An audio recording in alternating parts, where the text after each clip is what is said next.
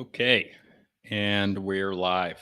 So what I'm doing today is, oh gosh, my resolution is not good. I am not in my normal spot with my normal internet. So what we're going to do today is we are going to go over the Flint Dibble Joe Rogan episode once again. So I have I should put them down below. But I've got markers. I've got 6 different colors to highlight. Yellow for direct claims from Flint, where he cites something. Red is claims by Flint where he doesn't say anything. Orange is when he ignores questions. Green is when he makes a claim about Graham. Blue is when it's part of the main argument.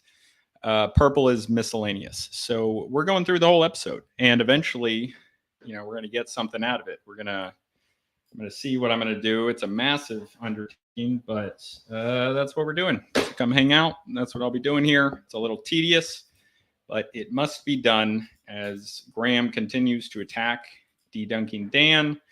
He continues to attack Graham, continues to tell untruths, called me a liar, which I am not, cited no evidence, did not discuss any of my actual claims. And so that's what we're doing. Okay.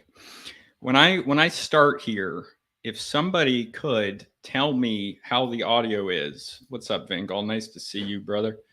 If someone could tell me how the audio is doing. Sniveling and dribbling gang. Yes, that's where we're at. If someone could tell me how the audio is versus the actual podcast episode, that would be absolutely wonderful. And we're picking up where we left off a while ago. Haven't come back to this.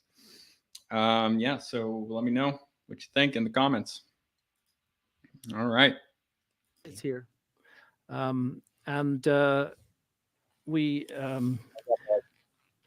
my audio is good. Just beneath the compass rose there. Can we highlight that somehow? Down yeah, here? the submerged Bahama Banks, the Grand Bahama Banks. You're on them now. Oh, I guess I that can't was get a big island above water during the Ice Age, and it actually What's up, stayed above enchiladas? water Who is until about not a man? 6,000 What did I just years do? ago. So let's. Why is it black? What did I do? Control Z in here. There we go. During the Ice Age, and it actually stayed That's above fine. water Fantastic. Thank until you. about 6,900 years ago. So let's just talk, because I know Bimini has been a very controversial issue. I don't know if it's a controversial issue for you, but certainly for a large number of your colleagues, the suggestion that the so-called Bimini Road is a man-made artifact has been mocked and laughed at a great deal. I'm not sure if mocked is right, but I've definitely heard it's a geological sand beach. It's the beach sand. Can we see it? I'm not sure if mocked is correct. Yeah, it is. You guys are rude. You're very rude. General work very that's often been done at Bimini. Many such I cases. am not a geologist, so I'll go with no. Okay, but I've heard from other geologists that it is definitely not man-made. This is like the academic equivalent of I have a black friend and he said this is racist. Okay. Well, can I put my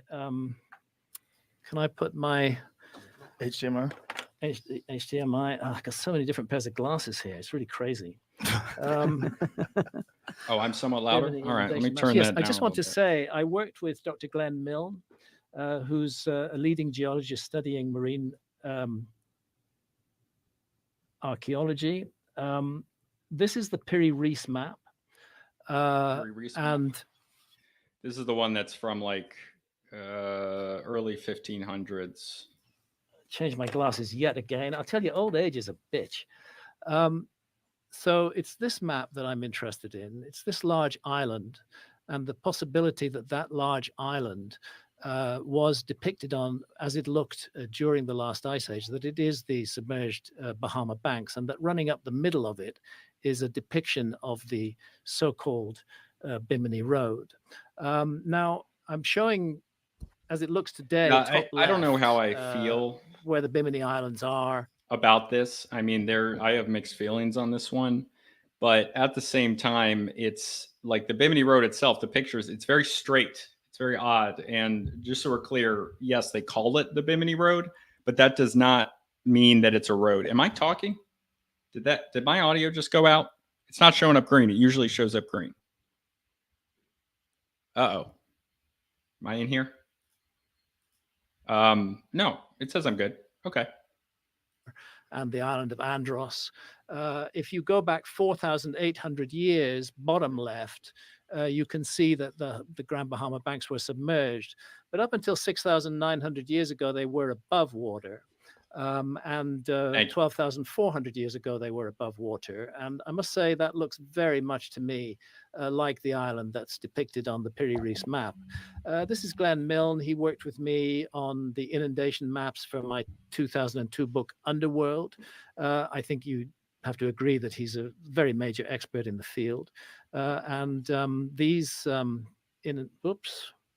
These inundation maps that he has given us are a very accurate representation. And those original maps, the ancient ones, how old are they?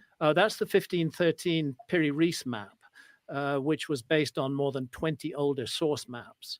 As he tells us on his own handwriting, we only have a fragment of the map. It's full of inaccuracies and problems. But I'm just... You know what would convince me? What? So... Okay, so this part here, I remember this. I've watched this over like 3 times. This was a really, really good suggestion from Flint here. This was a great suggestion he's about to make about doing it in a more systematic and scientific way. So yeah. Oh, I used to do a lot of GIS for archaeological projects where I'd take GIS is, if you don't know, geographical information systems. So it's like it's maps. It's maps, and you can add layers on them, and geography and anthropology works with them quite a lot. Piri Reis, aka Haji Muhyiddin Piri Ibn Haji Mehad. Yeah, I'm going to go with Piri Reis as well. Yep, that is a long name. Historical maps, and I try to line them up with actual terrain like satellite imagery and stuff like that. You should work on georectifying these maps to see how they line up in real space. Because see, this part here makes me it just makes me upset, right? Because like if Flint was always engaging with Graham in this sort of way, where he's like, hey, I have an academic background in this stuff. You have a lot of knowledge that you've collected from things that are often overlooked, possibly by archaeology in the mainstream. And so here's how we can work together to figure out what stuff of this is real and what stuff is not. But instead, it's just, it doesn't work that way. And if this right here was how the entire episode went, I would have been so much happier. Everyone would have gotten so much more information, but unfortunately it just couldn't be that way because of ego. Right now, what I see, I have to squint to see if it looks right or not. And so I think working with something like a GIS expert to georectify this stuff and show how actually accurate it would be, where you could actually statistically measure that, would make it a lot more convincing in my mind. Really good suggestion. No, that's a very good idea. Flint, thank you. Can we see images of the Bimini Road itself? I'll show you a couple of slides. If I can put this up. Come on. And that's me diving on the Bimini Road. And so these are arranged in what fashion? I see the small segments of it. No, there's a huge extensive area, runs for about more than half a mile right off the coast of Bimini, of these blocks. Now, what I want to get to here is Careful not to do that again, actually. So, I mean, barely seeing. What's up, Big suggestion that this is totally a natural site. You're not familiar at all with the work that's been done on this, Flint? It's not my expertise, no. Dude, a lot of things you talked about, Flint, because were not the literature. You'll find that your expertise. Archaeologists constantly refer to work that was done by Eugene Shin and a couple of other geologists, arguing that A, the Bimini Road is totally natural, and B, that it's pretty young. It's only 3,000 years old or so. But this is an area where there's a real problem, because in the literature on that, archaeologists cite the 1980 and later work of Eugene Shin, Just gonna get this which purple. itself cites his 1978 article. But 1978 article is very hard to find. I had to do a lot of work to get hold of it, and I did. And actually, the 1978 article contradicts almost everything that's said in the 1980 and later articles. The whole authority for Are there any artifacts from the Bimini Road? Because I've excavated road surfaces and I found lots of artifacts. As an artifact. But let me just play you again, Jamie. I guess I'll have to airdrop this to you. Let me just play you a little clip from Eugene Shin, upon whose authority the Bimini Road is being dismissed as totally natural and very recent. Could we airdrop this, Jamie? See what's about to happen here. Like Flint and I will just listen. And then I'd like to show you what a road surface looks like under excavation afterwards from a project I work on in Romania. I think at some point he tells him like it's not necessarily a road. Like it doesn't look like a road. It's big stone blocks. It's just called a road because it's like straight. It's a bad name. But he just said this wasn't his expertise, and now he's claiming something different.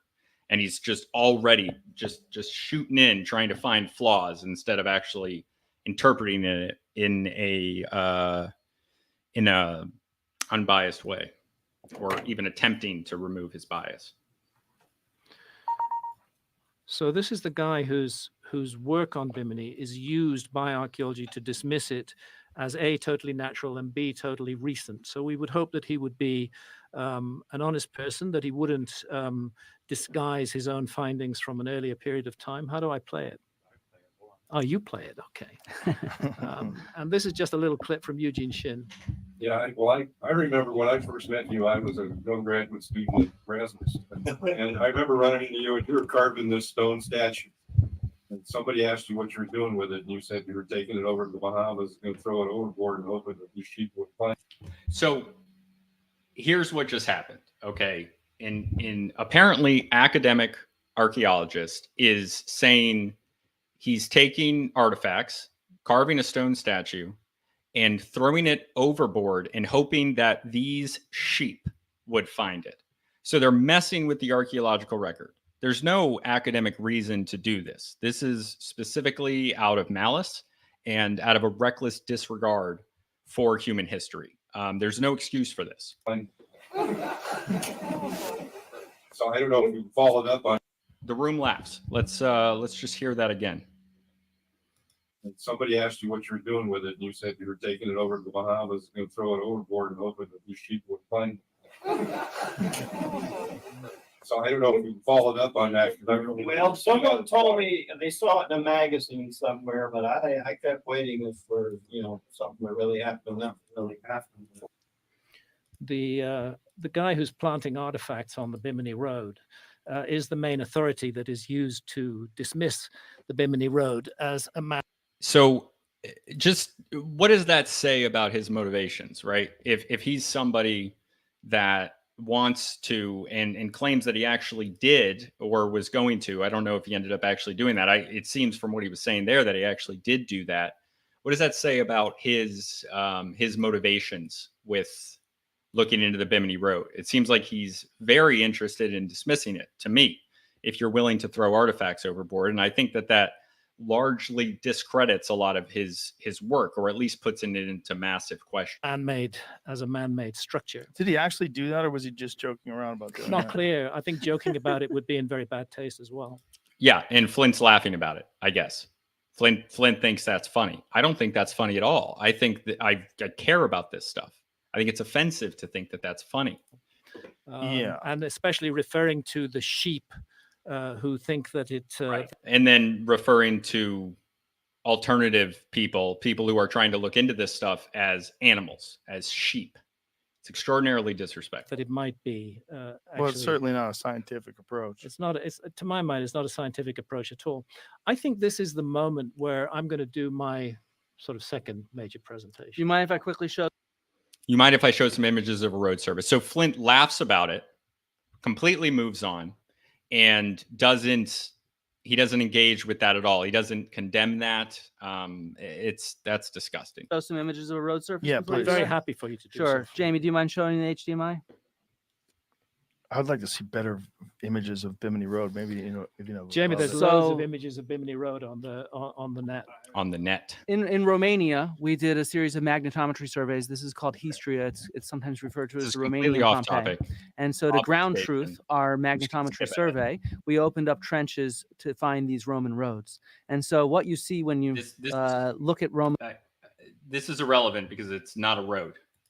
this is the kind of stuff that Bimini, how much searching have they done looking for things like that? A great deal of work has been done by amateurs who archaeologists have poured really most unpleasant scorn on for You several just decades. heard one call them sheep, animals. Okay. Say something like that to my face.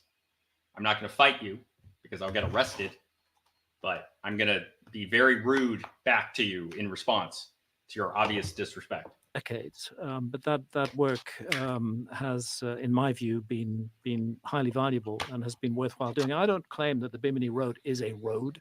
That's just what it's referred to these days. I do claim that it's a very large megalithic structure which was submerged by rising sea levels. So at the calling it end of a the- road is an unfortunate term. 'Cause you Um, can't compare it to this road. And We don't know what it is, but it's Mhm. what it is a series of megalithic blocks laid out side by side. let's see sometimes better on top of images other of it, megalithic perhaps blocks. something more that gives you the scale of it. Because there's a problem with looking at things up close.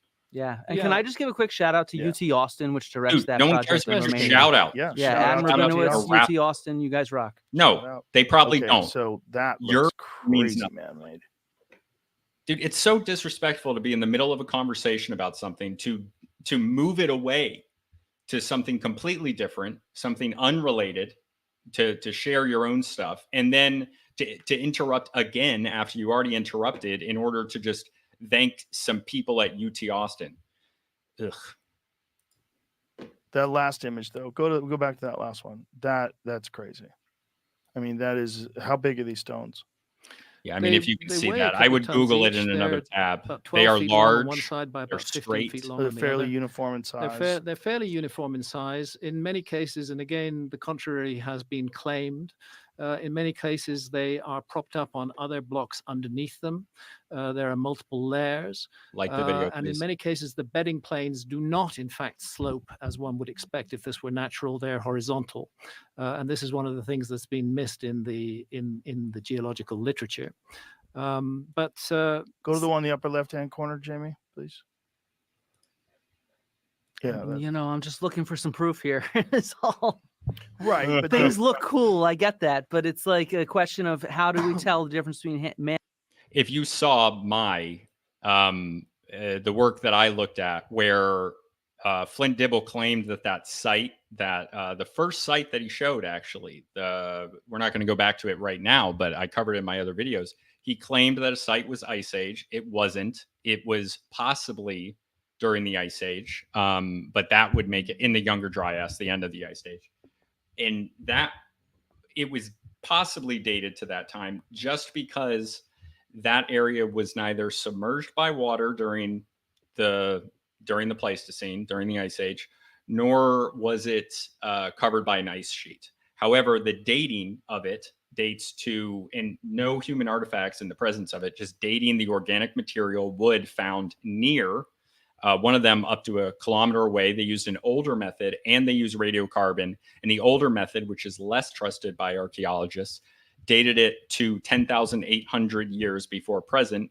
which is almost 1,000 years after the end of the Younger Dryas into the early Holocene. And Flint Dibble presented that. And by the way, it's only seen as man-made. I take their word for it that it's man-made. It's not Ice Age. There's no evidence that it's Ice Age.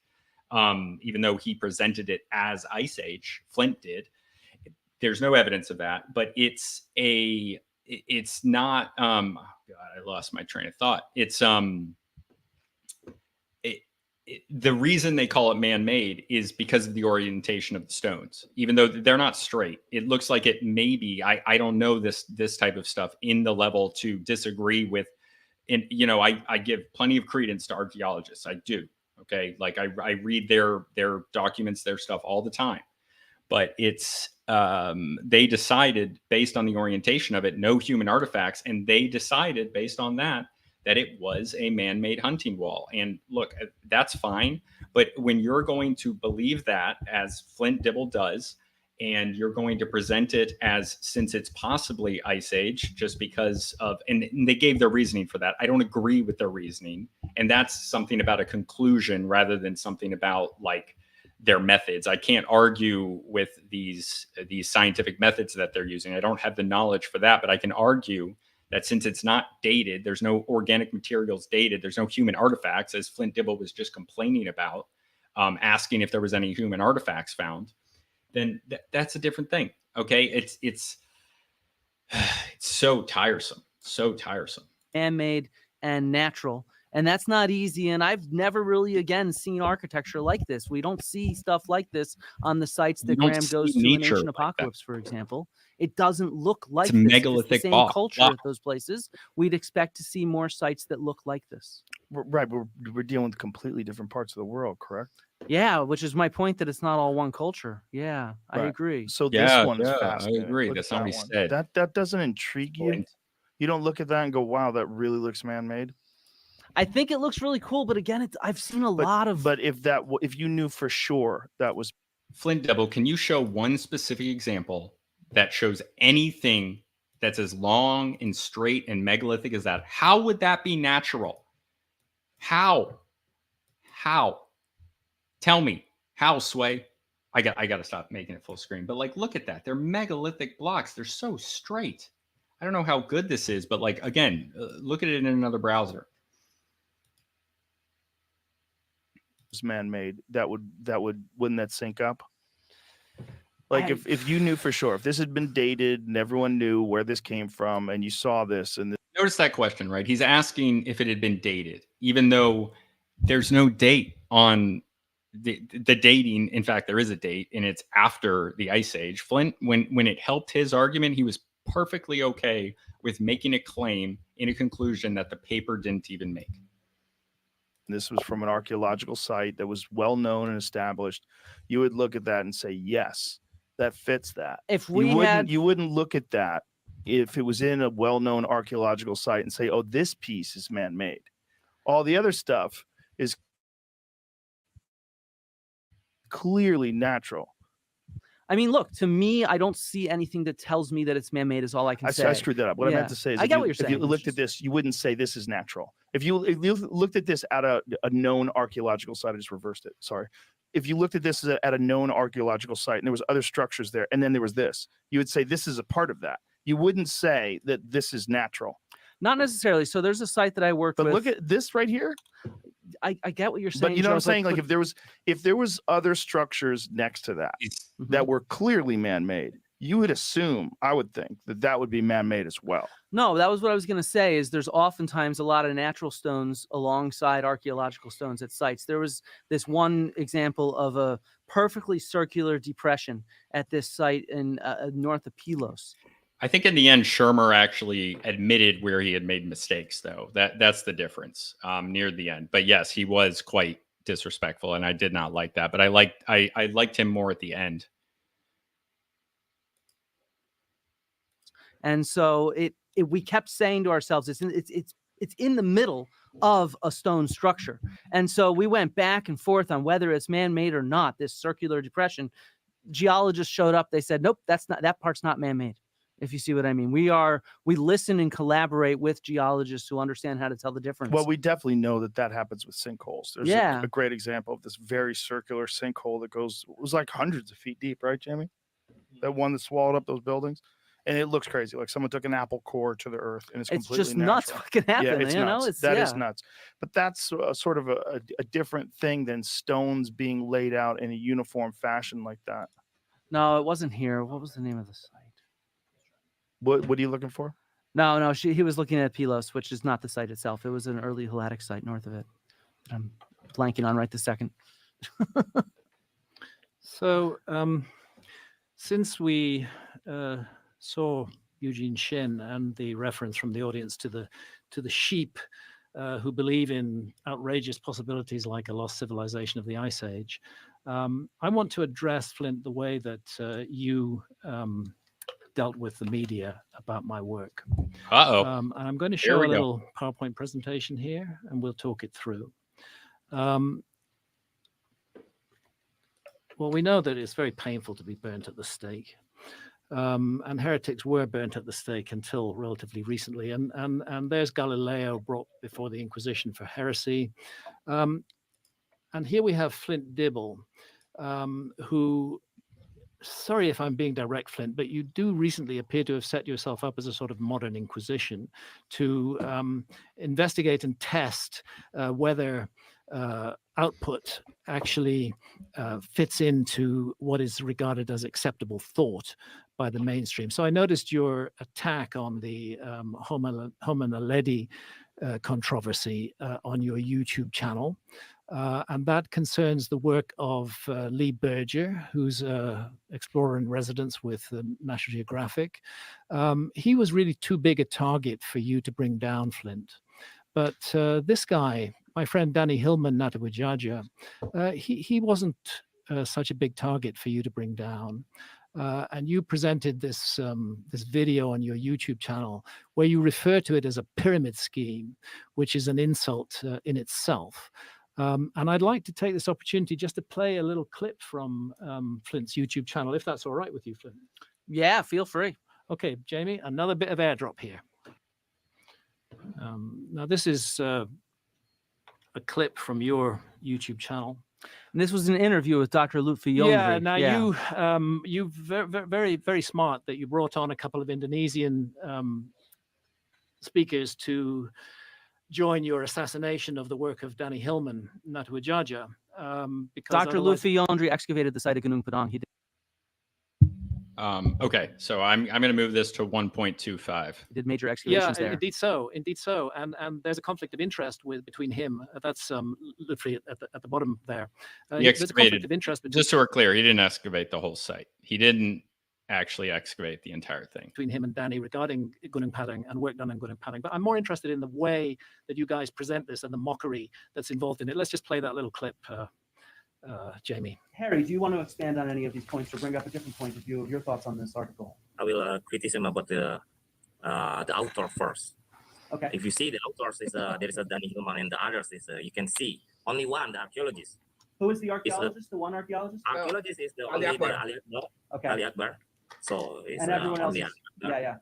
yeah. 11 is the geologist. All the geography and the geologist. It's not the archaeologist. Wait, they have one sentence. They say, on top of this buried, decayed rock mass, a unique stone artifact resembling a traditional Sundanese. I remember this part. This is going to annoy me so much because all they say is that the stone resembles a Sundanese dagger. They didn't make a claim that it was an artifact. They just said it resembles the dagger. That's it. Dagger called Pujang stone was discovered. That is all they say.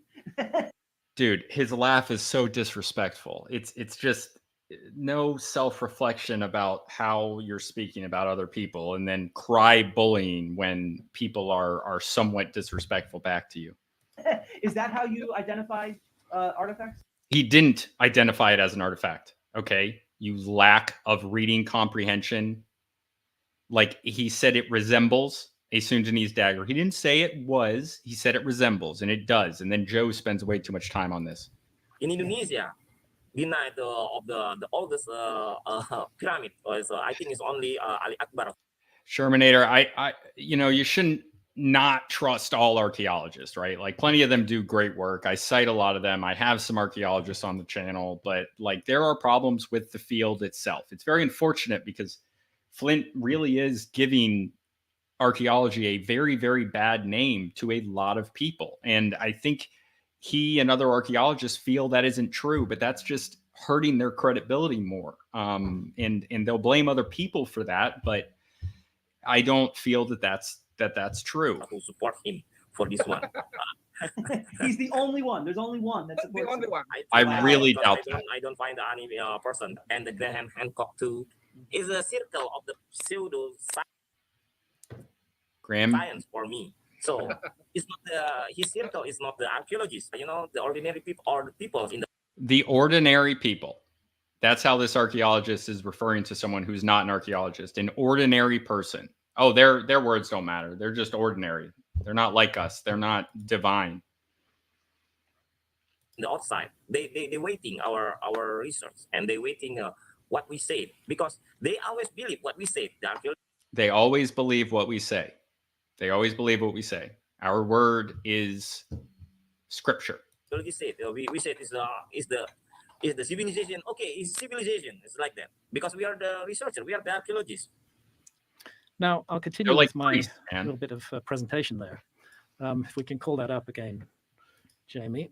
That's the still Flint, and then let's go on.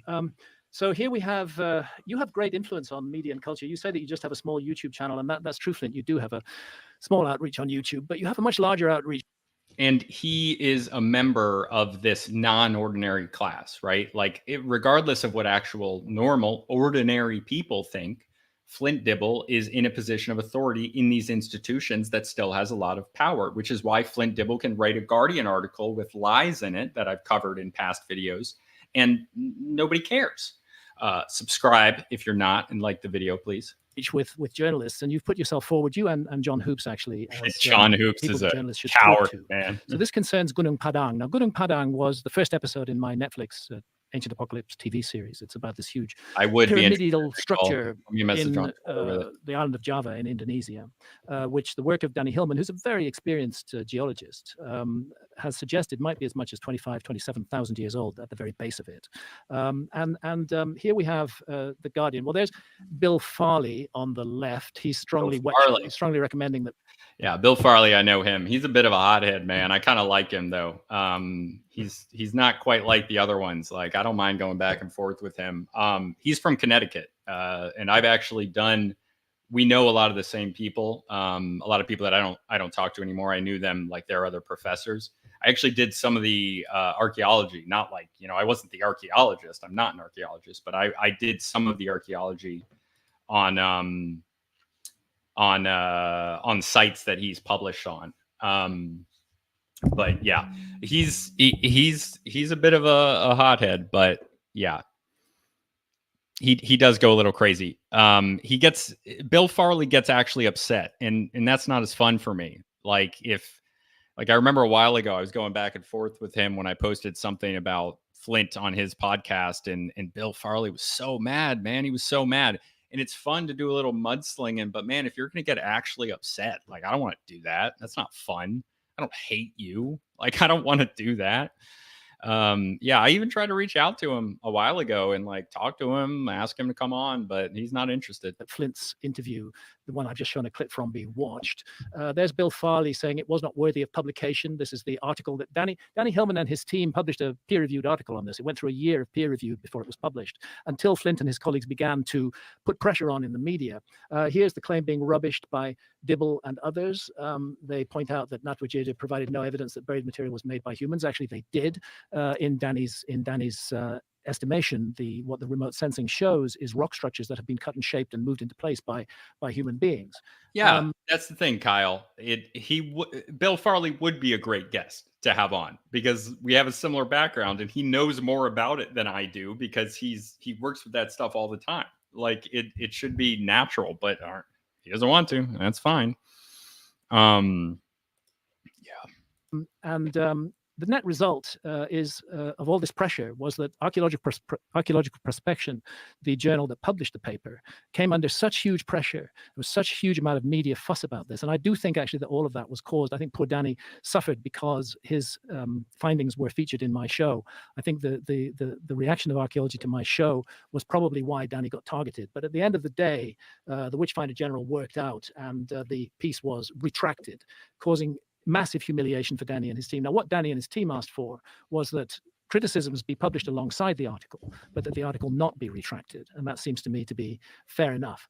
Flint and his colleagues have really created a huge fuss in the media about me. And this is just a small example. Satan loves Graham Hancock the most. But wait Whoa. a minute, but hold on, they didn't post that, right? Who? That No. Satan loves Graham Hancock the most? I'm talking about Flint's influence on media. Can and I make culture. a quick comment? Hold on, but you can't connect Flint to that. Go back to that image again. You can't connect Flint to this. Well, I Can I can. make a quick comment? But even if Shut up, this Flint. Satan loves Graham Hancock the most is either one of two things. It's either an insane person or it's some sort of a propaganda campaign.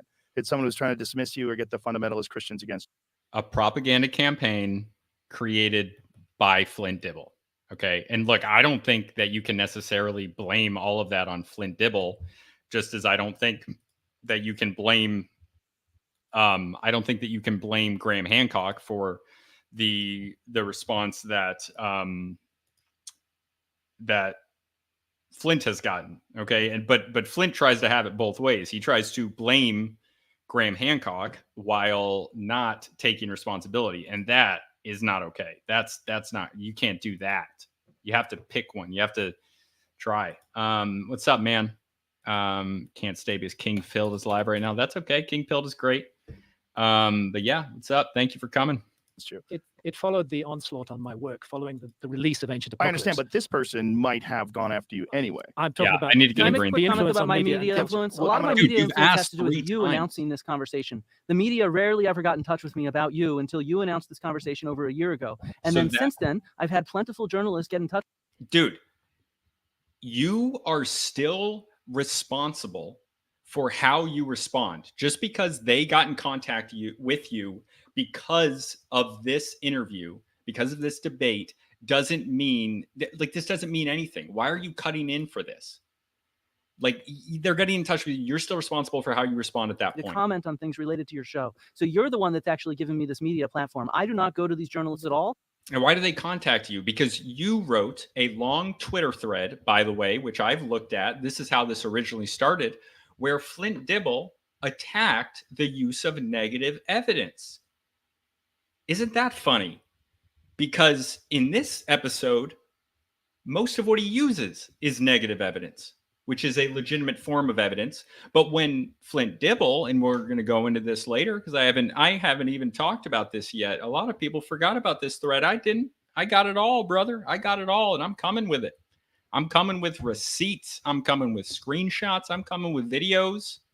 You're not getting away with this, Flint. You can keep running all you want. You keep going on Destiny and lying. Keep doing it. Keep being who you are and letting that ego get in your way, brother, because that's what you're doing. And you can just keep doing it. It's more stuff for me to talk about. That's They simply not true. contact me, and Well, then which is great because that's why you're here. And I'm Yeah. happy you're here to do this. And Thank I you. think we could do this amicably. We can discuss these Yeah. things. The issue of whether or not this site has any evidence. I'm moving on from Gunung Padang. Okay, I'm but talking I about think that's kind of important. So for the people listening, like what evidence is there? the Oh my evidence God, is Joe. Some of years of dedicated work that's published in that paper, which eventually was retracted. Why were you laughing? When I saw that he talked to Destiny, I was like, all right, that's great. You can no longer criticize me or anyone else for who they associate with because you've now associated with Destiny. You went on the show of a guy that was so happy and was happy to know that not only Trump got an attempt on his life, but that a firefighter was killed there. You know, and we'll be doing that in later content. When you saw that tool, because it wasn't a tool. you don't Nope, think that's you said tool? it- No, What do you think that is? I think it's natural again. That looked absolutely nothing like any human-made tool I've ever seen. And to be honest, the excavator of the site agrees. And so, that it was never described in Can the we article. see that again? Can we see that image again? I Never don't have it on described me, but, as a you can go tool. back on there. We'd have to play the video again. We can Google it if you want I to. just want to see that image. I can Google But actually, it. that's the least important part of it. Right, but the most image is important part is the okay. That ground piece right there. penetrating. Is that it? That piece right there. Boy, that piece looks like a tool to me. No, It looks they- like it's been shaped by human hands. If you cut out the part where we go into it in a little more depth and we compare it to the Kujang daggers, which it Okay, looks I'm nothing like. not saying it looks like a Kujang dagger. I don't even know what that is. But what if someone showed me that in a museum? I would say, oh, 100% that was made by human beings. Does it mean it 100% was? I mean, in the weirdest of circumstances, could that be naturally formed? Perhaps, but boy, it doesn't look like it. Look at the right angles at the base of it, how it looks like it's Yeah. carved and worked. Look at the line down the center of But it. that's not So we got this from Kyle. Look, guys, I've said this before and I'll say it again. I am willing to have anybody, they can be an archaeologist, they can be an amateur. I've offered this to people dozens of times. Come on with me, come live. You guys know if you watch me on YouTube, I am and if you watch me on YouTube and you see my Twitter, I'm not this. I'm way more like boisterous on Twitter. If I have someone on the show, I'm not gonna try and have a antagonistic discussion with them. I want to learn stuff. It's unfortunate, but none of them want to talk about my evidence. And Flint did address some of what I've said, but he doesn't address the specifics. There was one time he even, I was sharing what I found with somebody about Flint's claim, which has no citation, in the Guardian article, where Flint claimed that there were hundreds of thousands of sites in the Amazon and the Sahara, which I don't believe is true. It might be. I'm really not sure. But that was his claim. And then in response to that, I know he saw it because he responded, but he starts bringing up archaeological sites not in the Sahara, but in the Horn of Africa, which is next to the Sahara. It's not the Sahara. So he knows, and there's no citation. And, I think the Guardian should retract that article, right? Or at least put a note on it. Maybe mark it as pseudo archaeology. That makes sense to me. How we identify I human understand, working. but that looks very similar to the touch of modern humans or some human that God, I don't would care. recognize I as don't human. care on about stone. this, Joe. And that's the importance of people that are familiar I don't want to miss any other with the claims. millions of artifacts that do exist. So that Right. we can look for That things. doesn't- No one said because it it was wasn't a cool. tool. They said You it don't think it's resembles. cool? No, What do you think that is? I think Thousands and thousands of years of a channel Did I go too passing far? underneath the base of it has yeah, eroded that rolling part around of it. sediment, stuff like that, abrading against it. But how Yeah. do you? What about the uniform peak, which is fairly uniform? The peak of describe it in half of a sentence, and then they show an image that's about the size of my, like a quarter. This is or a nickel. obfuscation, man. It's freaking obfuscation. That's all this is. Was in the context of the fact that Lutfi Yondre had been snubbed. He'd been working at that site for several decades. He published a book on it, and none of his research was ever acknowledged in this article, and the media never ever went to him. Another artifact in the world like it. Can I be clear? Yeah, please. That the issue here is not that. I understand. I mean, we were probably The- getting lost in the weeds here on this. Yes, Danny Joe, Hillman and you his were. team have done years of investigative work with seismic tomography, with ground penetrating radar. Using their expertise in those technologies, they are of the opinion that we can see the image second from roughly in the middle at the top there. Those are photographs from Lutfi Yondre's book, not from Danny Hillman's article. This is the excavations that he did, No, I'm where talking he about- has Bro, clear stop radiocarbon. Sorry, I'm interrupting talking- Graham. top left. Okay, sorry. Top left. Jesus, man. Keep Where go- were you, keep- Jim? I don't know where you exactly see where the you're red and the blue. This? Yes, this is an example of the resistivity tomography work that Danny and his In team the have article, done. there's a question mark after tunnel/chamber. And my view is So that what? this work needed to be taken much more seriously and not rubbished and dismissed in the way that it has been. And that I do feel that the retraction of the article, rather than the publication of opposing comments, is important. And thirdly, Lutfi Yondre has not done any of the work looking into the deep depths of Gunung Padang. His excavations have only been in the top meter or so. Can I pause you for a of the second here site. and explain what we're looking at? So the people listening, we're looking at an analysis of the ground structure. Yeah. And what type of instruments were used? Seismic tomography, which sends sound waves down into the ground and bounces back a reflection of what is seen, low resistivity, high resistivity, and ground penetrating radar. We don't have time to go into all of this in depth. The information has been extensively published. I've published on my website a massive article by Danny responding to the retraction of his article. And I suggest that we don't waste a lot of time going on with Okay, but what evidence is there that this is man-made? that. The evidence is the interpretation that Danny and The evidence is the interpretation, okay, which is also the same evidence, interpretation in the absence of any human artifacts from Flint Dibble's first site that he shared, which was not even dated to that old. And of course, and his team, who are largely geologists, have put upon the imagery that they received from their remote sensing work. And their suggestion is that there are man-made tunnels and chambers in the depth of Gunung Padang, that the stonework in Gunung Padang is not in its natural formation or natural shape, that has been placed by human beings. And when you go down and you take up soil samples associated with that stonework, you find that they date back to about 25,000 years ago. None of those cores came from that tunnel or chamber or any of those features that they described. None of this is a reason for the article to be retracted. I never For- called for the article to be retracted, say and you it's did. still available Didn't say online you in its full did. text and all of its images there. Do you think having the word retracted across the top of an article helps the credibility of the Yeah, article? but they did not do an honest job of presenting the archaeology of the site by ignoring the major excavations that have already taken place there. And okay, so while he says he's not calling for the retraction, he's still justifying the retraction, which is obnoxious. And I think that that's very important when But you the publish an What were arch- the fi- the ex- So, dude, it's all about control, right? He's like, no, you have to do it the way that I want to. You didn't look at this site in the right way. You didn't talk about the right thing. You didn't critically analyze the racism of a guy from the 1880s when you brought up his work briefly one time in 1996 or so. Gosh, man. Flint, imagine if you didn't have breakfast this morning. Love it. Yes, it is all about the game and who's playing it. Excavations have been in the top Hold on. meter. What was the findings of those excavations? Yeah, can I get the Yes. Also, this is not relevant, right? It's the excavations that have taken place there when they're not looking at and I've gone over it before. We're not going over it again. Originally, I did think there was nothing there. Now I think they should at least look at it.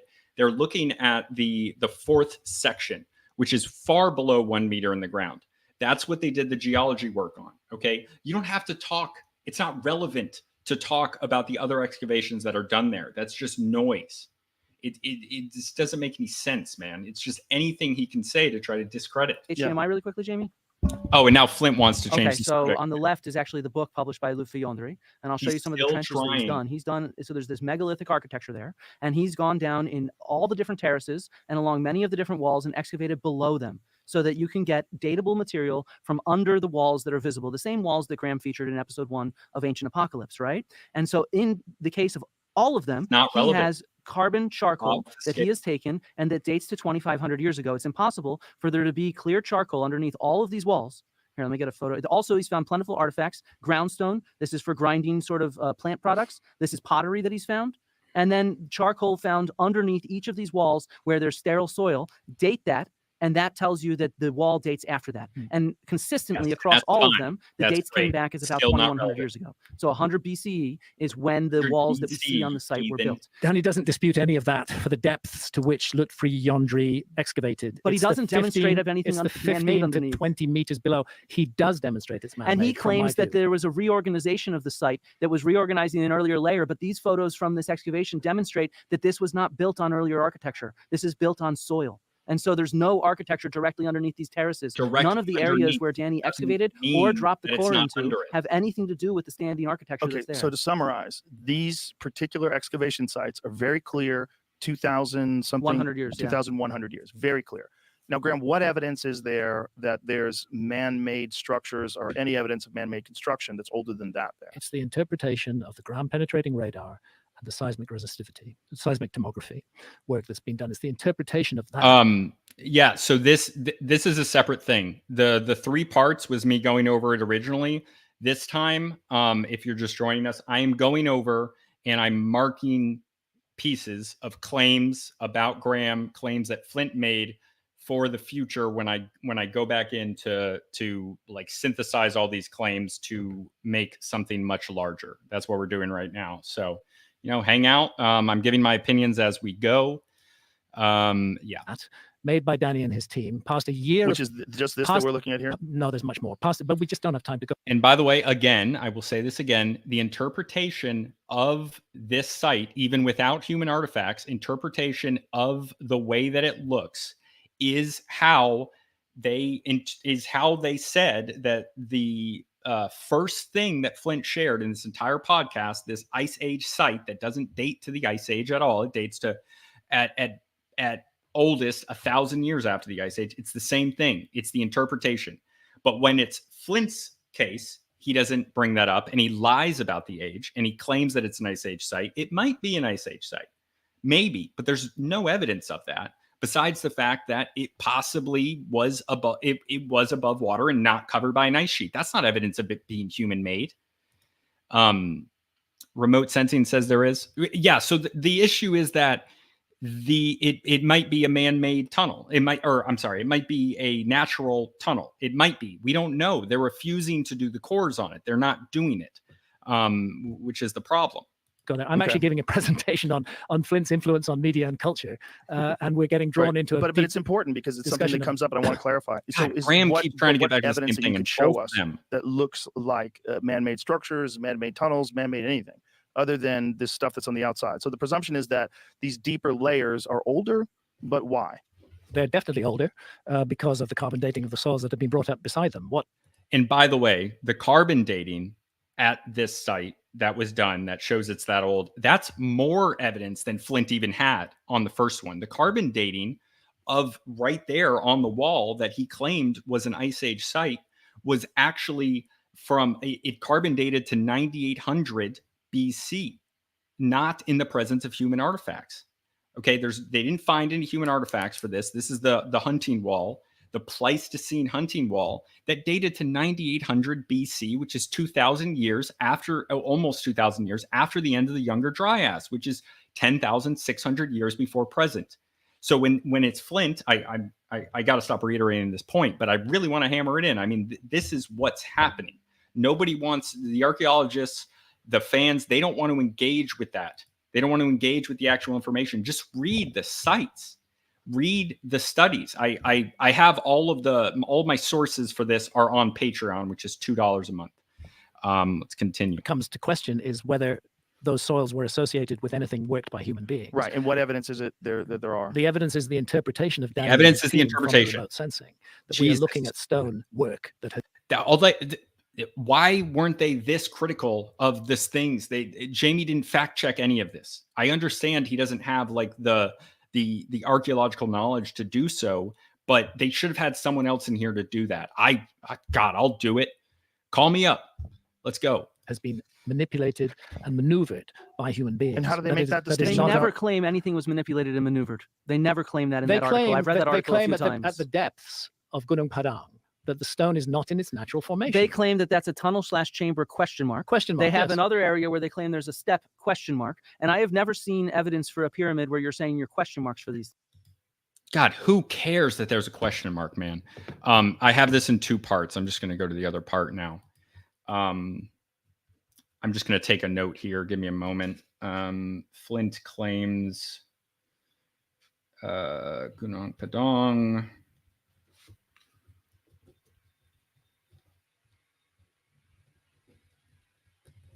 Compare evidence. So it's important to note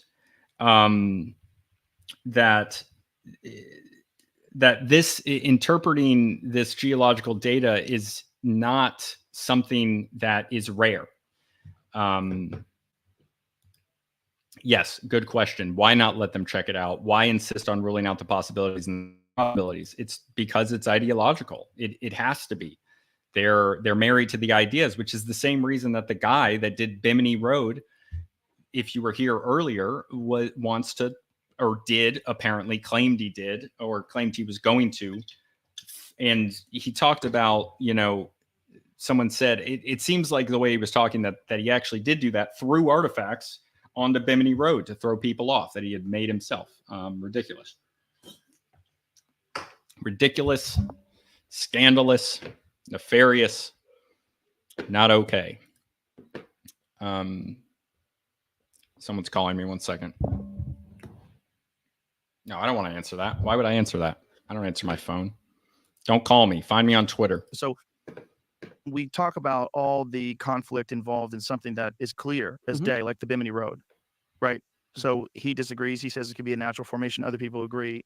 This is less evidence than that, right? Because we're not seeing the actual stone structures. We're not seeing the actual work. We're interpreting this ground penetrating. Sounds kind of weird. Exactly. And so with Seismic. archaeology, we'd often Oh, do it's what just we call 'cause it's ground fast. truthing. So I showed you that road at Histria excavated by the University of Texas at Austin. The first thing we did was we did remote sensing. So we did magnetometry. And before we could figure out exactly whether magnetometry was accurate or not, we put in trenches to test it.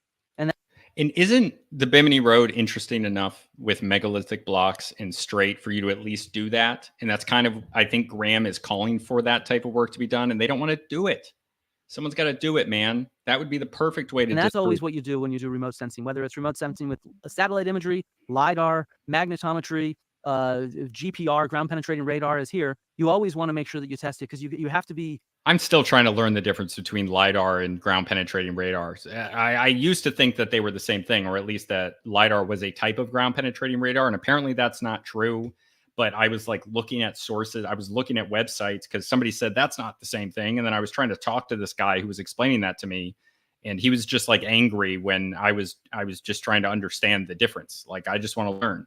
Like I've said before, I'm sure I'm wrong about some of this stuff, but I need somebody to explain it to me. If I'm wrong about certain things, I think I do pretty thorough work. And I think I show that through people not engaging with the specifics of what I say. Yeah, Sherman Air, I know they're not the same now. I can't understand the difference. Yeah, I did this. I tried to learn. I tried to look into it for a while, but like there were certain places, like even EDU websites, that were claiming that LiDAR is ground penetrating radar. So I was like, I don't understand. Questioning that your interpretation of it can be wrong, because that does happen quite a bit of times. You know, it's like if you go out with a metal detector, right? And you get some signals, it's not always going to be what you want it to be, if you see what I mean. Right. And so you Okay, but when you go out with a metal detector doing archaeology, you then dig in the ground and you confirm. Maybe it's a nail. Maybe it's a freaking can from the 70s. I found old cans of actually in Connecticut. So it was Narragansett, old Gansett cans, man. Okay, but you check after you've checked the first time, then you do more. But they're not doing that on Gunung Padang, doing that on Bimini Road, and they're still claiming that they can absolutely rule it out, and that is BS. you actually go and you test it. That's just the way that all archaeology with remote sensing works. Right. Yeah. Okay.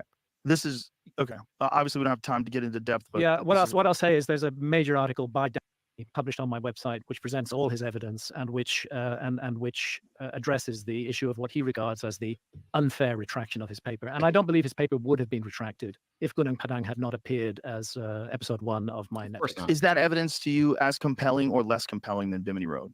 It's at least as compelling. It's at least as compelling, but we don't have time to get into it here. I want to complete what I was saying, which is He's been trying to go over the influence that same Flint and thing his colleagues for have on media and culture. like hours. And if we can put my Not my 30 minutes. HDMI back on, yeah. So this was the next slide. This is Benjamin Steele from the SEO journal, Search Engine Journal. Thank you, Flint Dibble, for speaking with him. And we're learning that how algorithms are rewarding good faith critique by legit scientists and creators. Legit. We don't care about legit here, man. This is illegitimate scholar. We got some legit scholars coming on, like Cam and Doc Brown, some PhDs, but you don't have to. You just got to know your stuff, man. Yeah.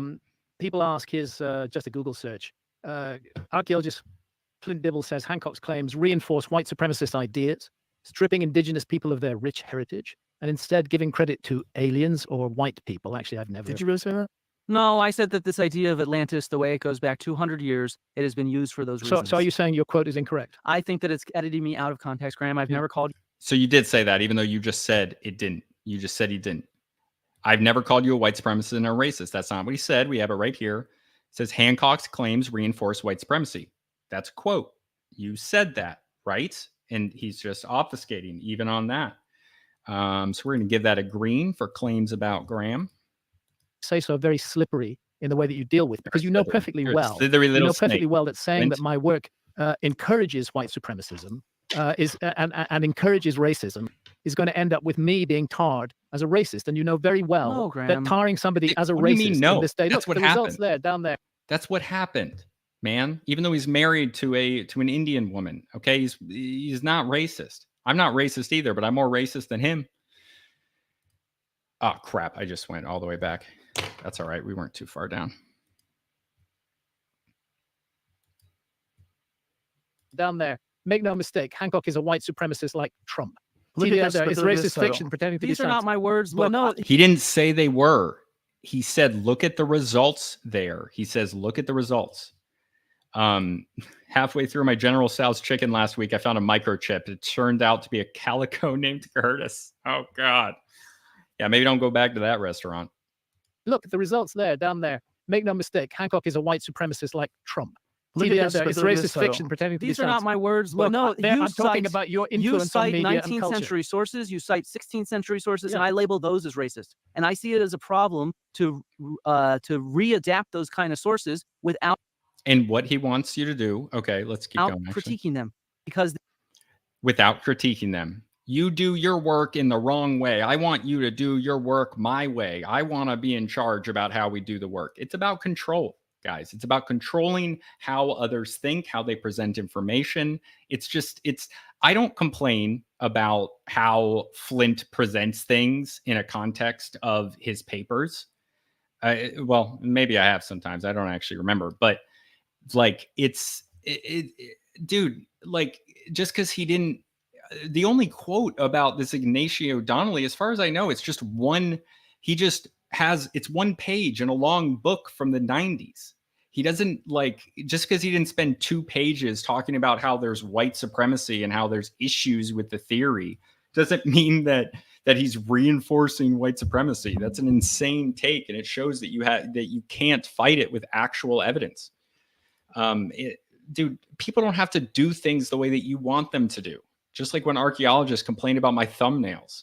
Dude, I'm not an archaeologist. I don't want to be one. Atlantis is what existed in the 19th century. I have no such idea. But you might not, but you're citing those sources uncritically. Why should I not cite And them? I never make that the foreground of anything that I write. Why should I not? put that in there as a paragraph, and I say he should not be citing these kind of sources without critiquing them, because Right, because he wants to control how information is presented. That's what it is. do the harm. There's a lot of harm in the history. Can you be specific about that? Like, what are these sources that you're citing sure. about Atlantis, and why do you think that they reinforce white supremacy? Yeah, sure. So the reason is because for a long time, Atlantis was used as a colonial justification by the Crown of Spain for claiming land in the New World. And so what this idea of Atlantis from the 16th build up into the 19th century with the book on Atlantis by Ignatius Donnelly, it described this as this kind of global superpower that was, European, and that was responsible for these. See, but that's the overarching theory. That doesn't mean anything about any of the specific evidence that is in those theories that supports those theories. It has nothing to do with it. It's you look at the evidence on its face, okay? Just because it is attached to this guy that is a racist, because it's from the late 19th century, so he's super racist, just like most people in the world today are racist. I have books on Soviet archaeology. That doesn't make me a commie, okay? I don't need to critically analyze everything that I'm doing in this whole, there's trans archaeology now. That's a real thing. Look it up. I swear to God, that's a real thing. You don't have to do that, okay? You don't have to. This is why people don't trust academia anymore. Monuments in indigenous areas. It stripped credit away from local cultures of their heritage. Right, but he's not doing that. I never said he did. I said that he's I citing understand, these sources. But this is something that is a very nuanced subject. Mhm. And when you say that it reinforces white supremacy, Again, I said the sources do. right? But go back to the quote, Jamie. But Go it's back to the stripped- tweet. it's- But listen, this It's quote down in the here, context. reinforce white supremacist ideas, stripping indigenous people of their rich heritage, and instead giving credit to aliens or white people. None of those things are true. I know But- Graham but- doesn't even talk about aliens. Right, but and so did that's you why say that? I said that not in specific relation to Hancock's claims, but in specific relation to this narrative of Atlantis that is going. Not in relation to Hancock's claims, even though Graham is making claims about Atlantis. So you're directly relating it to his claims. You are, okay? This is transitive property. It's very basic, Flint. I can explain it to you if you would unblock me. Like I've said, you unblock me, I'll be really nice. I'll think about your very fragile ego and feelings, okay? I say that as a joke, but I really would, if he was willing to just talk about the information, but he is not. Gone back hundreds of years. Right, but that. As Dibble, here's the Guardian. So they're misquoting you, are they? As Dibble states, such claims reinforce white supremacist ideas. They strip indigenous people of their rich heritage, instead give credit to aliens or white people. Why didn't you get the Guardian to put that right? Well, I don't. Did you decide actually what say they that read. though? I did not say that Graham reinforces white supremacist ideas. As I've said, So this the quote is not history- real. They stripped the stories of Atlantis. Yes. And I think that that's an issue. So Graham, you go around the world to megalithic sites, right? So the Here's- quote here he is changing the reinforce white subject supremacist again. ideas. That's not yours. No, that's not a quote. It's not in quotation. Right, it was in the other article. That's what I'm getting And to. again, They in that- strip indigenous people of their rich heritage and give credit to aliens or white people. Well- In short, the series promotes ideas of race science that are outdated and long debunked. And this is your What own. I say. Right, but This that's is your not own. his quote. This is though. your own article, Flint. Here you are. I'm quoting from. That's a quote from your article published in the Conversation. This sort of race science is outdated and long since debunked, especially given the strong links between Atlantis and Aryans proposed by several Nazi archaeologists. You are associating me with this, and you are attempting to No, get me I'm asking cancelled you to effectively. distance yourself from that. Is But that's- actually what but- I'm but trying to that's do. not- Okay, you're asking him to distance it. No, you're not. You did not ask. It's the direct quote. Let's go up here where they said it before.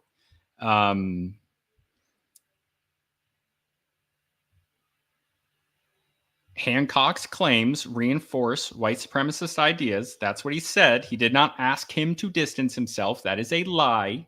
He has it right in front of his face, and he's trying to pretend he didn't say it. He didn't write it in an article. Hancock's claims reinforce white supremacist ideas, stripping indigenous people of their rich heritage and instead giving credit to aliens or white people. Hancock's claims do that. That is the claim by Dibble. There was no asking to distance. It was a statement that said that Hancock's claims reinforce white supremacy. It's a quote. It's not out of context. I mean, everything's out of context if you just pull the quote out, but the context does not change the nature of it. And there is no question of distancing. He just can't stand by his words because he is a coward. From local cultures of their heritage. Right, but he's not doing that. I never said he did. I But, said that he's I citing understand. these sources. But this is something. No, you said his claims do that. You said Hancock's claims do that. Okay. That is a very nuanced subject. Mhm. And when you say reinforces white supremacy, Again, I said the sources do. right? But No, go you back to the didn't. quote, You Jamie. said Go back to the Hancock's tweet. claims. But listen, but this quote here, reinforce white supremacist ideas, stripping indigenous people of the rich They heritage. should be saying the full quote, which is Hancock's claims reinforce white supremacy. That's what Dibble said in the article. And instead giving credit to aliens or white people. None of those things are true. I know But- Graham doesn't even talk about aliens. Right. Let's say. Right, but This that's is your not own. his quote. This is though. your own article, Flint. Here you are. I'm quoting from. That's a quote from your article, published in the Conversation. This sort of race science is outdated and long since debunked, especially. Outdated and long since debunked, especially given a strong link. Especially Some tweets I've got. Graham No, Hancock no, and no, think I didn't even that- do that. Listen, Jump stop. around. Debunked, especially given the strong links between Atlantis and Aryans proposed by several Nazi archaeologists. That's like a part I of the agree, headline. Shermanator. So Shermanator brings up a good point. Western academia suppresses indigenous history. This is very often, okay? They do talk about indigenous history generally when it supports them, when it supports their point of view, but there is plenty of it that they ignore. Just ask Bolivia, just ask Mexico, and you can break that down by the Aztecs, the Mexica, the Tlaxcala, the Mayans, Guatemala, Nicaragua. They do this, okay? They absolutely do this. Line. So you want me to show you some tweets I've gotten from Right. people that are I fans of Graham no, Hancock no, and no, no, think no, no, no, that- no, no. Listen, stop. Don't do that. They're not connected to him. They're just humans. There's a lot of crazy people in the world. So notice what Graham does there, right? He, Mexico is doing some great work. They really are. I was there twice this year in traditional Mayan lands. You guys know I love the Mayans. Okay. Show you some tweet. This is you. We're talking about you. So while Flint Dibble wants to make Graham responsible for what Graham Hancock's fans say to Flint Dibble based on his actions, Flint does not want to be responsible for what his fans say to Graham. It is absolutely ridiculous hypocrisy. Absolutely ridiculous. We're talking about you. Yes, but what I'm trying to say is that people misinterpret Graham. There's lots of people on the internet that think that he's talking about a lost white Right, civilization. but this is something. No one who thinks that. You saying it was the first time I thought about it like that. I never knew who Ignatius Donnelly was. Good Lord. This is not what he does.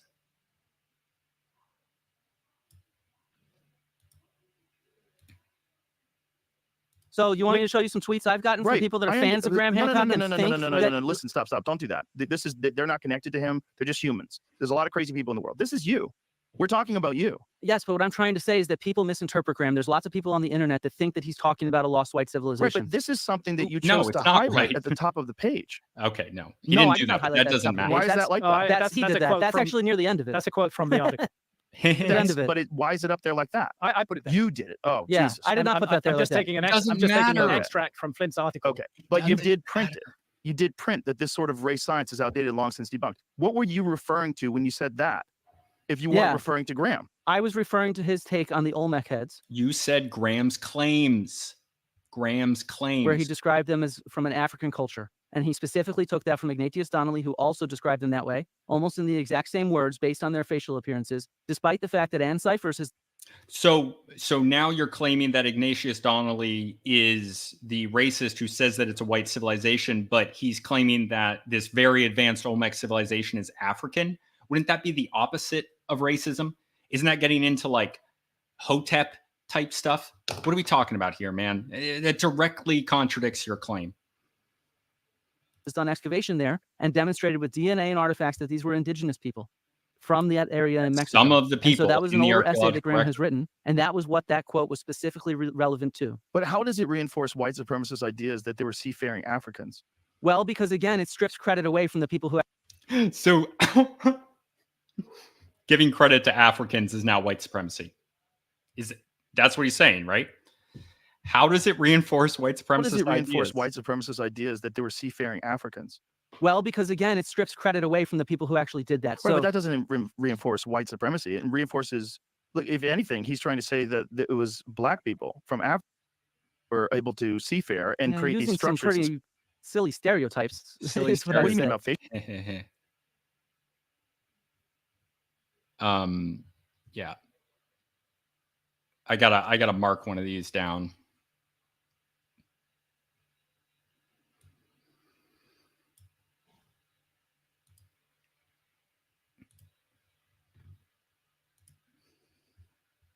They look Polynesian, And perhaps. yet the people that have excavated it and done the DNA right at that site at San Lorenzo.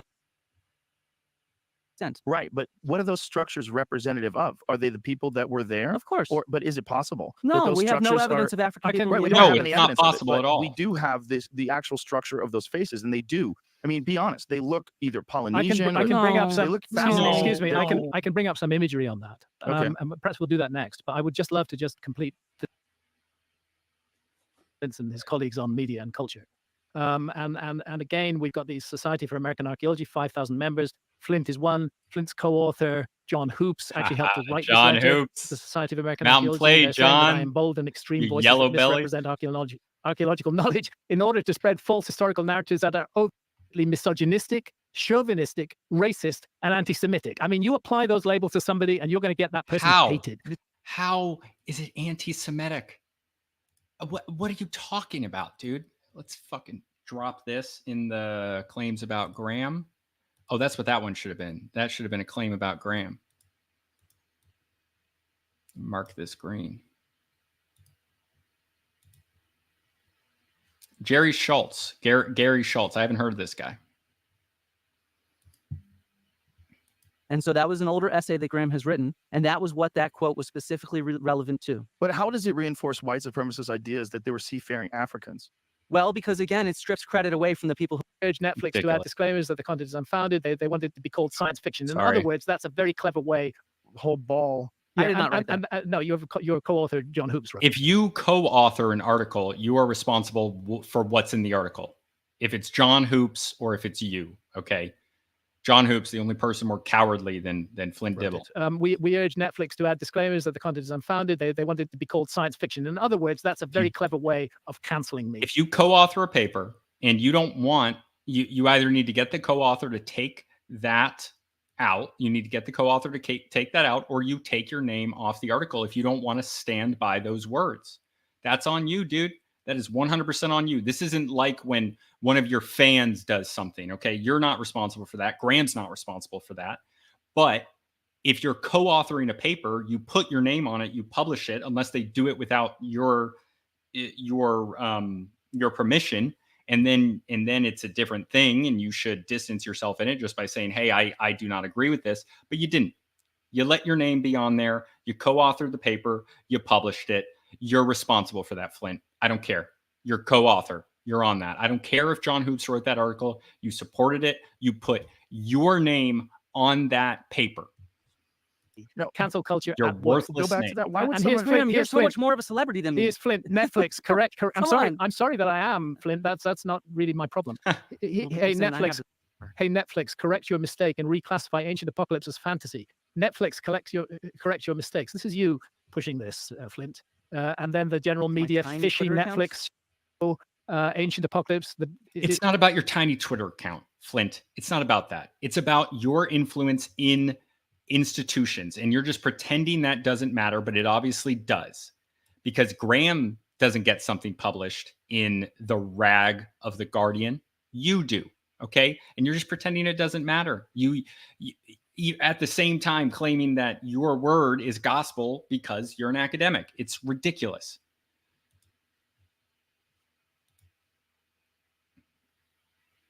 Yes, they do conspire openly. And by the way, conspiracies don't have to be hidden. It's in the definition. They do not. Oftentimes they are. That's usually what it means.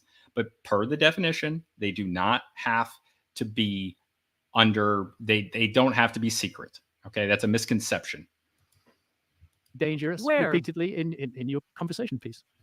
I don't think so. I don't think I've ever called you dangerous, Graham. I've not so- called you so these things. you You're don't- misinterpreting me. You don't think I'm dangerous? You don't think that I think that the way that you refer to archaeology as you say that you're number one enemy of archaeology and things like that, you are promoting people to dislike what we do. We are doing No, our no. jobs. No, you do that yourself. you started off Ancient Apocalypse by I'm calling saying- us patronizing saying and arrogant. archaeologists see me as public enemy number one. But That's you exactly started what off I by said. saying we're not sitting around thinking about you. Most of my dad's colleagues, when I mentioned I'm coming on here to do this, they had no idea you talk about the Ice Age. They I'm thought you speaking talked about. That's because they don't look into the actual information. But- they don't look into what he says besides to just criticize him. Archaeologists like you, Flint, who see me as public enemy number one and who have quite a substantial outreach in the media. Unilad, right here. pseudo-archaeology, as Dibble calls it, acts to endorse white supremacist ideas. Flint Dibble interview Ancient Apocalypse, Graham Hancock, and conspiracy theories. I mean, what the fuck is a conspiracy theory? That archaeologists are conspiring against me, which I've never said or ever suggested. You claim we're trying to hide the evidence, No, just I like with don't. Clovis First. We Okay, shut down all the alternative narratives. Tell That's me a conspiracy hang theory. on, tell me where I've claimed that you hide the evidence. You have claimed many times that we try to shut down alternative narratives, that we try to silence them. That suggests there's an archaeological conspiracy where we're all working together No. to have one narrative. No, it suggests Yeah. that there's a strongly held point of view, there's a paradigm, and that those who go against the paradigm are likely to be attacked, like Tom Dillahay, like Jacques Cinq-Mars. All of them still have successful careers for many decades. An archaeologist, when Tom Dillahay was in Peru, wrote a letter that was published in a newspaper claiming that Dillahay was possibly a CIA agent, which could have gotten him ended, Canadian health cared. But hold Jacques on, hold on, Cinq-Mars but don't- excavated many other sites. Right, but are you denying that he was attacked for the very thing that you're saying archaeologists don't do? No, but I'm denying there's a coordinated attack. There But was there's no a coordinated coordinated I've attack never on him. said there's a coordinated. No. There is a coordinated attack when a organization of 5,000 archaeologists, whether he's claiming it or not, there is 5,000 archaeologists. Also, Graham Hancock or Flint Dibble he's talked about it on Bill Farley's YouTube about how they were coordinating, working together. That is coordination. It is a conspiracy to attack Graham Hancock. They did that. They talked about doing that. And even if they didn't talk about doing that and talk about how they cooperated together, not every single archaeologist in the world, that's ridiculous. But a lot of them, yes. And the SAA, which represents 5,000 archaeologists, when they come out and they publish an article, that is a coordinated attack. That is what coordinated is. What do you think an organization that includes 5,000 archaeologists publishing a paper is then? It's ridiculous. It's absolutely ridiculous. What the fuck is the conspiracy theory?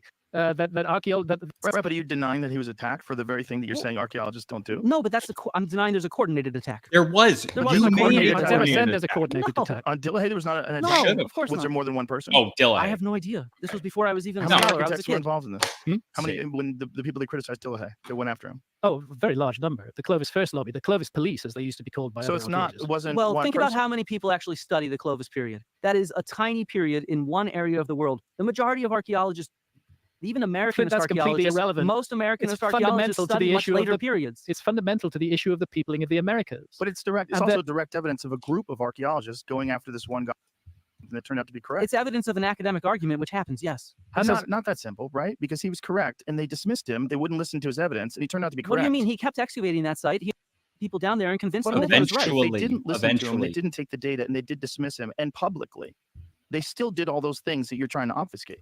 I'm not trying to obfuscate anything. That's not fair at all. But that what he but what invited. they did It's to a famous him is event from the thing that you're saying. 1990s where he invited down a series of Clovis First people, and he convinced them at Monteverde. They came down there, they had a conversation, he showed them the evidence, and what resulted from that conversation was that entire group changing their mind on stuff. That It entire was very- group changing their mind. You mean like they coordinated together and all decided collectively to change their mind at the exact same time rather than over time? Doesn't that demonstrate a coordination or at least a paradigm, a hierarchical diffusion of an idea from the top of a field that once they were willing to admit it from likely the top down, everyone else got in line and they suddenly, this is now the new paradigm. That's what that shows, right? I'm not saying there were not a few bad actors. There's assholes everywhere. But what I am trying to say is that it's not some sort of conspiracy of everybody in archaeology against It doesn't Dillahay, have to against be Graham, everybody. against Nobody said whatever. everybody. And nobody's saying conspiracy. I don't believe there's a conspiracy against me. I said that 1,000 times. You What said I you're do- public There number is. one. Yes, I am. Clearly, Flint, to you, because you have, and John Hoops, for example, from the University of Kansas. I can play you some stuff from John Hoops too, if you want. So what is this Uh, right here? It says to Graham, so- Jimmy, and others, we see you and will share with the This is- world just how you try to bully and censor us. Who's trying to censor you? Well, I'd argue that when people swarm me, This is a quote from Flint Dibble, by the way. From Yeah. this. Flint Dibble threatened to get Dan off of Dedunking Dan off of Twitter.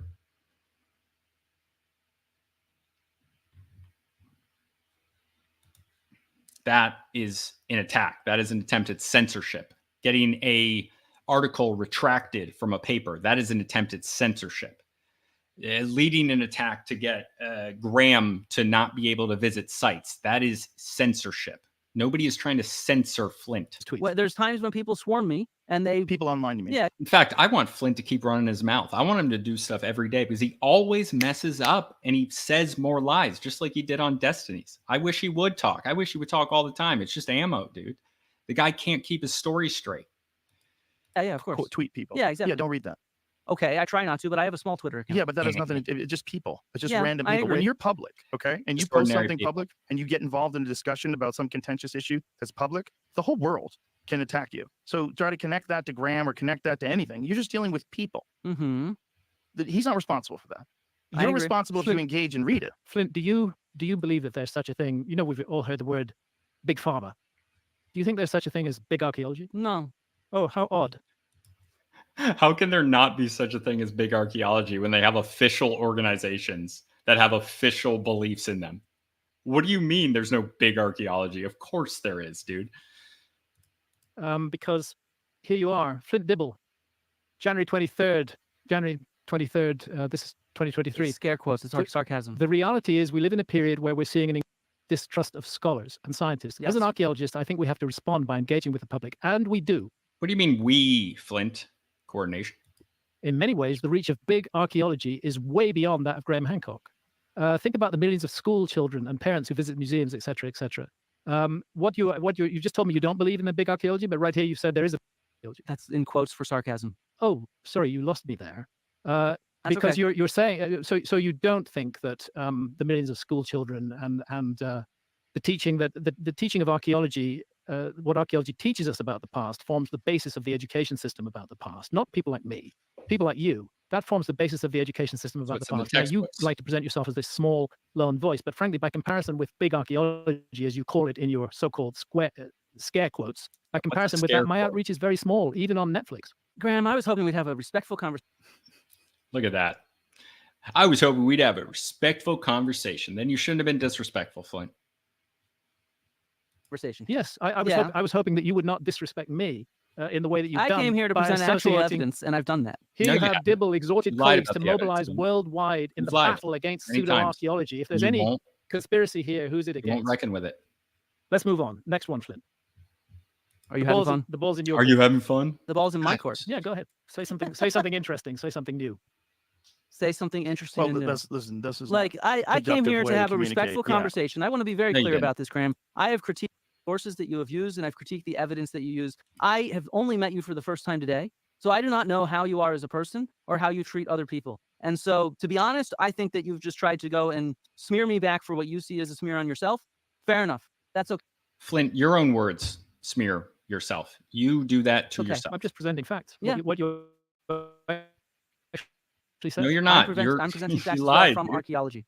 Yes. And I've shown you the kind of big data evidence that we actually have, in the which areas of the disproves world. your entire civilization. Let's have a look at. It doesn't disprove my entire civilization. How could you possibly do that when you've only investigated less than 5% of the continental shelves, 1% of the Sahara, 1% of the Amazon? How can you possibly disprove? How can you claim there's an Ice Age civilization and ignore all the Ice Age evidence that we have? The Ice Age evidence that you have, which is mostly from Europe, which was a frozen backwater at the time. All of your Flint, your maritime sources. Number one, you pretended that there was a shipwreck off the coast that's 7,000 years old. It was not. It was in a lake in Italy which is fresh water, which does not have the parasites that destroy wood in a saltwater environment. The referenced shipwrecks that you gave were from a database that is for Mediterranean archaeology. It is for Mediterranean archaeology and includes some from other coasts, not in the Mediterranean, but still in Europe.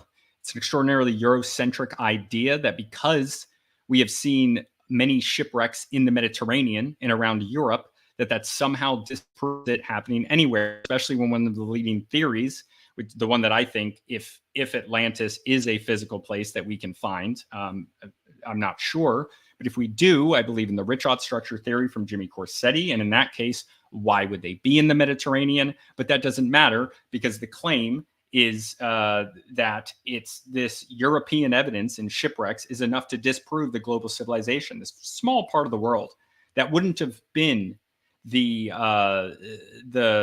at the same level as it is now, at the same climate. It wasn't the prime real estate at the time with natural climate change. I'm presenting facts. What color am I doing this in? Archaeologists, other parts of the world, which disproves your entire civilization. Claims about Graham. Okay. How could you possibly do that when you've only investigated less than 5% of the continental shelves, 1% of the Sahara, 1% of the Amazon? How can you possibly disprove? How can you claim there's an Ice Age civilization and ignore all the Ice Age evidence that we have? The Ice Age evidence that you have, I don't dispute it. Of course there were hunter-gatherers in the world in the Ice Age. He's never disputed it. He's talked about it. Yeah, this is ignoring questions of Graham. That is an orange. Of course there were hunter-gatherers in the world in the Ice Age. There's Everywhere. hunter-gatherers in the world now. Everywhere. I'm sorry, there's hunter-gatherers in the world now. There's hunter-gatherers in the Amazon rainforest. There's hunter-gatherers in the Namibian desert. I mean, you And we start coexist off, with hunter-gatherers today. Why shouldn't an advanced civilization have coexisted with hunter-gatherers in the past? I mean, look, as I've said, I think you have an issue with the sources that you cite, and I think that you have an issue with the evidence that supports your civilization. I think we should probably take a break I'm and deeply clear our heads. I'm Well, we deeply could certainly unhappy. take a break. I'm but for deeply you- unhappy. Clear that our you- heads. You're the only one that needs to clear your head because you're being called out right now.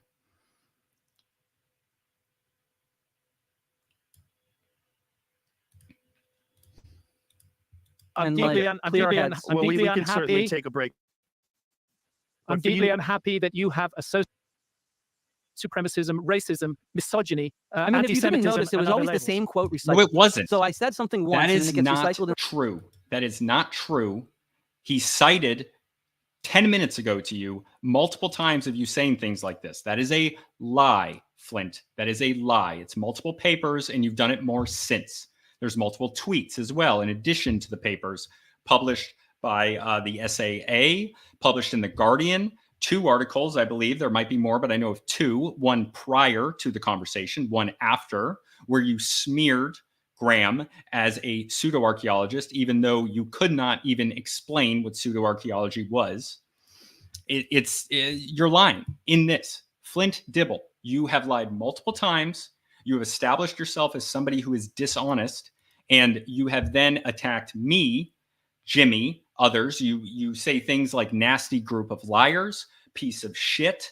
Those are actual quotes. I've shared them on Twitter of Flint Dibble saying this. Hey, like the video and subscribe, please, if you want more stuff like this. It's Said that saying there's it's this kind of- history of this idea. And the which- Patreon link down below, $2 a month. I'm going to be posting more stuff on there, but I've just published all of my sources on there from the first Flint Dibble video. which has been used by white supremacists, and that's an issue. Right. And I would like Graham to separate himself from that history in a stronger way, That's not because what he you goes said. around the world to different cultures, and he claims that instead of their ancestors building this stuff, it was done by his civilization. No, They he were the ones doesn't. that taught people That's around not the what he world how to says. do that. But does he do that in his own backyard? Does he go to Stonehenge and say that Stonehenge was built by this lost civilization? No, he says it was built by Neolithic British people. Because I And wouldn't so- look for a lost civilization in Northern Europe during the Ice Age. Why not? We Obviously. have Because I lost- hunter-gatherers there. Yes, we have hunter-gatherers there because it was icy.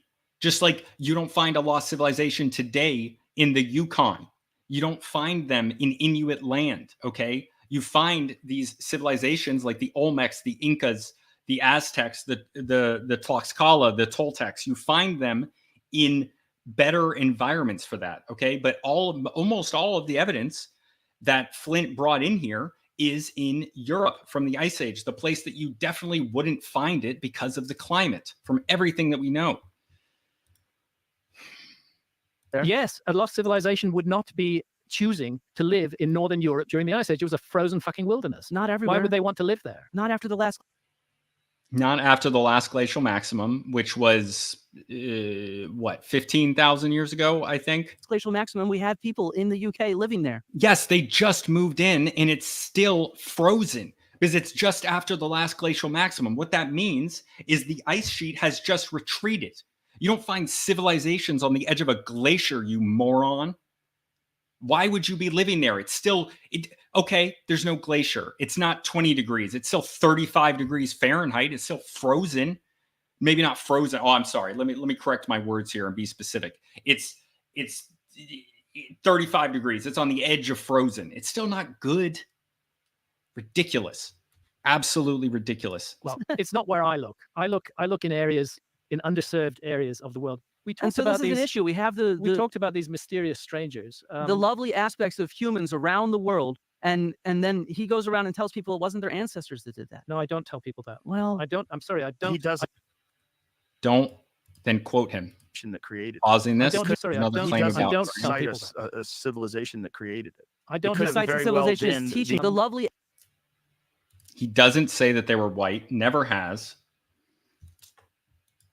besides Very civilization well is been teaching the people how to do ancestors it. of the people that were Let there me- before let in the me- exact same area. Let me summarize in We have very so much evidence of many times in human history of people moving and teaching people and sharing technology. We have plenty of it. It used to be this idea that you could attach the material culture, you could attach material culture to a ethnic group. This has long since been debunked in mainstream archaeology, that the idea that similar material culture, similar types of pots, similar subsistence strategies would align with a change in ethnic background. But that is not the case. It's been shown time and time again when you look at any of these different cultures that there is plenty of times where there is an adoption of material culture, an adoption of technology, of subsistence strategies by people of different ethnic groups. This is not a controversial idea, but he's misrepresenting it. brief what I am actually saying. I'm saying that there was a cataclysm at the end of the last ice age. It's called the Younger Dryas. There are arguments about whether this cataclysm was caused Why by is that already? fragments of a disintegrating comet. This is the Comet Research Group. This is the Younger Dryas Impact Hypothesis. But I'm saying there was a cataclysm at that time. There was. And to be clear, let's say here, there was a cataclysm at the end of the Younger Dryas. Okay, the Younger Dryas is like 2,000 years long. It's a period of time. So when Graham is claiming, and this is still being debated, the Younger Dryas is not debated, but the Younger Dryas impact theory is debated. And he is saying that this happened 11,600 years ago at the end of the Pleistocene, which is also the end of the Younger Dryas and the start of the early Holocene. So this is a specific, not the entire period. So it doesn't work if it happens 12,000 years ago before present, rather than 11,600 years ago before present, because Graham believes, and this is something that geologists are arguing about, and it goes way over my head because that's not what I do, that this was an event that happened that spurred this. I'm saying that there was a cataclysm at the end of the last ice age. It's called. There are arguments about whether this cataclysm was caused by fragments of a disintegrating comet. This is the Comet Research Group. This is the Younger Dryas Impact Hypothesis. But I'm saying there was a cataclysm at that time. There was a civilization. Now, it's you, not me, who say that that civilization was an empire. It's you, not me, who say that that civilization, had temples and was in every. I don't say that. I don't say that. I'm looking at, in my view, what we're looking at is a civilization like all others that emerged out of shamanism, but that went a little bit further than some other civilization, than some other shamanistic cultures, that developed a highly advanced knowledge of astronomy, that was able to explore and map the world. And I'm saying that at the end of the Ice Age, that civilization was largely destroyed, that a very small number of survivors settled amongst hunter-gatherers as we would today. I've made this point before, but if there was a cataclysm on our planet today, people from our so-called advanced technological civilization would not survive it. We have absolutely no hope of surviving a global cataclysm like the Younger Dryas because we are spoilt children of the world. We do not have the survival techniques. The people in the world who know how to survive are the hunter-gatherers in the world today. And if I were a survivor of this civilization, I would head for hunter-gatherers and I would try and make my home amongst them so that I could have some hope of surviving. And that's all that I'm suggesting, is that a civilization which had quite advanced astronomy, which was able to map the world, had a knowledge of longitude. I'm not saying they had machines. I'm not saying they had motor cars. I'm not saying they sent spaceship to the moon. I'm saying that they were destroyed at the end of the ice. Very small number of survivors, that those survivors settled amongst other hunter-gatherer peoples and benefited from their knowledge and exchanged knowledge with them. I am not saying that they introduced agricultural products to those people. I'm not saying they brought agriculture from where they came from. I'm saying that they helped to nurture the idea of agriculture amongst those people. I suggest you take a little bathroom break, clear our heads, relax. God, I'm going to take a bathroom break. I need that. Yeah.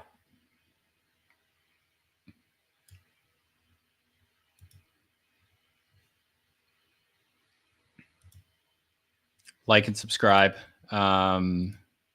Yeah. Okay. Okay. Here we go. 1 second. I gotta do something. I gotta do one thing. Gotta get something ready.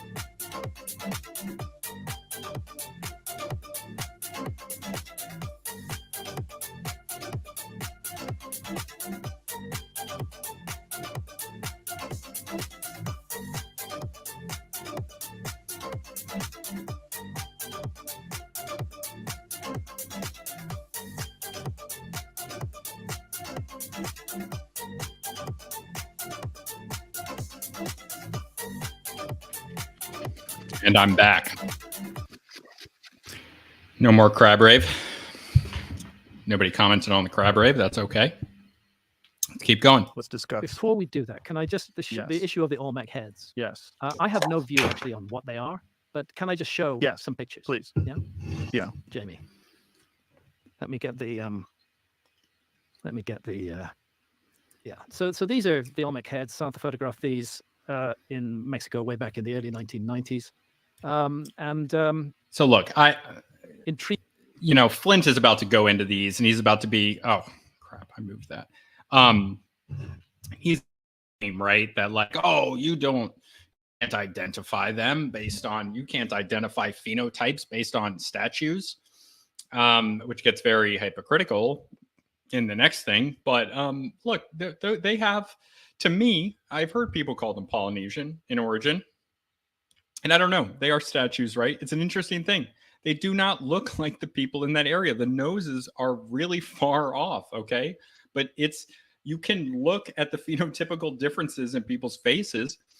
In African Bantus native to Western Africa, they have flatter, wide noses. And there's reasons for that. It has something to do with, archaeologists have studied this. It has something to do with like the environment, just like the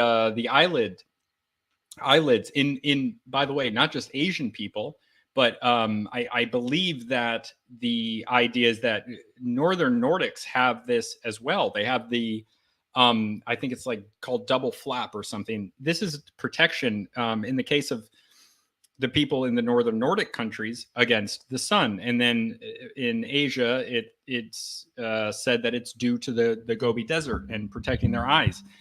And like, look, man, people have phenotypical differences. Okay. We're supposed to celebrate our differences. We don't need, like, it's okay that people look different. You gotta pretend you got face blindness just because someone's looking at a statue and being like, well, that's interesting. That doesn't look like the people there, but it doesn't look like the people that live there. So how are you going to tell me that? Intriguing looking. I'm not sure whether they're Africans, whether they're Polynesians, or whether they're Maya. They could well be Maya. Olmec. I'm just interested. Yes, they're Olmec. We have Okay. a strong connection between the so-called Olmec. Good Lord, dude. The Olmec is not an ethnicity. Okay. It's a civilization. So it's whatever. Olmec civilization and the Maya civilization. Maya, in a sense, are the inheritors of the Olmec civilization. I'm interested by things like this. I don't know what to make of them. These are Olmec figures from Trezopotes. In the center is a picture of Pharaoh Khafre wearing the Nemes headdress. And I'm just intrigued by the fact that these Olmec figures wear a very similar headdress to that.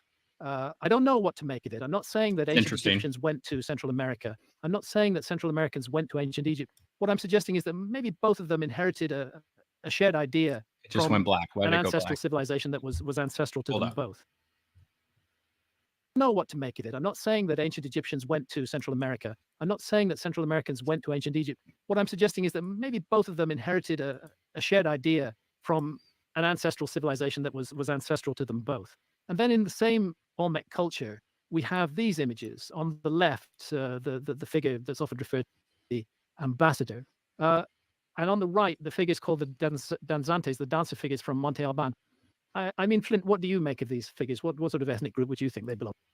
I don't identify ethnic groups like that, man. I don't know. Like, it's a Groups like that.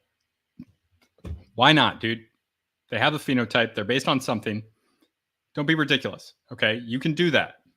stone carving. That's not how we identify ethnic groups. No, I'm not actually interested. So good. So you don't identify an ethnic group, but do you see beards? Okay. That's not how we identify ethnic groups. Again, pushing his methodology onto other people. Not everybody has to be working within archaeology. A lot of people don't want to for whatever reason. It doesn't matter.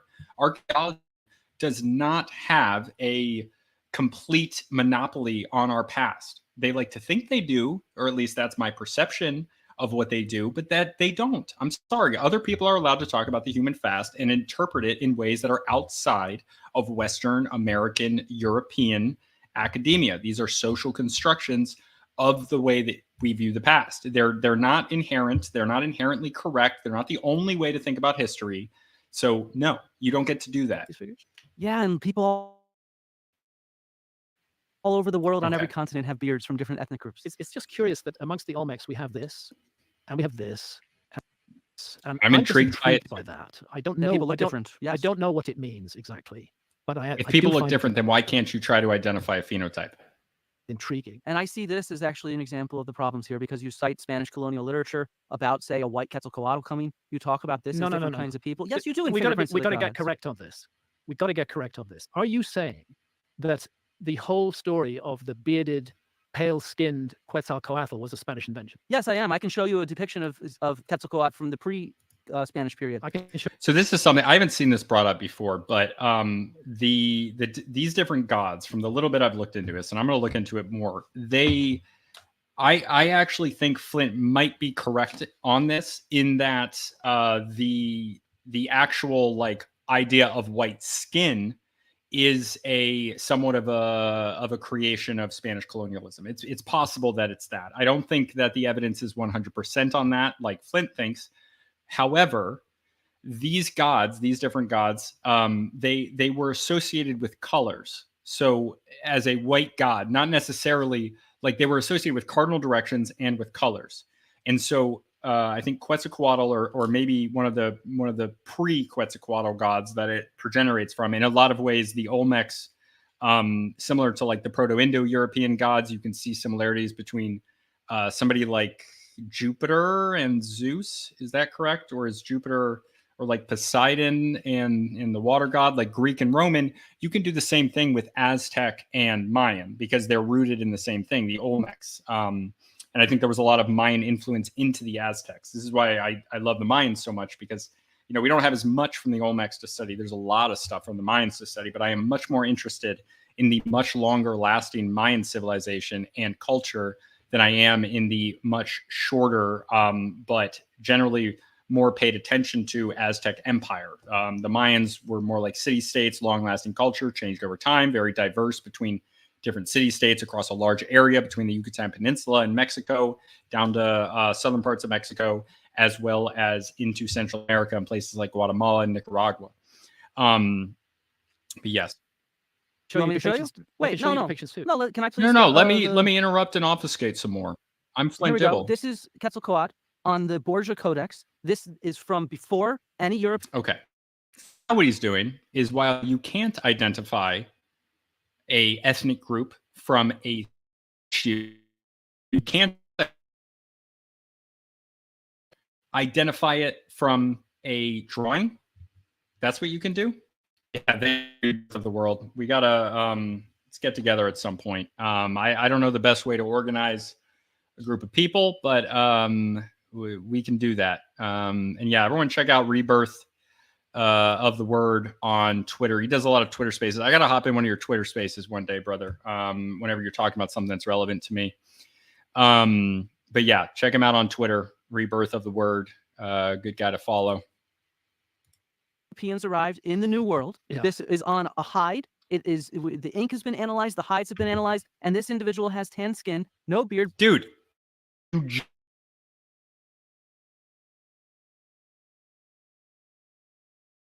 you take a painting on hide and you say that we can identify ethnic groups. This is ridiculous. Why is no one calling him out on this? Am I crazy? Someone tell me in the comments if I'm crazy here. Like, doesn't this not make any sense? You can do it on a painting, but not on a statue. What is it? But a feathered headdress because this is the feathered serpent. Well, actually, we Also, can't see that's a anything from that image, mask. but that's not the point that I want to make. The Bro, point that I want to make that is a mask. It doesn't show the skin color at all. Like, why is this more relevant than a statue? I don't understand. You got to be consistent. You either deny both of them or you discuss both of them. Ethan Barry says, "Guess I'm a white supremacist." You're a white supremacist if you believe in this stuff. I am not a white supremacist, by the way. Good Lord, I'm not. Do you think that the Spanish deliberately imposed an idea of Quetzalcoatl on the I think that Mexican? every single source that we have of white skin in indigenous Americas comes from Spanish sources, and therefore I see it quoting indigenous sources. But Quoting them inaccurately. inaccurately because people quote things in biased ways. This How do happens you all the time. how do you know they're quoting them inaccurately? Because again, we have earlier representations. there- But is there a dude, there's so many individuals diverse. that show Like they this is don't over have white skin. thousands of years that these are shown where they don't have white skin. I don't even know if that's skin. Just like I don't know if that statue actually depicts Polynesians or Bantu Africans. We don't know. It's just a possibility. This investigation is slurred by the lack of research. What are you referring to specifically? Skin. Is This there- is the documents, Graham. Is And there a I'm so- document against about this Spanish conspiracy? Do you regard the peoples of Mexico, the peoples of Colombia, the peoples of Bolivia as so stupid that they would simply accept an imposition upon them by the Spaniards? So no, I think that interpreting these kind of sources is difficult. And so, Jamie, do you mind playing my video Dude, by come Curly on. Tlapoyawa? He's an indigenous archaeologist here in Mexico. He is a co-host of the Tales from Atlantis podcast. Can I interrupt you? How old is that image? The image you just It's showed? from like the 14th century BC. 14th century AD. You mean? AD, sorry, yes, I misspoke. Chill. So this is Chill. pre-Spanish invasion. Yeah, Lord, it's dude. been dated and studied, the hides and the inks. Is there others of Quetzalcoatl from that period or before Yeah, that? there's other Quetzalcoatl And they are images, and similar? they're all very similar. Yeah, Okay. yeah. If you go on Wikipedia, there's several images of him. Okay, go ahead, play this. I'm Curly Tlapoyawa, an archaeologist and Okay, cultural. just because look, I'm doing this I don't want to skip this. I've heard this guy talk before. We're doing this to check what Flint said. So I'm not Please. we're gonna skip over this. I'm Curly Tlapoyawa, an archaeologist. If you did that over the course of one generation, you would have a complete different narrative. What intrigues me is that whether he's described as having white skin or a beard or not, we have a tradition of a civilizing hero, Quetzalcoatl in Mexico, Bochica in Colombia, Viracocha. Viracocha in Bolivia, depicted as a bearded Yeah. individual who comes in a time of chaos, who teaches certain skills, and then leaves. This tradition is a Pan-American tradition. No, there's- David Carrasco, I think you have to respect the work of David. Has drawn attention to this. Is he really arguing this is not a Pan-American tradition? Because it is. And to the, and Even into the Mississippian culture. I have that on my channel if you haven't seen it with Cam McConnell, who's an archaeologist out of somewhere in the South, I think Missouri. and to the notion that the magical pen of Cortez could somehow have hoodwinked an entire continent into making up myths. And I just don't think that's credible at all. I don't Oh. understand what your video is telling us either. My video is trying to explain the complexity of difficulty of interpreting Spanish sources. Can I show a different video that talks about the Dude, complexity come of on. Quetzalcoatl as a figure? Sure. Can you play the video by You're so annoying, Flint. the one by Marika Stoll, but not the hallucinogens one, the other one?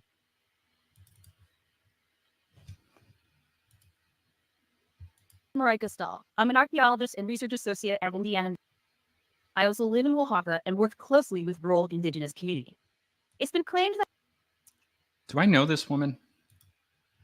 Have I argued with her on the internet before? We're skipping over it, but I'm gonna look up that name.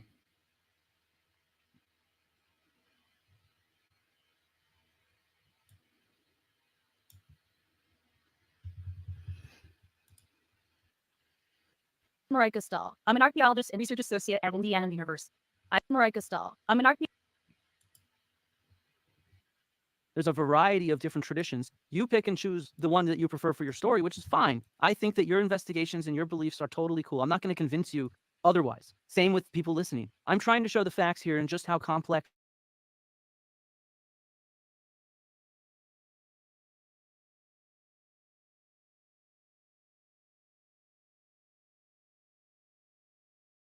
The situation. Entirely by. So that's my view. That's David Carrasco's view as well. Again, if you look at my response to the SAA's attempt to get Netflix to reclassify my show as science fiction, you'll find detail on that there. Let's Do you move mind on. sharing Can- my screen really quickly? Can I pause it Oh, for a second sure. though? We know that once indigenous people are colonized, that they try to at least alter their beliefs and if not indoctrinate them into whatever beliefs they have. And we have recent evidence for that in North America with how Native Americans were treated when they were put on reservations and brought into school systems and forced Christianity and told that they couldn't use their language.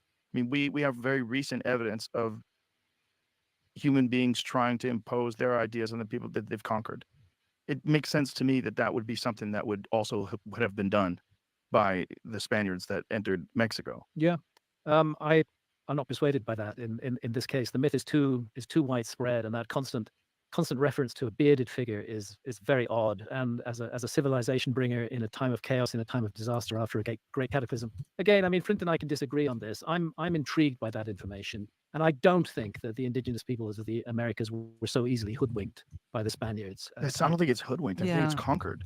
And I also think it's a lot more complex than that. So I study ancient Greek Who mythology, cares about and you ancient can see Greek? how these oral traditions change over time anyway, even without being conquered, right? You can see, for example, the weapons, the spears and the shields that Homeric heroes use. Sue Sherritt has an article on this. And so, you can see how Achilles' spear changes its description from a big Bronze Age style spear, the kind of spear that we see in Bronze Age graves. And then the next line, he has a smaller Iron Age style spear, the kind of thing that we see painted on Iron Age pots. And so, you can see how these oral traditions around them. And I think that that's important to recognize here with these kind of traditions that are written down by Spanish educated indigenous people and by Spanish priests as well. Also, that you must take into consideration, I would imagine that a lot of these people can't read, and that they're actually probably not only being conquered by the Spaniards, but they're also being imposed upon with their language, which we know to be fact, which is why Mexicans speak Spanish. Some of these traditions were recorded by Bernardino de Sahagún within 20 years of the conquest. Bernardino de Sahagún is relied upon extensively by archaeologists. Within 20 years after the conquest, After though? the conquest, Right, yeah, but don't, man, you could do a lot in 20 years. Yeah.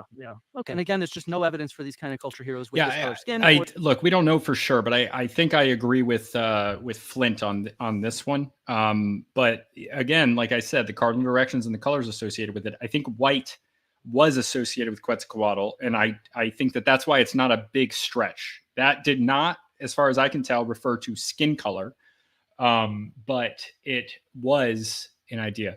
There is recent evidence of people seeing, of people that don't have similar technology, seeing white people just because that's who was showing up on boats, showing up on these large ships and believing that they are gods, which is it's not like, oh, these are gods, as in this is God, as in the Christian, Muslim, Jewish God, as in a monotheistic way, but that they are gods in the animistic sense, where there are many gods and even their own spiritual leaders and powerful leaders or whatever would be considered gods or close to it in a polytheistic way. It's not that big of a stretch. Yeah. Oh my God. What are you saying? Oh my God to, Shermanator? Back. I'd like to pick up on this finally on this issue of Quetzalcoatl and on Sahagún and on the interpretation of indigenous traditions.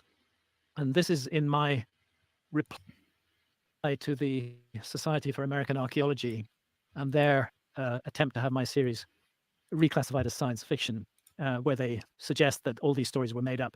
David Carrasco is a leading scholar of the Americas, and he writes, "I have no doubt that Cortes was striving to impress the royal mind with his extraordinary management skills, or that his literary craft was elegant and profoundly political. What is challenging to me is Glendinnin's, she's just another one of these archaeologists who say that it was all made up, Glendinnin's claim that this Spanish political fiction of both Quetzalcoatl returning and Moctezuma's vacillation and collapse was picked up by Sahagún, who powerfully reinforced it, erroneously thinking it was an Indian belief when in fact the ruler's gesture of abdication was a very late dawning, making its first appearance 30 or more years after the conquest. The stunning implication is that this Spanish fiction, the story of Moctezuma's paralysis, parades down the years through the literature and scholarship and is internalized by commentators less wary than Glendinnin." Just so we're clear, this is like a few hundred years after the French thought that Joan of Arc was like a divine figure. Okay, this isn't that crazy. It's such a modern idea to look at this and think that it's such a weird thing that people thought. Like animists all over the world, they think this. We have modern examples of this. The people that in Melanesia they deified Prince Philip. Okay, and that was them. They weren't forced to do that. No one made them do that. There was something similar in their own history that they already had, and they adopted it. But yeah, again, I do think that this likely was changed a little bit by the Spanish. But I don't think that Graham Hancock was being racist or promoting white supremacy by looking at this. I think that this requires a lot of nuance that he didn't necessarily apply to this because it's a much more academic and newer idea, and that's okay. It has nothing to do with white supremacy. All the way to Leon Portilla, who falls unconsciously under Cortez's charismatic pen along with the rest of us. This means that Leon Portilla's extensive Nahuatl training and sense of the Aztec ethos, not to mention Nahuatl Sahagun's being the profound Aztec familiarity language. with Spanish native exchanges, contribute no effective critical stance in relation to the Spanish literary craft, which later Spaniards were not aware of and which a number of Indians internalized as their own. I'm quoting from David Carrasco here. I'm simply stating that this issue about Quetzalcoatl is more complicated than Flint would perhaps wish. He's right. It is. Well, no, I've stated from the very beginning that it's extremely complicated. Okay. That there's a lot of different versions of Quetzalcoatl mythology, and so I think that it's wrong to say that there's only one version of that. He never And said that. I don't say there's only one. Well, you only use one in your argument, and That's so true. I tend to think, though, also that this is fairly irrelevant at this point, because I think what we're still missing is any kind of accurate archaeological evidence with dates. So Accurate archaeological evidence with dates. Why didn't you apply that to your Ice Age evidence, where it was radiocarbon dated to 9,800 years or so ago, and you claimed that it was from the Younger Dryas, which ended 11,600 years before present, Flint? Why is there a difference in the application of these methods? So when you go, for example, to the Olmec heads, or you talk about Quetzalcoatl, or when you talk about any of the kind of evidence that you have of Yonagunian underwater, seeing dates and how this relates to your large. We're still missing dates. He loves these dates. How did he get away with that, man? Larger hypothesis of a lost Ice Age civilization. And so I think that that's important to think about well-dated evidence. So do you mind if I go into my argument about the domestication of plants and food? And Oh, God. Yeah, this one, unfortunately, I know less about this, which is unfortunate. Okay.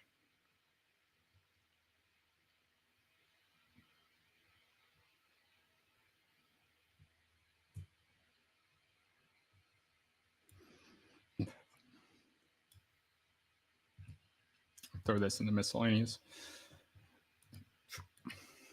So do you mind if I go into my argument about the domestication of plants and food and things like that?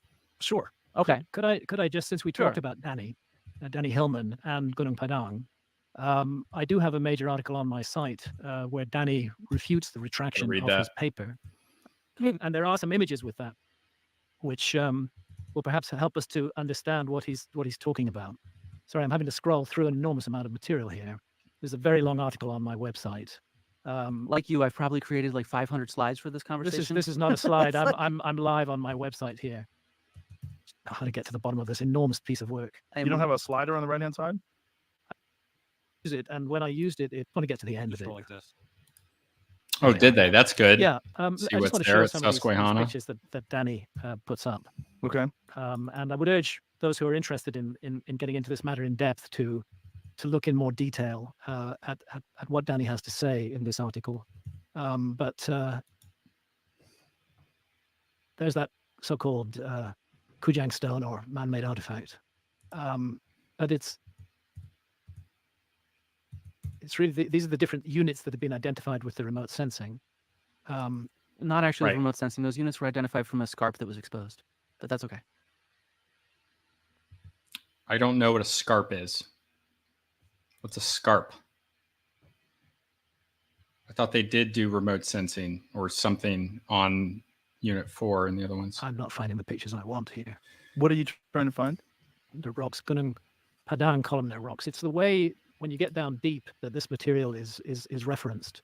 That Danny and his team have concluded that even in the 27,000-year-old parts of Gunung Padang, we are dealing with man-made workmanship. I won't take it further than that. Which slides are these? Are you talking like B8, B9, and B10? Yeah.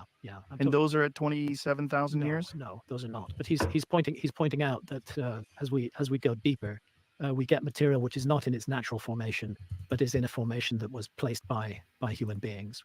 And I would. What Yeah, evidence does he we have? sort of covered that before, but like, yeah, what's showing that it was placed by human beings? I'm Is finding, this what they're Dude, the orientation itself is enough from a professional that is accepted in archaeology. Once again, that is the way that they established, because there are no human artifacts. That's the way that Flint Dibble's paper that he shared, that his own friend on his own channel called exaggeration, or somewhat of an exaggeration, I think were her exact words. I don't remember. I did. It's in the other video that I did, or it's referenced in that. And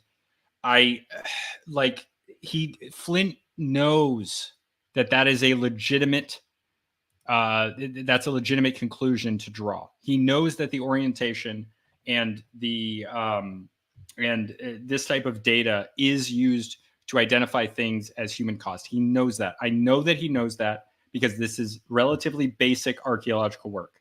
And so him pretending that like this isn't good enough evidence both contradicts and shows his hypocrisy when showing that first Ice Age site, even beyond him pretending that it was, even the author of that article didn't claim that it was an Ice Age site. He claimed it as a possible Ice Age site. He claimed that that was the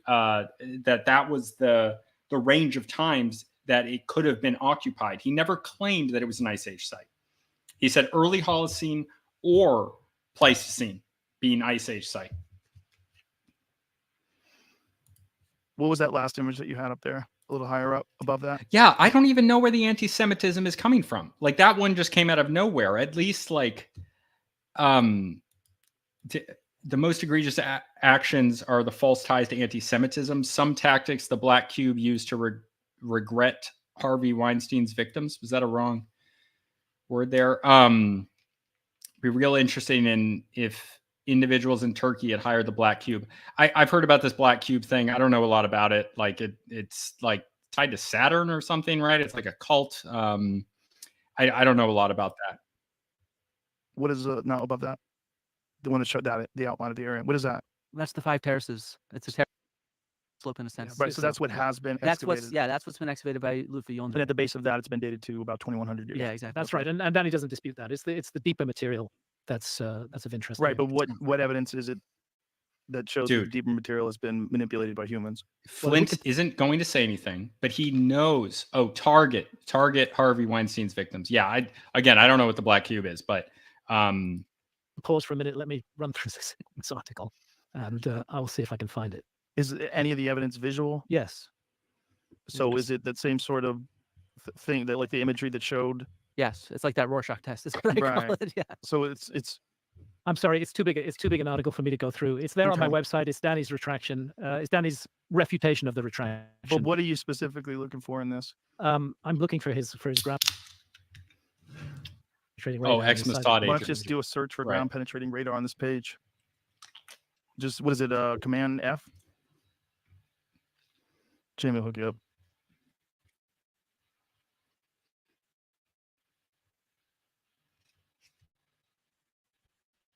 Okay, ground penetrating. Yeah, this is the correspondence between the editorial team from Archaeological Prospecting, which unfortunately ended up in the article being retracted instead Which of. I want to point out, when I interviewed Dr. Yondri, his goal talking to me was to write a response. Like, we never got in touch with the journal to retract. It was other people that did that. We wanted to write a response, and I think we're still aiming to do so. So that's our goal. Like, Yeah, and I'll give Flint Dibble credit for that, and I would like to see what they have to say. I've talked about this article before. Originally, I thought there was really nothing to it. I since then, upon seeing a little bit more evidence, but that article itself, I don't know if things are different in Indonesia, but the way that article was formatted and written was not from Graham, but the one by Danny Hillman, was very confusing. It was very confusing. I did a 2-hour stream on it, and I was kind of lost a lot of the times trying to figure out even what it was saying. Not that I believe that it should be retracted, but it's.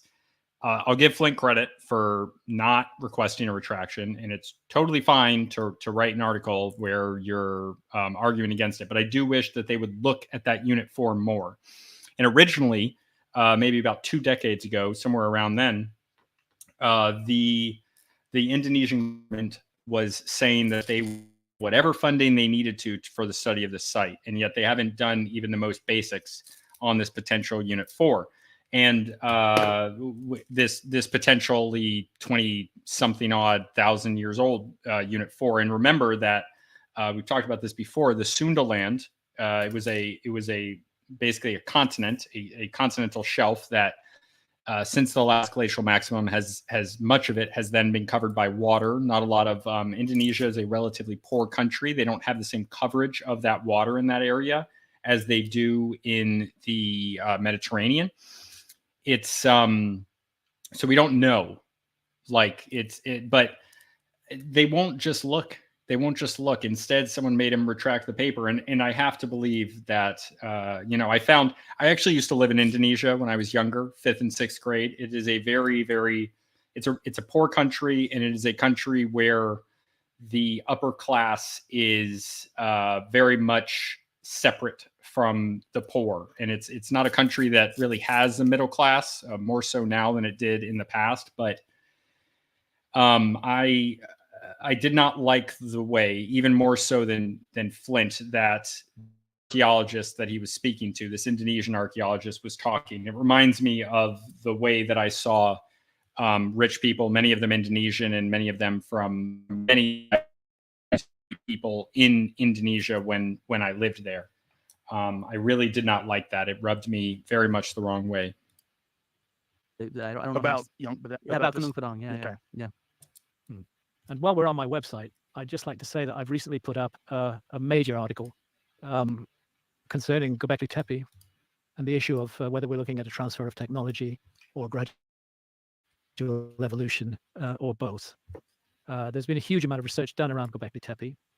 Archaeologists have suggested that research vitiates my argument that Göbekli Tepe was a transfer of technology. What does I've been vitiates investigating mean? that research. Does anyone know what that means? And my view is it strengthens my argument enormously. But again, we're getting into material that's too far and too deep to go into here. I would just like. No, I think we should get into I'd this a like. little I'd bit. like. What makes you think it's a transfer of technology? No, I think we should get into this a little bit. Yep. Flint Dibble, obfuscating, trying to run out the clock. Well, I start off Netflix series by saying it's an enormous site. You can't just wake up one morning with no prior skills, no prior knowledge, no background in working with stone and create something like Göbekli Tepe. There has to be a long history behind it, and that history is completely missing. You mean the Natufian culture? To me, it very strongly speaks of a lost civilization, transferring their technology, their skills, their knowledge to hunter-gatherers.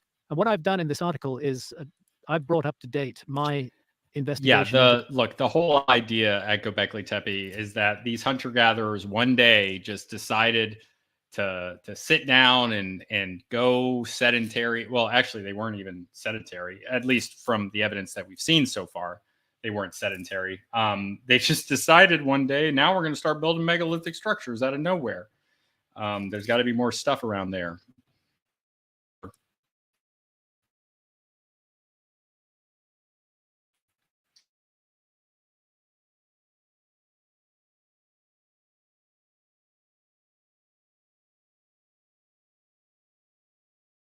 Of course, Natufians are dealt with at great length in this article.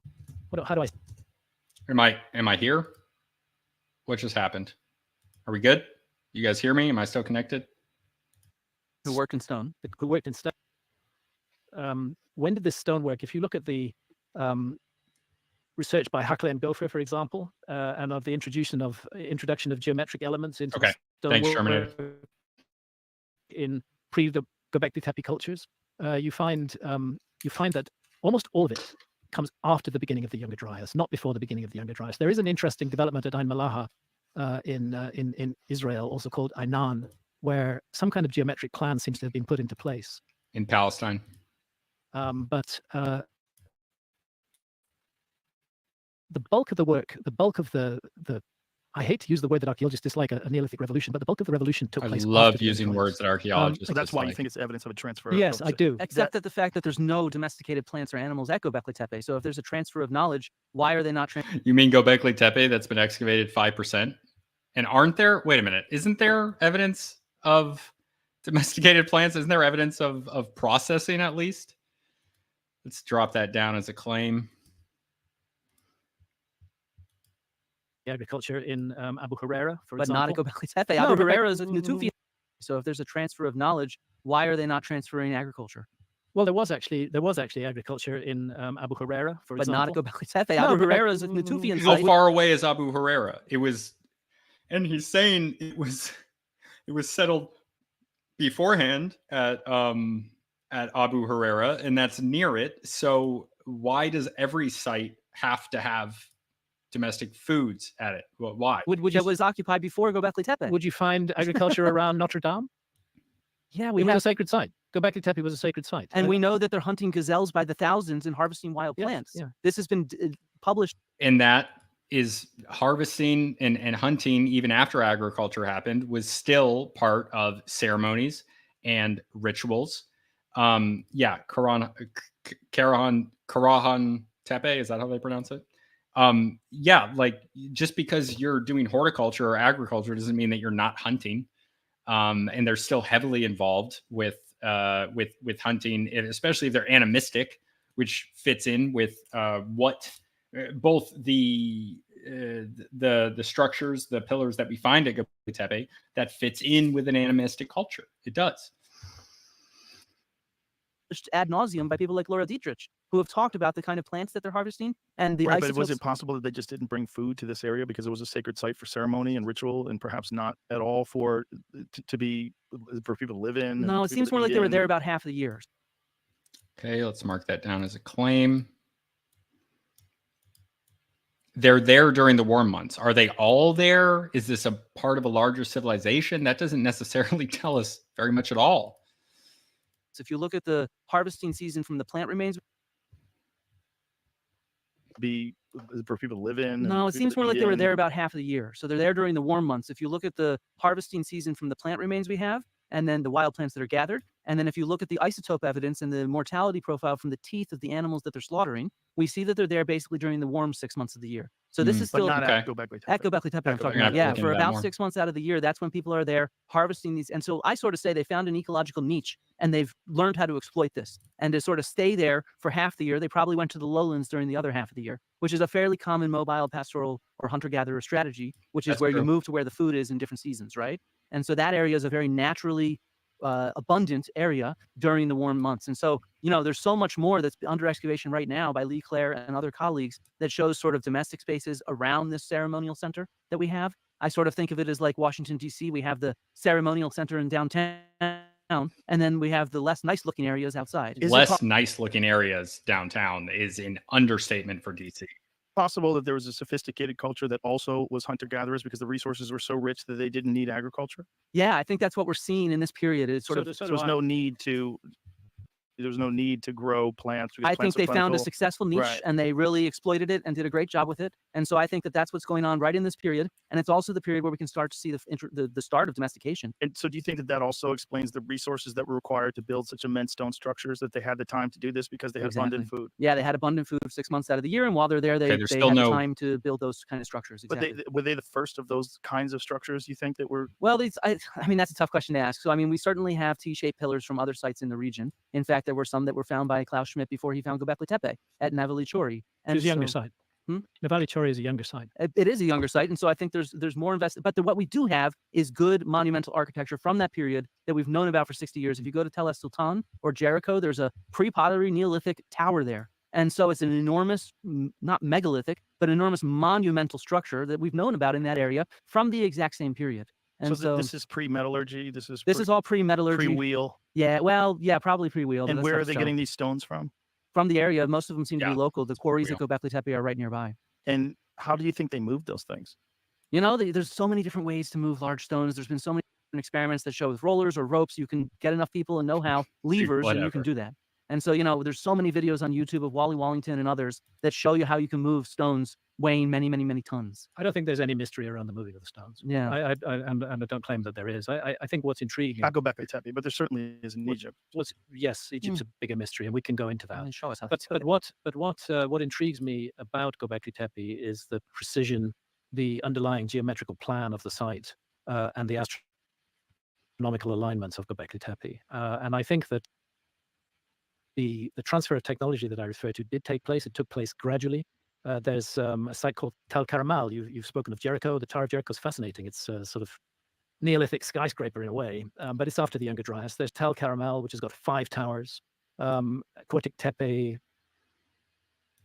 Bontuklu Tara, Abu Huraira. Abu Huraira is a fascinating site, and it was hit by an airburst, according to the team working on the Younger Dryas impact hypothesis. Abu Huraira, the destruction of Abu Huraira. Just for this, rollers, I thought this was pre-wheel. I think when they're talking about rollers, they're talking about essentially not the wheel, but the wheel, as far as I know, comes into the archaeological record in conjunction with the domestication of the horse and was spread as a technology in conjunction, again, with domesticated horses by early Indo-Europeans. Huraira took place because one of those. But the rollers are just like logs. They're not the wheel in that way. They're logs that have been stripped of their their the sticks off of it to roll over land to move. 12,800 plus years ago, exploded over Abu Huraira within 100 or 200 miles of Göbekli Tepe.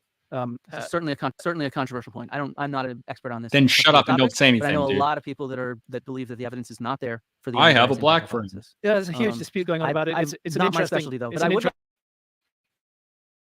say- discussion in science. I would like to say that that destruction is an archaeologist's best friend. So when sort of a site is destroyed suddenly from earthquakes, from volcanoes, from warfare, from fire, it actually helps preserve material for us. And so, if there is this kind of global catastrophe, that should make things more preserved and easier for archaeologists to find. Isn't That depends on the is scale of the catastrophe. that is Well, not always true, especially because with a cataclysm of mass amounts of water like we're talking about, yes, they would be better preserved. You could preserve things, especially things that are underwater at different points, and then you have 12 years or almost 12,000 more years of movement of that sediment underwater. It is going to preserve it, but it's not going to make it easier to find. That is a very odd claim to make, because it could be covered and unable to be found because of that same thing. Although if you did eventually find it, yeah, it would be well preserved if it's covered by dirt, by sediment. This is how things are preserved very well, because they're not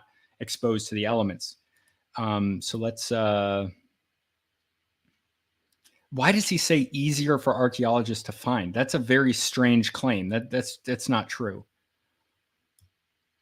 And there's also so many different ways that this could be claimed. That catastrophes can happen. Incineration in a lot of places, and the hunter-gatherer evidence that you have is after the fact.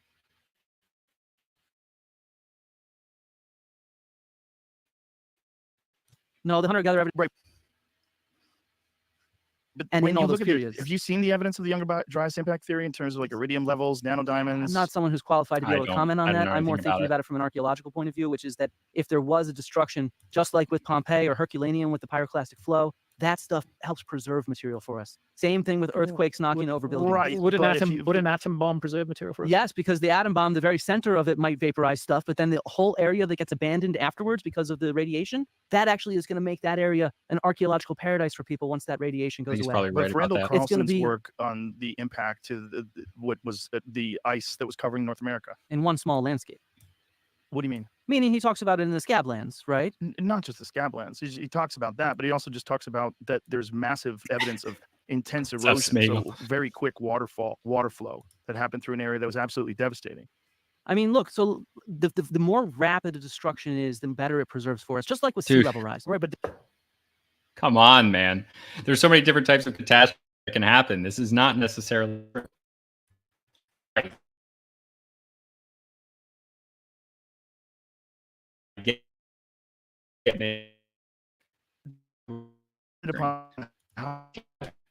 Whatever. With Pompeii, everything and protected, but that doesn't happen if everything is washed away and then covered in sediment so that you can't find it.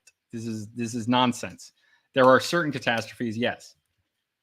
strong the force is, It's hard right? to And if imagine there's how- something. it's hard But to if it's a imagine how- global catastrophe, how is it so strong everywhere, yet it's not wiping out our evidence from hunter-gatherers at this exact same time? We have ephemeral traces. You're talking about most of the evidence that you showed is like in caves. So like that's not going to be affected in the same way, brother.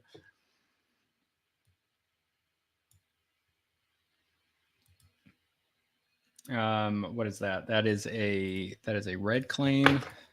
Right, but human beings did survive at that same And it period. didn't wipe out the traces of them from that period.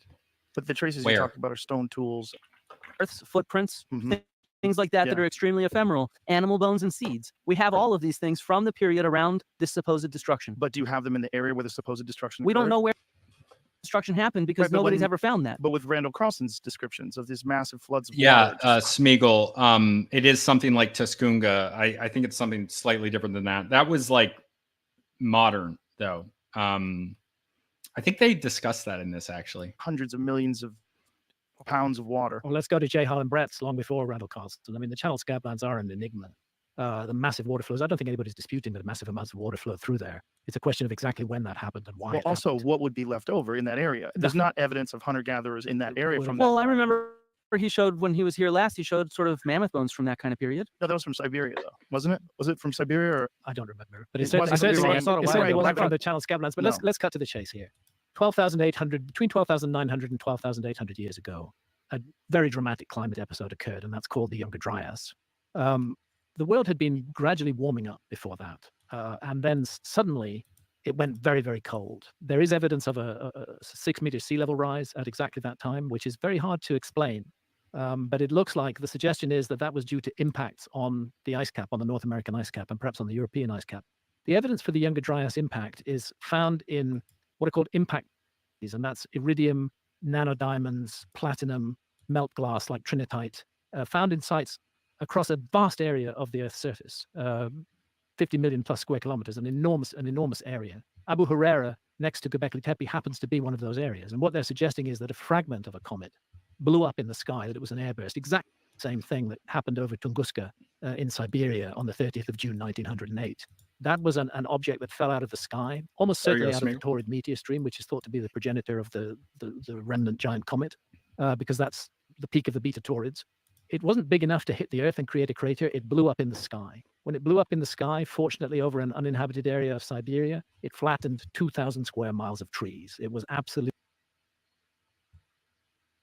12,800, between 12,900 and 12,800 was absolutely Where's the catastrophic. evidence for If it had, No, there is evidence. there for is that, evidence though. for that. No, Compelling evidence. There's not? No, Vance Halliday and his colleagues just published a huge refutation of this entire hypothesis. Of the which, what do they think? No, of not the Tunguska. We're event? talking about the. You're talking about the, Younger I'm sorry, calling something a refutation doesn't mean it's a refutation. No, but it still has not We been have- replied to. That's currently the well, record actually, of what there it has is. been Not. replied to extensively by Martin Sweatman. But are you in a blog are you post. referring to Abu Huraira? Are you referring I'm to referring to the entire idea of the Younger Dryas impact hypothesis. right? But Yeah. Tunguska. They were you're talking not- about you're No, not- I'm not debating Tunguska. Tunguska. That's what you were saying. Then He I was misheard talk- him. Okay, I you misheard misheard him. him. Yeah, He was talking about the amount I'll of remove that. that was flattened by the Tunguska event. I misheard him. I thought he Right, was and talking it about. did yeah. happen during the Torrid So you weren't meteor shower. listening. I guess it happened Yeah. recently, like 100 years ago. Or Yeah, something, but right? happened it in did happen. 1908. Yeah. But it did happen during the same time of the year where the Earth passes through. Okay. Yeah. I'm So- not debating Tunguska. Okay, Yeah. that sorry. was what it seemed like. I You were saying apologize. that I think this would be a good moment for me to just give a little bit of information about the Younger Dryas impact Okay. hypothesis. Can we do that? Because it's very important to my feelings about all okay. of this. God, these short sight. I tell you, being 73 is no joke. Yeah, he wasn't so listening. The Younger Dryas That's impact embarrassing. hypothesis, And he was so Uh, confident. since No, 2007. no, I it's been a compelling clean, and I thoroughly clean. documented. It's Sounds been like put together by more Consuela than from 60 Family eminent Guy. scientists. Of course, some scientists oppose them as well. Was hit 12,800 years ago by multiple fragments of a disintegrating comet. Mark Boslow is one of the authors of that refutation piece that you've just put in. Here he is saying that Graham Hancock's use of the impact hypothesis in Netflix is all wet. Here we have a post responding to that. Graham Hancock is a charlatan Weird. and a fraud. Younger Dryas impact hypothesis is widely debunked. I'm sorry, it's not. If you want to learn about the work done, go see Mark Boslow. Here's that paper you're talking about, Flint, the Yeah. comprehensive refutation of the Dryas hypothesis. Because something is called something does not mean it is something. Have you read it? It's fairly detailed. I have read it in great Okay. detail, and I've also read James Lawrence Powell, who the authors of this paper largely ignore, but who is a highly respected figure, and who's in whose view the Younger Dryas impact hypothesis has been prematurely rejected. Bill Napier is a member of the Comet Research Group. He's the person who's connected it to the Taurid meteor stream. He's talking about the evidence of a large comet about entering the inner solar system about 20,000 years ago, going into fragmentation, creating a wide debris trail through which the Earth passes twice a year. And it's a catastrophe of celestial origin which occurred around 12,900 BP, before the present. Now, you're referring to a refutation paper, but would you really so quickly accept it when you look at the credentials of the people in the Comet Research? I mean, James Kennett, marine geologist, professor at the University of California, he's a world in paleoceanography. Dr. Richard Firestone, James Whitker, Albert Goodyear, Alan West. There I am with Alan West at the Younger Dryas boundary in Murray Springs. And the Younger Dryas boundary full of the signatures of a massive cosmic impact, probably an airburst, rather like the airburst that took place over Abu Huraira. I'm not expecting anybody to read these papers I'm putting up here. I'm just saying that the Younger Dryas impact hypothesis has been widely published, extensively published over the last decade, that there's a huge amount of information in support of it. There, we're looking at the Younger Dryas boundary field extending on the right as far as Abu Huraira, and on the left covering most of North America. It's also found in Belgium, by the way. It's found in the deep south of Chile. It's found in Antarctica. It's found all over the world. This platinum anomaly documented at the Younger Dryas onset is particularly important. But the evidence of a cosmic impact at Abu Huraira, that one, I mean, we know that Michael Shermer is an opponent of my work. But even Michael Shermer, in my view, by the way, I want to thank Michael for this, a true gentleman. When he realizes he's got something wrong, he Unlike says Flint, so. And here he says, in something light of the Flint, work at Abu I Huraira, have not he says seen he's him going to do. address his priors about my theory in the light of this evidence from a massive cosmic impact over Abu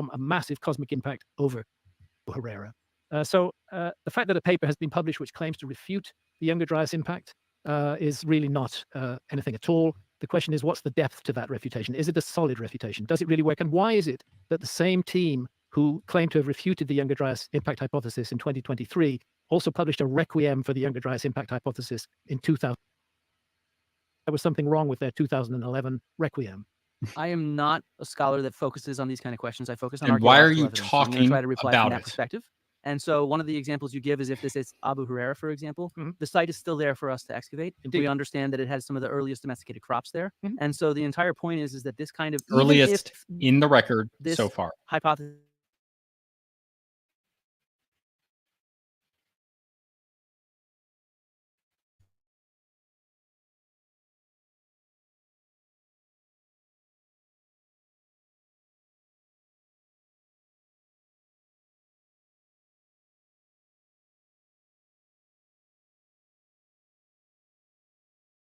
clearly that if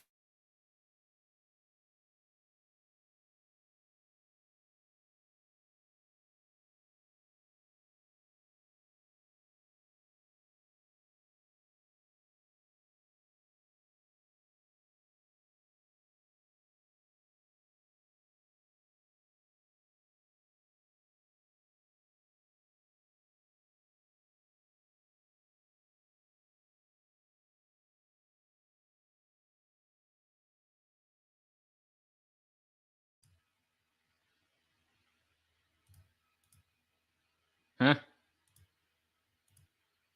What's going on here? Am I back? You guys here?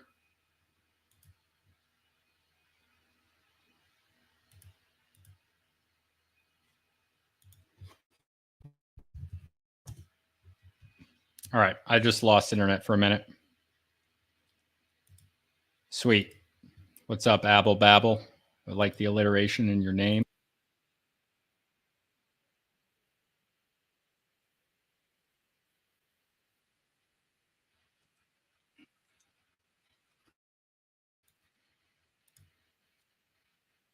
for the civilization that you're looking for, because we can see very clearly that if it's true at Abu Huraira, it did not wipe out the entire settlement. It's there. We're excavating it now. Isn't Abu Huraira one of the first places that show evidence of real agriculture? Yeah. So let's talk about some That's real part agriculture. of the evidence. Yeah. So can we talk about some agriculture? Sure. All right. Cool. Can you boot up my HDMI? Got all Jim? excited. Yeah. This is like my stuff finally. I did my dad's stuff earlier. Now I get to do some of my stuff. In fact, this is some of the you sites I get work your on. own stuff. So okay, Oh. I want to be clear that we have a lot of evidence Hey, for thanks, ancient plants and Babel. I seeds, appreciate right? that, man. I'll show you That's what I'm the here for. statistics. We have hundreds Try of my thousands, best. millions of these just from the time period of thinking about domestication. So how do we even collect tiny little seeds of grains and beans, seeds of grains and beans and peas? Any idea, Joe? No. Okay, so you know how wood floats? So does carbonized So plant annoying, material. dude. So basically, we collect samples from every single unit that we excavate, and we put it in what's called a flotation tank, where we pump up a bunch of air to separate any charred plant material from the soil and the sediment. And then it sort of drains out right around here into a mesh, and then we can start to study it under a microscope. So all right, big question. What the heck is the difference between wild and any ideas? No? Graham? Yes, the domesticated wheat depends on human beings helping it continue. And how do we identify that? Quite sure. Okay, that's important though. So all right, let's go to the bottom here. It's the scar, right where that wheat kernel or the spikelet that the wheat seed is attached on, it attaches to the plant. And the reason for this is in wild plants like beans or peas, it's going to propagate itself by falling off the plant easily. If birds or humans are harvesting it, it's not that it wants to, it doesn't have agency, but it propagates itself more easily by shattering easily off of the stem of the plant. On the other hand, as soon as humans start gathering it, that does nothing because some seeds fall, it replants itself in the field. But as soon as humans start gathering it and planting it in new fields, then all of a sudden there's an evolutionary sort of impact on the plant itself. And so what's selected for is the mutation for a seed that hangs onto the plant. Do you see what I mean? Because you're cutting off the plant, taking it with you, and then planting it somewhere else. And so this is a shift in grains that we call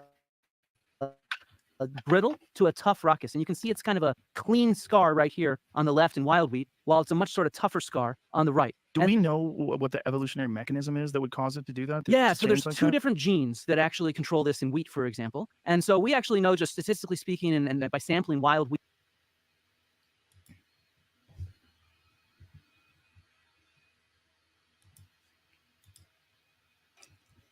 Come on, man. this is going to Okay. exist within any field of wild wheat. There's going to be a few seeds with this genetic mutation. And then as soon as humans start collecting it and cultivating it, planting it somewhere, it's going to automatically put evolutionary pressure on that. And it's over time. And we see this shift Automatically? from shattering to Not sure you're using that non-shattering word in correctly. barley, in wheat, in rice, in every single grain species that we have domesticated. And so you can see this statistically, for example, in China, where over time, A, we have 35,000 of these now that we're studying. B, you can see the population of rice at archaeological sites. It starts off mostly as brittle, meaning it shatters easily. And over time, it takes about 1,500 years for rice to evolve to become fully domesticated, where it hangs onto the plant more easily. And so we see this repeatedly. We could see this later on in the Holocene. So we're talking several thousand years later, like 5,000 years ago, in sort of the Sahara Desert during the Green Sahara periods, where we see the domestication of millet. Same exact transition is what happens. And you can see these statistics of it happening, changing statistically over time, the population of millet in these regions from, a brittle raucous that breaks off easily to a tough raucous where the seed hangs on. How does it figure out that? It's just selectionary pressure. It's the pressure of humans now collecting it and then planting it. So as soon as there's one seed that's like that with that mutation, it slowly proliferates every single time humans replant it in a new field. And it just takes thousands of years. Yeah. And we see this in wheat, barley, rice, oats, teosinte, which becomes corn. We see it in millet, sorghum. We see it with the pods for beans and peas. So the pod changes how it breaks off the plant. Again, it goes from shattering to tough. And so we see that with lentils, chickpeas, peas, common beans, runner beans, soybeans, fava, vetch. All of these species, dozens of them, it's the first sign of human domestication. And so that's what we can see. The second sign is actually... how many thousands? Yes, this comment is very important. And this gets into some of the issues with what Flint Dibble is talking about. Again, I know much less about this than I do about maritime archaeology, but we'll probably go over some of these videos in a future stream about this. But as soon as humans stop harvesting it, tough shattering seeds get eaten and die out, and only the brittle ones replant themselves. And in addition, there are some plant species that have genetic markers that this type of tough shattering has genetic markers. I've just read this. I've been told, I can't evaluate it myself. Have been in has developed and then gone back feral multiple times. How many years does it take before this starts? Well, it starts showing up fairly quickly, immediately. So you get small percentages of it. For example, you can see this with the rice graph here with all of them. So at Abu Huraira, for example, it's a small percentage of the crops that are actually have this feature to So it it. looks like just 150 years it starts changing. Yeah, it slowly starts changing over. In fact, Gordon Hillman first worked out this would happen really rapidly, that it would take just a few hundred years for the population of these plants to change over. Now we know it takes a few thousand years for it to the full population at archaeological sites to go from wild, breaking off easy types to domesticated, hanging onto the plant types. That is fascinating. Yeah. It's fascinating how the plant somehow or another adapts and figures it out that this is the way to survive. It's really cool because it's not human selection either. In fact, 40 years ago, when we first started studying domestication, we thought that all this was due to conscious human selection. And now we know that it's actually the plant adapting to us and what we do. Yeah, it's cool as hell, isn't it? I agree with you on all of that. I don't want to stop you with your presentation, but how does that, what bearing does that have on getting rid of a lost civilization? I'm going to get there. Like, again, it's not about getting rid of a lost civilization. I'm actually here to show that there's no agriculture at all in the Ice Age. It doesn't have to do with a lost civilization, but that's a key component of your civilization. So the second trait. Okay, so hold up. It's not. Again, it's not about getting rid of a lost civilization. I'm actually here to show that there's no agriculture at all in the Ice Age. It doesn't have to. It's not about getting rid of a lost civilization. I'm actually here to show that there's no agriculture at all in the Ice Age. Doesn't have to do with a lost civilization, but that's a key component of your civilization. So he is using this to get rid of his lost civilization and then saying he's not. With a lost civilization, but that's a key component of your civilization. So the second trait. There's no agriculture at all amongst the Inuit either, right? No. Right. But they survive. But in his books and in his Netflix series, he describes the civilization as introducing agriculture. He talks about seed banks and things like that. In the Magicians of the Gods. I have a quote in here. Show me. Okay, you want me to? Yeah. Let's All see right. it. I want to see it. Give me a second. It seems fanciful to you want to use it? I can't do your accent. You want to read it? Why would you try? You It seems fanciful to Weirdo. imagine that we might, in an almost high-tech sense, be looking at the specifications of a seed bank here. Oh, this is from Fingerprints of the Gods. No, it's from Magicians of the Gods. Oh, maybe I repeated. I it in agree, Abel. Magicians. Especially and this because is about the underground Vara. unlike with the maritime archaeology, which is not his field, this is his field. He knows that. He has to know that. That Yima is said in myth to have created following a disastrous cataclysm. But is it possible that this cycle of domesticating wheat and beans and all these different things has taken place many, many times? And that if you left them alone, they would go Ooh. back to the wild form, where if they're like, if there was a disaster and people stopped growing them in this particular region, how long would it take for them to revert back to their original Thousands state? of years again. Thousands of Yeah, years yeah, again. thousands of years. How many 'cause it'll be- thousands of years do you think? Well, I don't know because I'd have to look that up. This is something that he lied about. Flint Dibble lied. That's what I'm saying. Flint Dibble lied. He did lie. He did not make a mistake. When he went on Destiny's podcast, he lied about this. He retracted this statement about thousands of years. But what he actually did was respond to a question that asked how many thousands of years and said, I don't know. So no. So we're going to mark this down. Dedunking Dan showed that in one of his videos. Nope, that's a no evidence one. That's a red one, not a yellow one.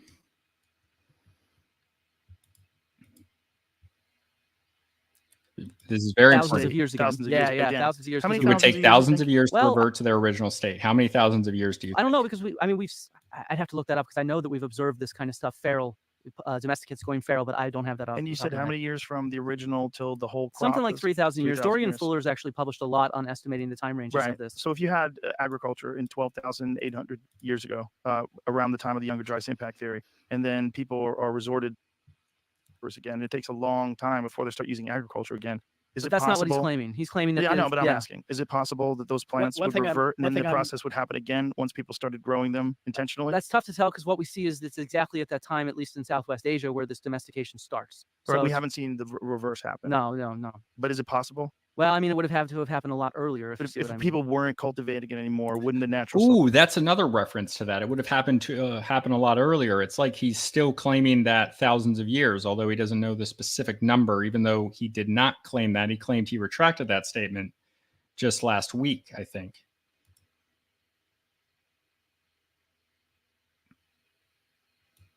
So let's mark down that.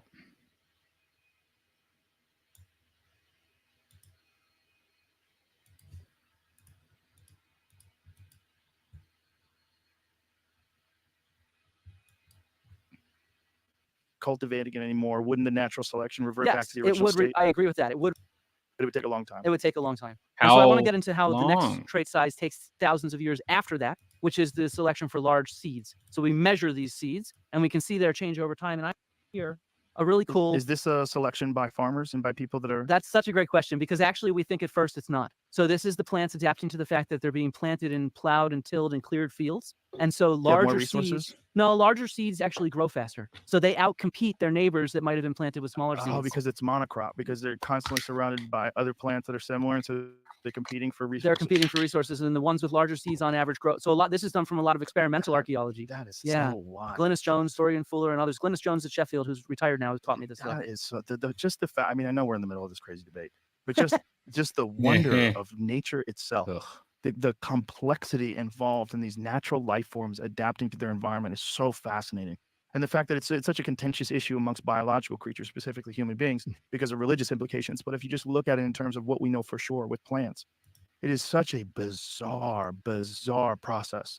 It's so fascinating and complex, and there's so much going on. And just with our understanding of the communication the plants have with each other through mycelium and through the different organisms that exist in the earth, and that they're sharing resources, and like, what a bizarre, fascinating world. Almost mysterious. Well, There's a lot to it's learn. So mysterious. And Well, I- there's a lot to learn for sure. I But think that's what's cool because we this kind of stuff. So you asked about selection. Yeah. So this is maize cob from about 1250 AD. This is part of the Southern Methodist University Archaeological that's how Research little they were Collection. back then. That's Isn't how that little wild? they were. So if you want to hold it, you can. Sure, yeah. Chuck it over here. How old is this? That's from about 800 years ago. Yeah. And so I wanna thank was this Matthew a Bullinger. full Yeah, piece of that's a full corn? cob. Yeah. Folks, this is like a thumb. Not even my thumb. It's like one of my smaller fingers. And just to It's get a just sense crazy. of Like, I think of a corn cob today. It's just, I mean, I had one over Thanksgiving. It was massive. It was like this big. yeah, exactly. We've Now grown that's like human a selection. forearm now. That's human selection at that It's point. Yeah. crazy. That's amazing. And to give you a sense of just how much we find, this is our charred corn kernels. Again, Wow, from so- Methodist And University. how old are these? So this, they're not exactly sure where they come from. They think they're subsampled from collections at Pau Creek Pueblo in New Mexico. So several hundred years old for sure. They're so little. But yeah, they were collected a long time ago, so they're not sure. Yeah, Just the kernels are so tiny. And the are only these way- like dehydrated? they're charred. They're charred, right? But would they that's be how it's larger? surprised. Yeah, they probably would have been larger. So we study how charring impacts these things as well. Yeah, so we do a lot of experiments to understand that, That's so that we can see the shape and the size and stuff like that. Yeah, that's so cool. So to get back to your question though, because I think you asked a good question. When we think about sort of this change over time with domestication, we also see a change in time in the kind of stone tools that people are using. So it takes thousands of years before we start seeing these sickle type blades associated with harvesting these crops, right? And then the next step we can take is this introduction, this sort of transfer of technology that agriculturalists do when they move into Europe and elsewhere. And we can track this in real time. So this is from a project, I was flotation to collect the plants from this project when I was a student, and this is in Albania, directed by University of Cincinnati. So these are the trenches that we excavated. But this is one of the earliest agricultural sites in Europe from about 6400 BC, right? And what's really cool is we can see what this kind of introduction looks like. We see a full package introduced at the same time. We see multiple different domesticated plants, multiple different domesticated animals, as well as new types of artifacts like stone tools and pottery of different types than what the hunter-gatherers were using there. And so this is kind of a parallel. This is where we see this transfer of technology, is when agriculturalists spread out and they take a whole package with them. We call it the Neolithic package, right? And so that's one of the key things, is we have parallels for this. And so when we go back to this sort of end of the Stone Age type period, where we're maybe looking for something like a seed bank or a shelter that's keeping these, Noah's Ark or something like that, what we can also look at is it doesn't look like anything's introduced. These plants and animals get domesticated in the natural regions where their wild progenitors were growing and living. And so there's not like an introduction of a new species that was not there. Instead, we already saw these wild plants in place in the Ice Age in these spaces. And then we can date directly these with radiocarbon, right? There's no reason to assume anything else. We date plant remains and bones directly. And then lastly, I just want to talk about not archaeological evidence, but paleoecological evidence. So these are kind of cores taken in lakes, lagoons, swamps, on the seafloor. And this is what palynologists, people that study pollen, look at. And so this map is from an article that I was actually a co-author on, looking at different paleoecological proxies around the Greek peninsula. So we're Is looking that a at, real image of pollen? yeah, this is pollen under an electron microscope from Dartmouth College, I think it is, this image. And so, we have these kind of cores that give us a sense of the landscape. And, we can track, for example, the rise of different agricultural societies from pollen that floats through the air. We can track, for example, tree crops when they start getting introduced and when they become common. We can track grains and when they come in and become very common in these different regions. And the key thing I want to draw your attention to is a lot of these proxies, these cores are taken from coastal areas. Oh, And some are even taken from underwater. So we said that the stream is black. Is that on Twitter? Maybe move over to YouTube. Is it okay on YouTube? Can someone in the comments tell me that? have underwater cores from the seabed, and we can reconstruct these sunken landscape ecosystem that was there. And nowhere do we see an ecosystem of agriculture, arboriculture, or anything like that. Instead, we see very natural landscapes, the type of landscapes that hunter-gatherers would live in. And so this, I think, is really important, because there really is, it's not just that there's no evidence for agriculture that early, we have evidence against it. Wait, does Dartmouth have that? I don't remember that. Okay, it's okay on YouTube. Thank you. And Twitter is fine for you. You might want to refresh, Ethan. From those pollen cores, but also this article by Peter Richardson and colleagues points out that agriculture, it was probably too hostile of a condition for agriculture in the Ice Age. The reason why is because there's too little CO2. Plants need carbon dioxide to be able to be grown intensively in particular. It's also a period of aridity. It's very dry because so much of the fresh water is trapped at the poles in the ice sheets. But this is the Amazon, right? And the equator, the environment would be different. But we have pollen cores from those areas. And again, we have no evidence of any kind of intensive agriculture. Those vastly understudied areas. Yeah. I never. But they claimed- are vastly understood, Dude, right? he's laughing. Well, sure, Kinda but laughing, you have to but- imagine that a pollen core is actually tracking a larger landscape, right? Because pollen travels really far. And so Mhm. you're able to, with one core, track a much larger landscape and put that together. And so, I just cannot emphasize this enough. I have a phrase I like to use about archaeology. It's we work from the known to the unknown. So this is true when we excavate. We come down on the God, stub of a this is wall just your and we change particular what we're way. doing to follow what This is your particular way of looking at things. It's not how everyone else has to do it. It's so tiresome. we know, which is that wall, and we expose it. When we found the Griffin Warrior for example, we found the corner on the very first day. And by the third day, we already expanded the trench so that we could catch what we know is there. And so it's this. Okay, I'm just going to use the bathroom again really quick.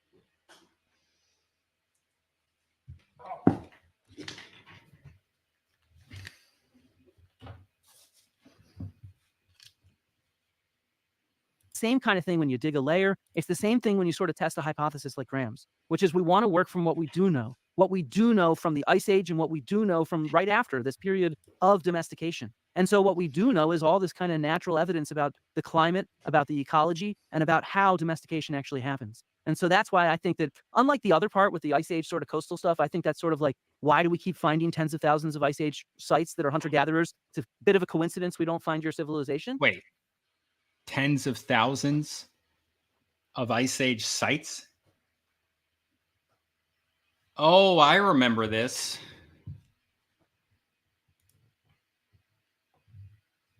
He said Ice Age coastal stuff. I remember looking into this. I don't think this is true.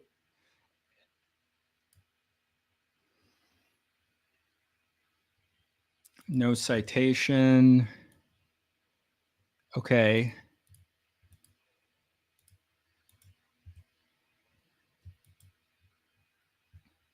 Why do we keep finding tens of thousands of Ice Age sites that are hunter-gatherers? It's a bit of a coincidence we don't find your civilization. Here, It's not tens of thousands, it's 3,000 sites. that that's have been not found true. We have underwater. 13,000. Professor Dave Explains lambasted me for mentioning Galileo in a comment for his video where he debunked Billy Carson. What was the context of that? I actually don't know who Professor Dave Explains in, but that's interesting. Not tens of thousands, it's 3,000 sites. That's not true. We have 13,000 different sites in the Paleolithic radiocarbon database. No, I'm talking about underwater. Okay, but we have 3 million shipwrecks that. This is so funny. We have 13,000 different sites in the Paleolithic. We have 13,000 different sites in the Paleolithic radiocarbon I need database. to look back. No, at I'm that. talking about underwater. Okay, but we have 3 million shipwrecks that have been mapped. We have not mapped 3 million shipwrecks. That is an incorrect statement. I don't think this one was a lie. I think it was just he's wrong and he's not very thorough. But yeah, that is not true. According to UNESCO, and they're on the UNESCO does not continental say shelf. this. Can I pick up on some points you've made, or are you not quite finished yet? Sure, you can pick up, Graham. I don't ever claim that the very small numbers of survivors of my proposed lost civilization introduced plant species. What I'm saying is that they introduced the concept. And this is what you would do. You would not introduce the actual plant species themselves. You would introduce the concept of it and then use local plants. That's works far better. Different environments have different plants, natural plants. Sure, you can pick up, Graham. I don't ever claim that the very small numbers of survivors of my proposed lost civilization introduced plant species. What I'm saying is that they introduced the concept of domesticating plants. There is evidence of early, very early agriculture. 20,000 years ago at a hollow two. Gatherers. Yeah, of a hollow two. Yeah. They were. It never reached the stage of domestication. Yeah. And They're gathering, not planting. That goes back 24,000 years. They 20,000, gathered, I think. but they did not domesticate. And there are a number of attempts at domestication, but it's after the Younger Dryas that we see this sudden surge in domestication. Now, I'm not saying, and I've never said, and you will not be able to find a quote where I've said that they introduced agriculture. They introduced the idea of agriculture. And we're talking about a very small number of people. The myths speak of 7 sages again and again in multiple locations around the world, bringing the idea of agriculture. But the Where does agriculture. it say? Whoa, he said, what? Why the F do all you science illiterate morons reference Galileo as though you know a single thing about the history of science? And why do you pretend to know what happens in academia when you're uneducated idiots? I don't think I've even spoken to any archaeologists like that. That's kind of crazy. Whoa, man, that is wild. Yeah, and you're exactly right, Abel. Yeah, wow, what a jerk, man. That's crazy. Cultures that applied to locally available plant species. And we do then see the long process of domestication beginning after the Younger Dryas, not before it. We don't see that domestication occurring before 12,900 years ago. We see some attempts at gathering crops. We see some sheen on sickles that show that people were cutting wild grasses and using the seeds. We do see all of that, but we don't see domestication. The steps that begin to lead us towards domestication begin after the Younger Dryas. And I think that's the elephant in the room. I think that what happened there during the Younger Dryas is extremely mysterious, and I don't think we have the whole story. And I'm simply proposing that the survivors of a civilization who were in very small numbers, traveled around the world seeking refuge, sharing their knowledge with those they took refuge amongst, and sharing the knowledge of those they took refuge amongst. It was an exchange, not a one-way trip. And they did not bring plants and seeds with them. They worked with what was locally available. And that's precisely what we see happening after 12,900 years ago in this whole area of hundreds, thousands of square miles around Göbekli Tepe, going right down into the Jordan Valley. Abu Huraira being a particularly interesting example, very close to Göbekli Tepe, is the first steps being taken towards domestication. There'd been multiple attempts to harvest wild grains before that, but no domestication. Suddenly we see the domestication happening. And of course it's happening with locally available plants. I've never said that they introduced plant species from elsewhere. But if they're introducing the technology of agriculture, So that the would imply idea- that they agriculture. so That the would imply idea- that they what- had agriculture beforehand.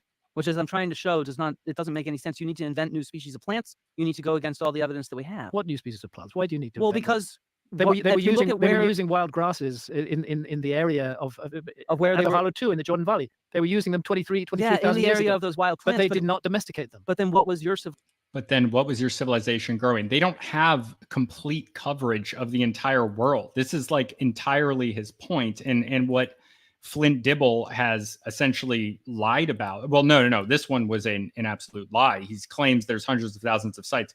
If this site in the Sahara was under the Green Sahara, then we wouldn't have found it, because there hasn't been that much archaeology in the Sahara. It hasn't been done.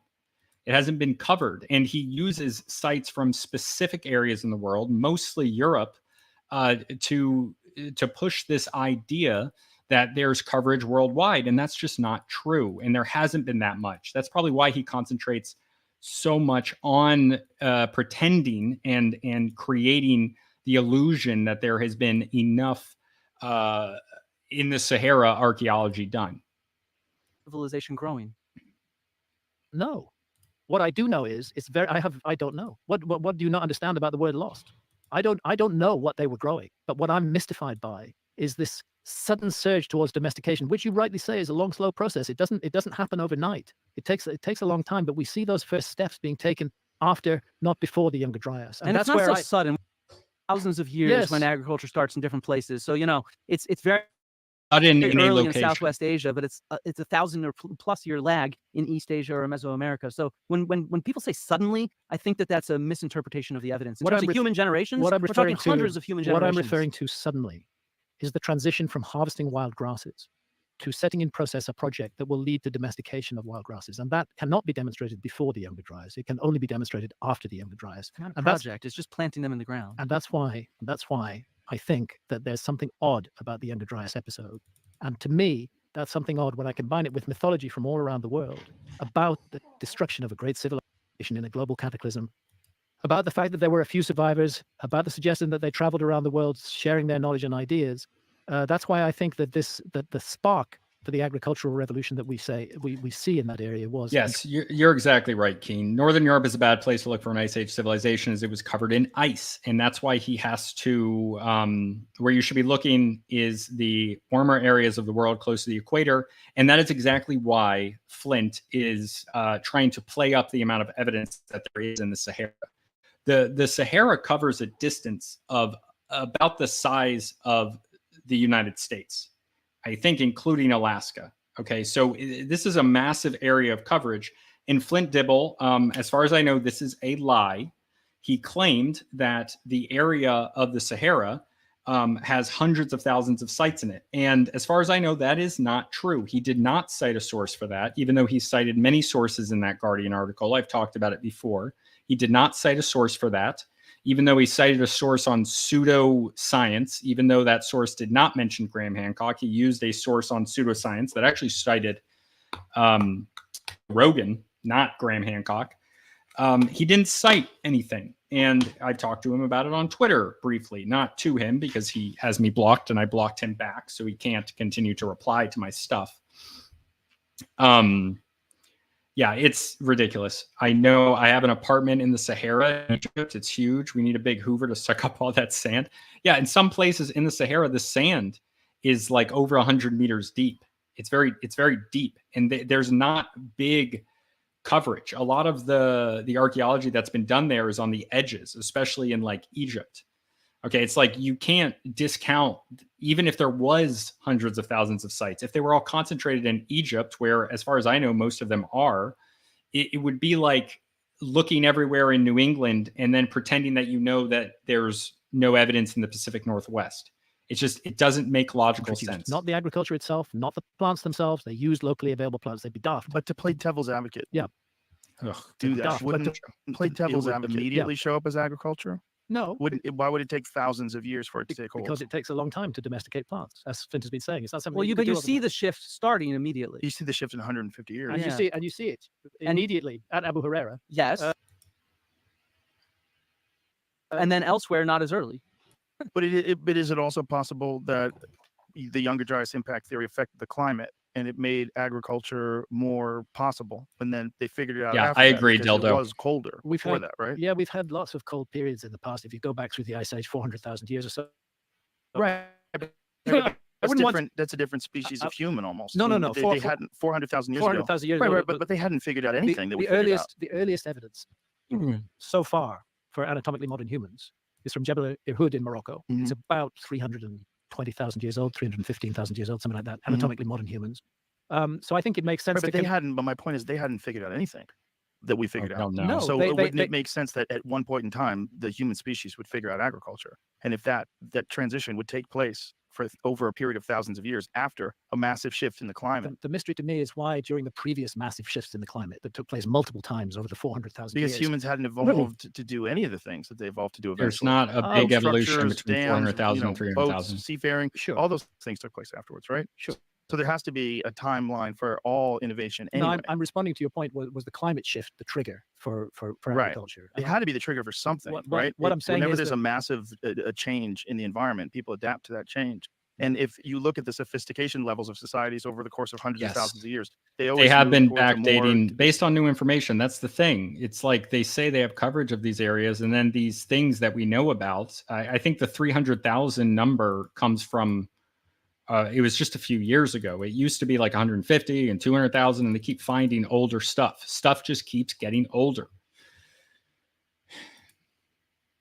and yet they still think they've done enough. sophisticated. They figure out new ways, new methods. They get better at things. It just makes sense that they would eventually figure out agriculture. Like In the this video. area, there were multiple Subscribe if attempts you're to figure not out more of this Right, but stuff. they There only was come- also probably more multiple attempts to comprehensive. figure out how to make a boat before they figured out how to make a submarine. Yes, Right. I tend to think that what we see with our record is it's very heterogeneous. So that's why we see agriculture showing up at different times in different places. And so I think that that's really key to get across. I do think that this For your argument. climatic change and introduced more CO2, it introduced more humidity and rainfall that made agriculture actually possible, sort of as an intensive Yeah, undertaking. actually, this is an important point. Abel, am I pronouncing that right? Abel, or is it Abel? Abel is probably right. I hope. it's so there's this idea, stratigraphy, right? These different layers. There's another word for what this is called, but in general, as you go lower and lower in layers, this is not true everywhere because of different geological shifts and mudslides, things like that. But in most cases, the things that are lower in the ground are older. So if you, and also archaeology, archaeological excavation takes a very long time. So if you have a location that is really, really low in the ground, or if you have a location that you think that things are 12,000 years old, that's what your preconceived notion is, you might not dig down. It takes so long to do even a 1 meter plot in archaeology. So if you think that 12,000, like Clovis, is the oldest thing that you're going to find, then you're not going to go any lower, because it does take a lot of work. Archaeology is hard work. It really, really is. So it's once they decided that Clovis was not first, once they upturned that paradigm, they started looking deeper and they found other evidence of it very quickly. So it's not as straightforward as Flint is making it out to be. And I think he knows that, but he wants to win this argument. What about in Malta, where they cover up a significant site before lunch every day? I don't know anything about that. Yeah, and you're right. You can't justify the expense because it's so hard. It's so limited. You're working on 1 meter plots and you're going down 10 centimeters at a time. And if you're going from 12,000 to 20,000 years, you might have to go through, possibly on a specific site, the soil could be sterile for an entire meter, and you have to painstakingly go down 10 centimeters at a time to get down there to discover that there might be something below that. You're just not going to do it. It doesn't make any sense. To do. And so I think that that's really important to acknowledge, but I don't want to sort of say that human agency didn't have something to do with that, because humans were the ones that chose to change from just gathering to planting. Right. And so I think that's really, really key to demonstrate. I want to get to Egypt because I think it's one of the most bizarre accomplishments of human beings. And the age of Egypt is a fascinating piece of discussion, because whatever it is, one of the more fascinating things is Robert Schoch out of Boston University, the geologist who examined the erosion in the Temple of the Sphinx and determined it to be thousands of years of rainfall, and which would predate the Sphinx by quite a bit, because this is all stone that had been moved by human beings, and it had been used to construct the Sphinx. And this Temple of the Sphinx had been carved out. It's very clear that it was carved out. And you see these massive fissures that look exactly like water erosion. He specifically said that he showed these images to other geologists without telling them what they were looking at. And they almost unanimously said that it was over thousands of years of rainfall. And then when he would show them exactly what he was telling them to describe, then they didn't want to have any part of it, because they're like, okay, now you're saying something that's really crazy, because now you're saying that this structure is 11,000 years old as opposed to 4,500 years old. Surprise, surprise, I'm going to disagree with you. Shall we look at? Well, it's not me. It's No, Robert Schoch. Robert Schoch. Shall we look at some images? Yeah. You're going to disagree with the geologist. No. Let's Let's look at images of the water erosion, Yeah. because it's and then I'll show some images of the quarries nearby. Let's do that. Yeah, sure. So if you could be up to the HDMI. And again, credit to my wife, Santa, who has taken every risk with me, every step, for the last 30 plus years. This is her aerial photograph of the Sphinx enclosure and of the Sphinx Temple, How'd you so-called, get that picture? in a helicopter. Wow. Back in, the mid-90s somewhere. Sphinx Temple directly in front of the Sphinx, we got so-called, and drones. Valley Temple to the left as we view it. And you can Yes. see that the Sphinx is a rock hewn. Geopolymers, cast stones. There's a Marcel Foti, Hungarian dude. We've talked once before. He's got some interesting research on this. He's not a PhD or anything, as far as I remember, but he's done some independent research on that type of stuff. Archaeology doesn't really, as far as I know, they don't really give any sort of real credence to that. Structure cut out of the bedrock with a trench around. You're right. He doesn't have the right to argue And against if we the go in geologist. here, He doesn't know. the notion that the Sphinx bears the marks of is an evolution of an idea that the late great John Anthony West had many, many years ago. You've had John on your show Yes, before. twice. He Yeah. He's a dear friend of mine. He was great. He Magical really- Egypt. it off. It's such a fascinating material. He has 2 of them, 2 series. I think there's like 3 DVDs in each one, and it's just incredible stuff. Just on the undisputable things about the construction methods and how fascinating it is that they built these things. Marvelous, out of the box thinker. I miss him so much. He was a dear friend. It was he who brought Robert Schoch to the Giza Plateau. Robert took a look at the erosion around the Sphinx and eventually came to the conclusion that the best explanation for it was that this Sphinx enclosure had been subjected to at least 1,000 years of extremely heavy.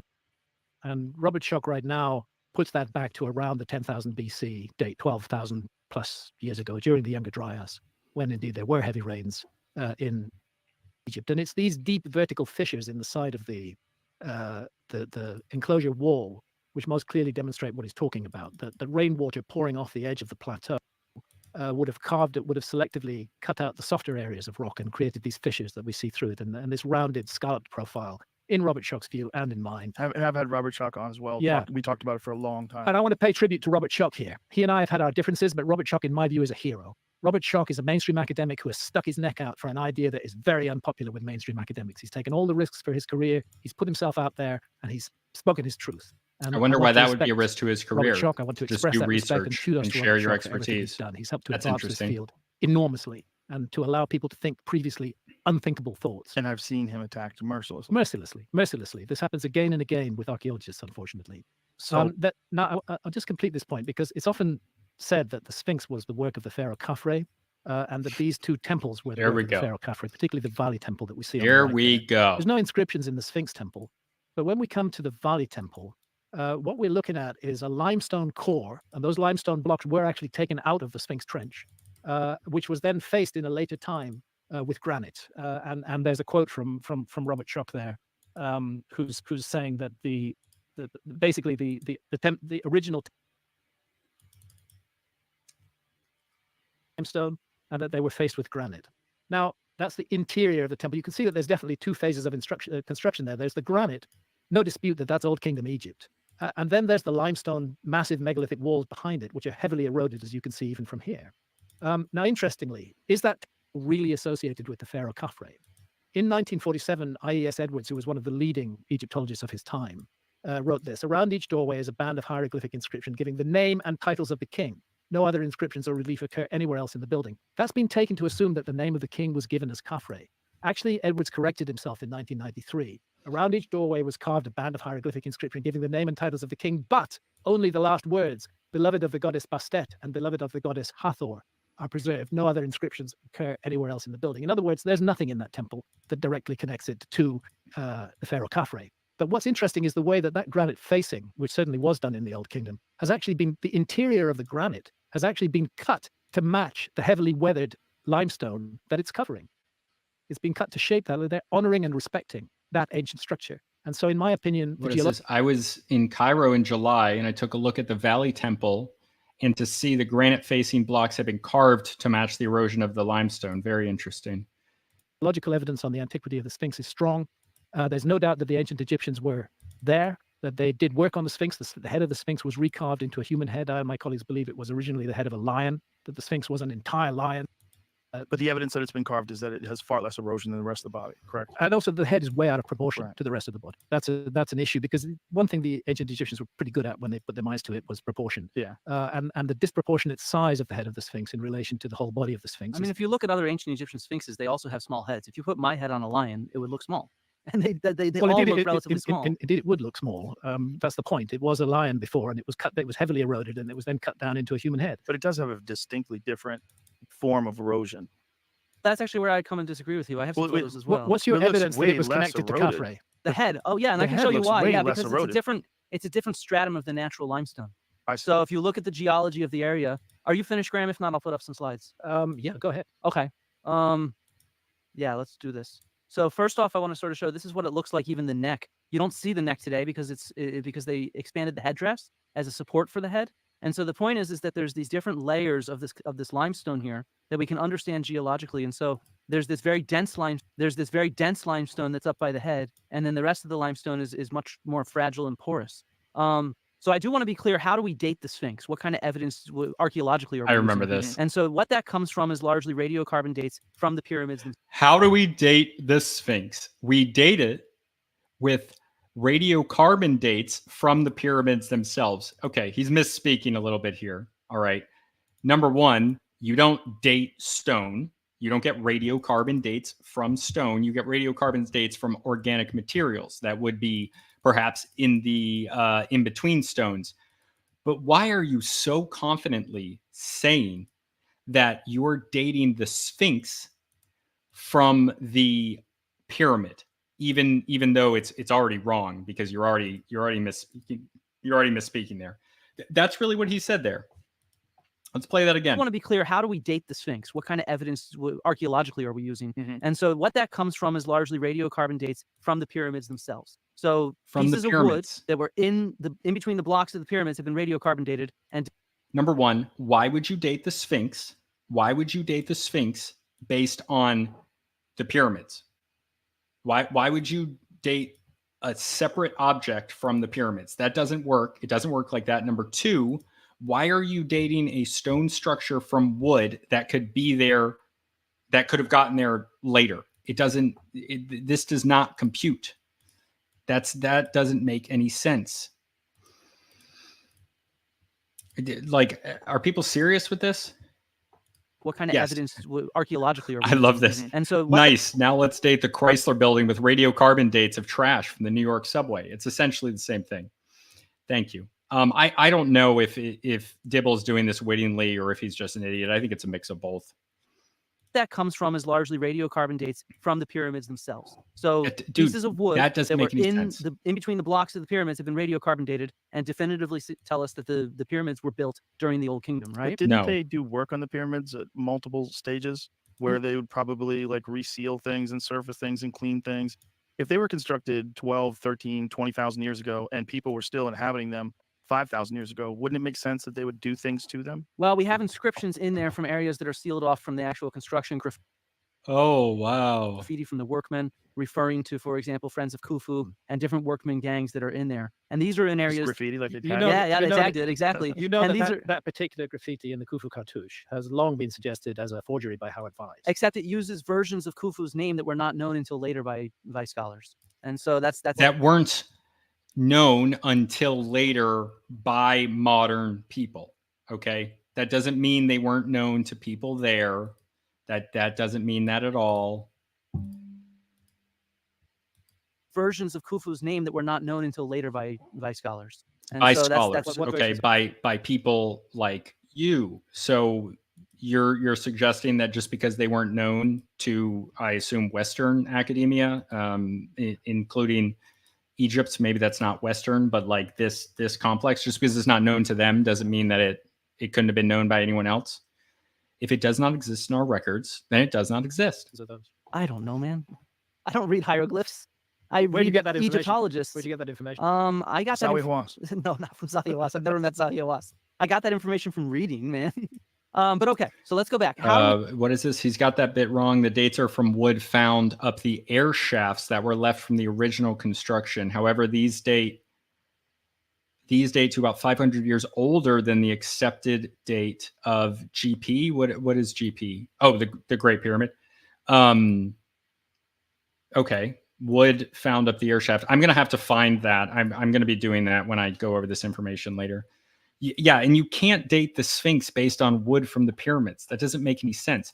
And also, there's a long tradition in Egypt of them claiming that, and not just Egypt, everywhere in the world, of people claiming things that are not necessarily their own. Okay, people do this all the time. Rulers do this for legitimacy. There's an obvious, yes, exactly. The Egyptians were notorious for renaming stuff. There's an obvious incentive here to for your own legacy to claim something that you did not make by yourself. This is obviously, if you claim that you are the one that led the creation of something like this, then it's going to help your legitimacy since it's something that's great. This is obvious. This just takes regular logic. We know that these radiocarbon dates with the blocks in the pyramid relate to the Sphinx itself, because the Sphinx is just hewn out of natural stone layers here. So the reason we know is because geochemists have done stone sourcing on the.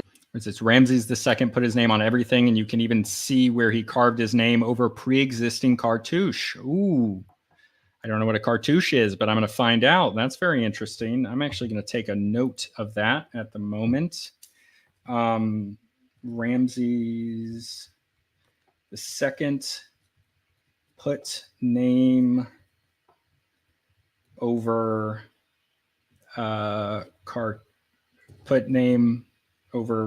cartouche. Egyptians renamed things.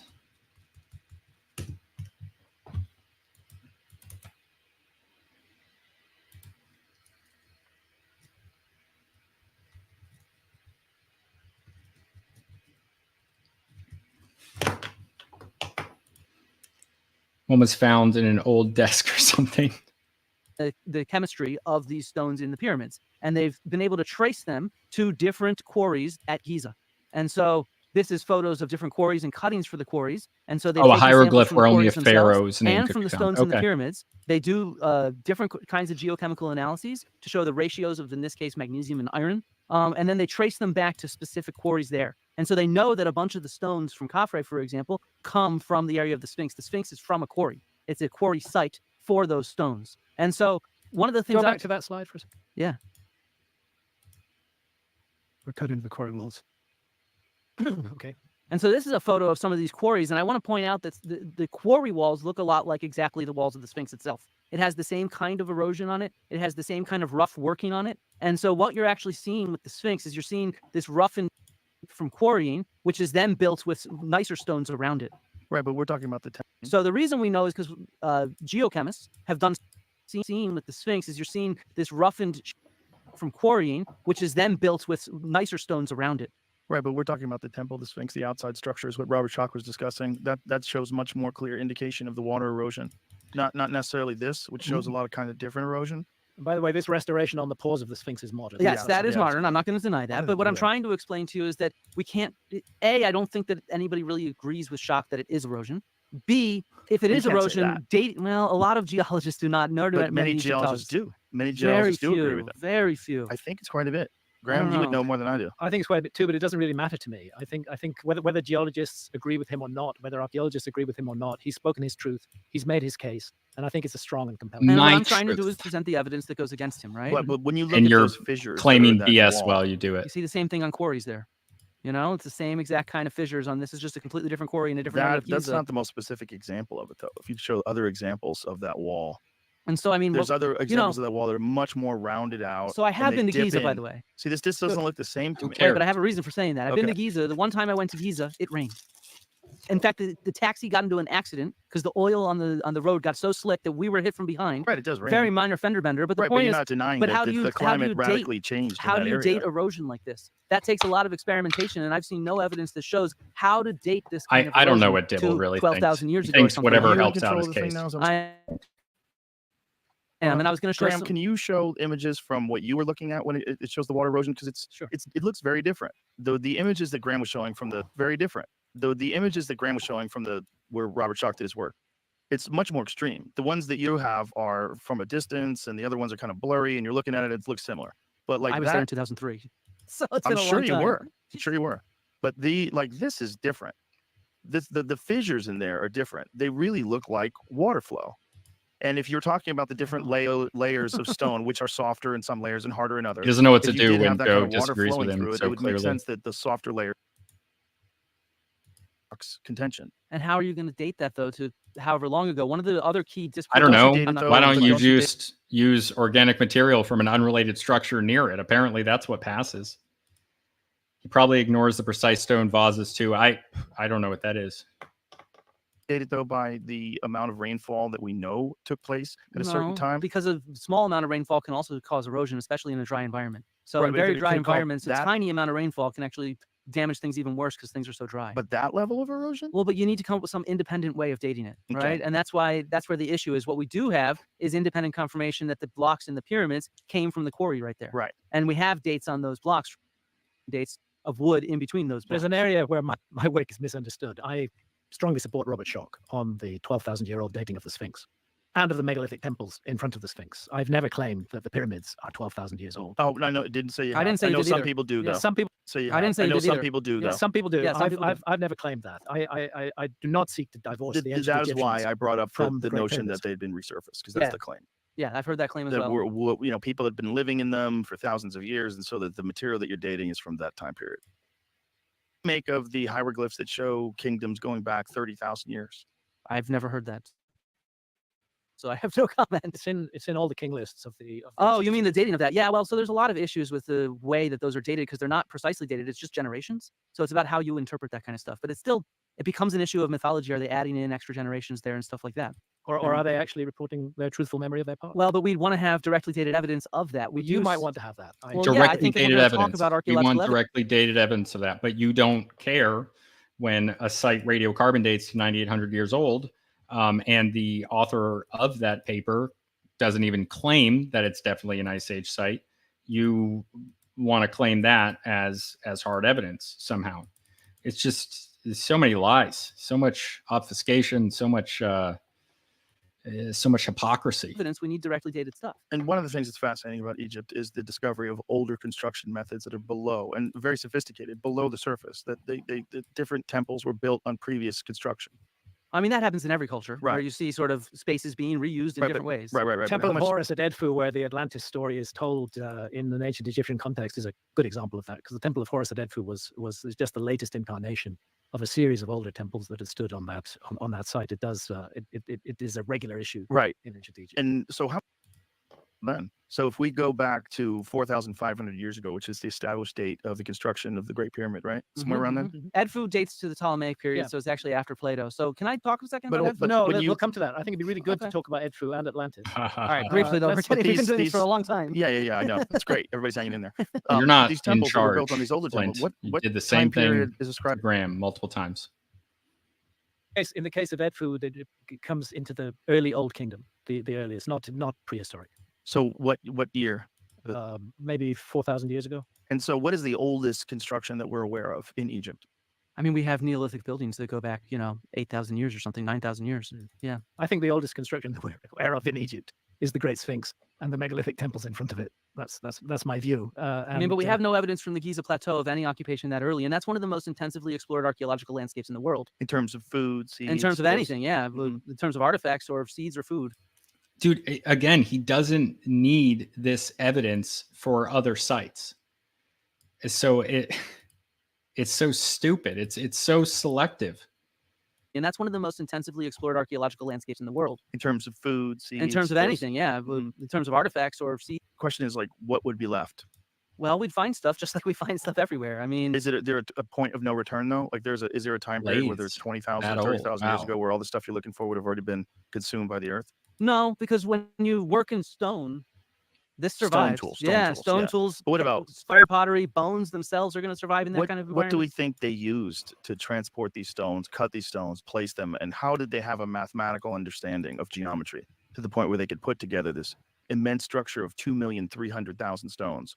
If you think about everybody else that was alive 4,500 years ago, you don't think of anything even remotely as sophisticated as Egypt. I don't know. I think what we're starting to see is that there is a lot more stuff that's very Right, but there's sophisticated at that nothing time. like the Great Pyramid of Giza. Look, in terms of like visual striking stuff, I agree. Also but- accomplishment. Yeah, and I mean, but the Egyptians tell us that they do it. They tell us the names of their engineers that design it, like Imhotep, and they have depictions of them moving They enormous. claim. So okay, so this is like earlier when we're talking, he takes the ancient Egyptians claiming that they built this pyramid. He takes that claim at face value. But then when it's talk of the dynasties going back a certain length of time, he's like, oh, well, maybe that's not real.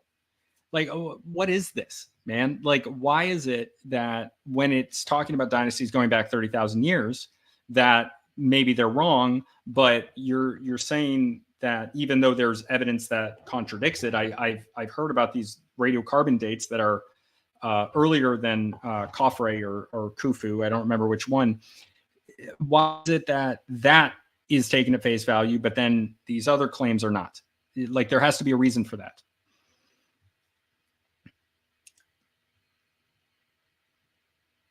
I gotta take a note of that.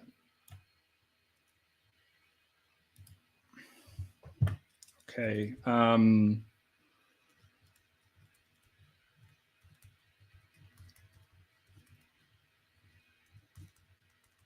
takes Egyptian claims at face value for dating, but not claims of dynasty length.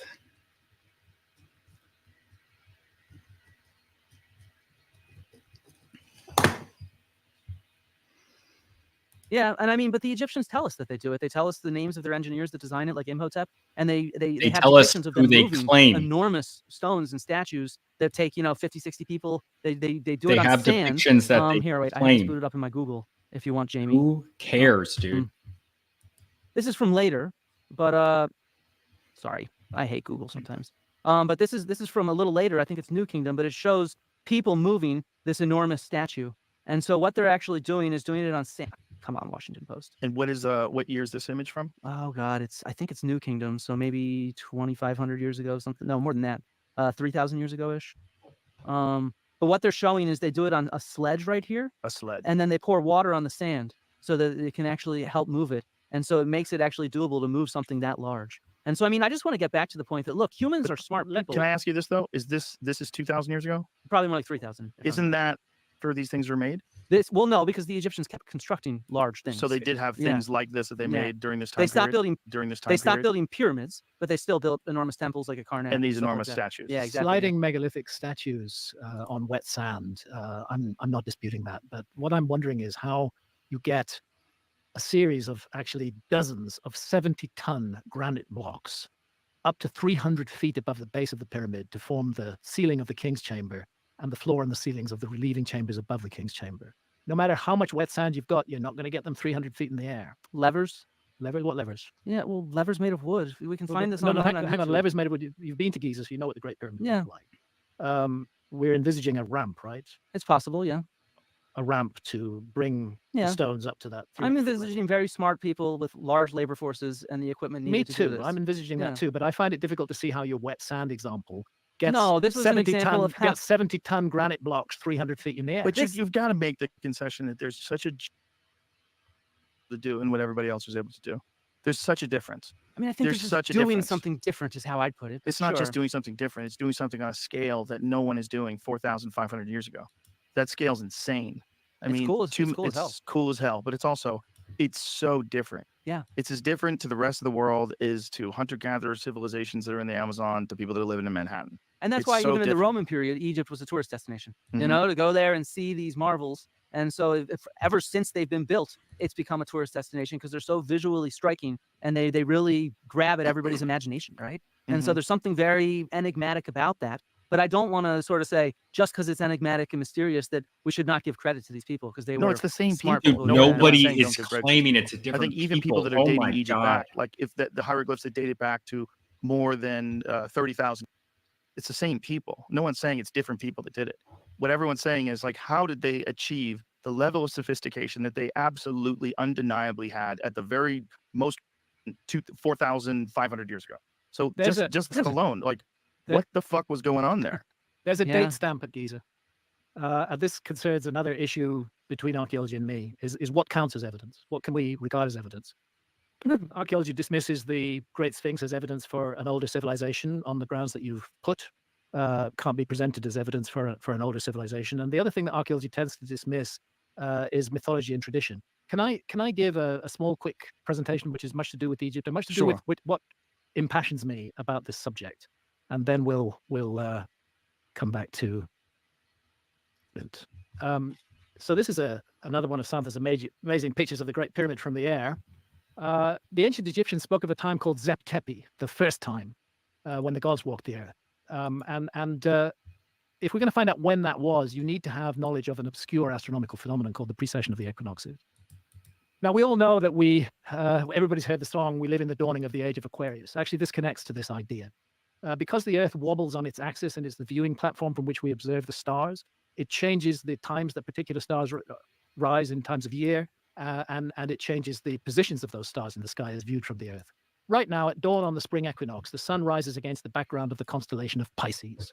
We live, if you like, in the age of Pisces, and we will do for the next 100 years or so. The ancient Egyptians because of the precessional wobble, we're going to move into the age of Aquarius in about 100 years. That just means that the constellation of Aquarius will house the sun on the spring equinox in that time because of the precessional wobble. And these shifts take place at the rate of about 1 degree every 72 years. Now, the discoverer of precession is attributed, the discovery is attributed to a Greek astronomer and mathematician called Hipparchus. And we're looking at 127 BC.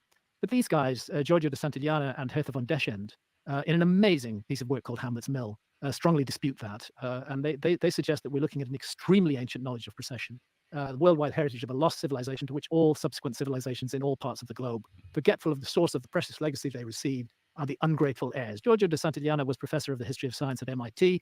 Hertha von Deschend was professor of the history of science at Frankfurt University. So they're no lightweights. They refer to the fact that a series of numbers keep cropping up in ancient myths all around the world, associated with imagery. And those numbers are all based on the number 72. I have to be quick about this, but 72 divided by 2 is 36. 72 plus 36 is 108. 108 divided by 2 is 54. There's a whole series of numbers in ancient mythology, far more ancient than the Greeks, which deploy these numbers. They go back right into the Rig Veda in written forms and much, much earlier than that.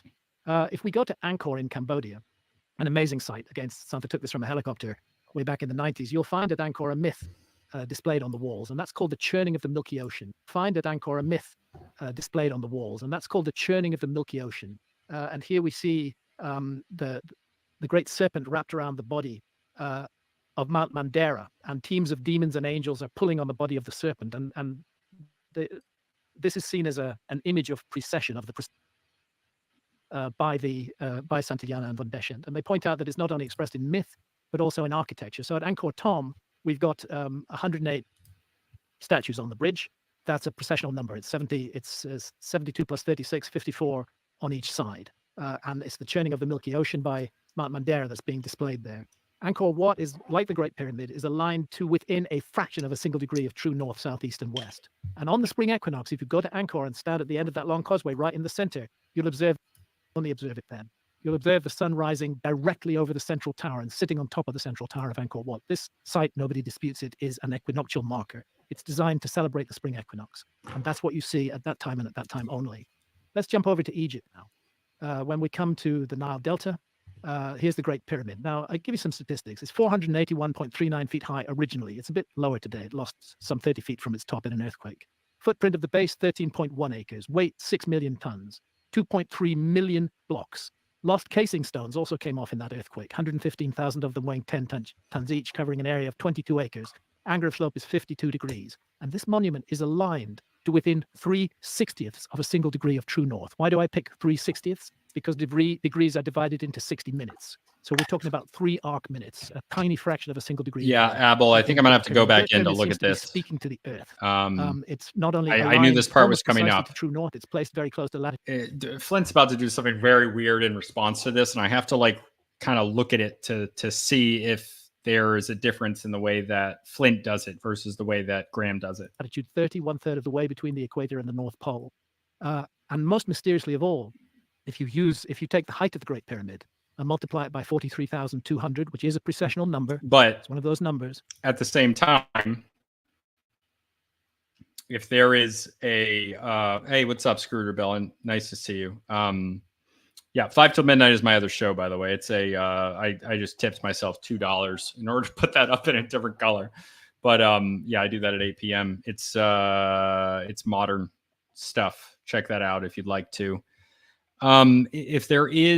If these numbers do correspond in a non-arbitrary way to the geometry of the pyramid, and if those numbers have a significance across cultures and we can establish that, then there's probably something there, but it's not really the type of stuff that I usually talk about.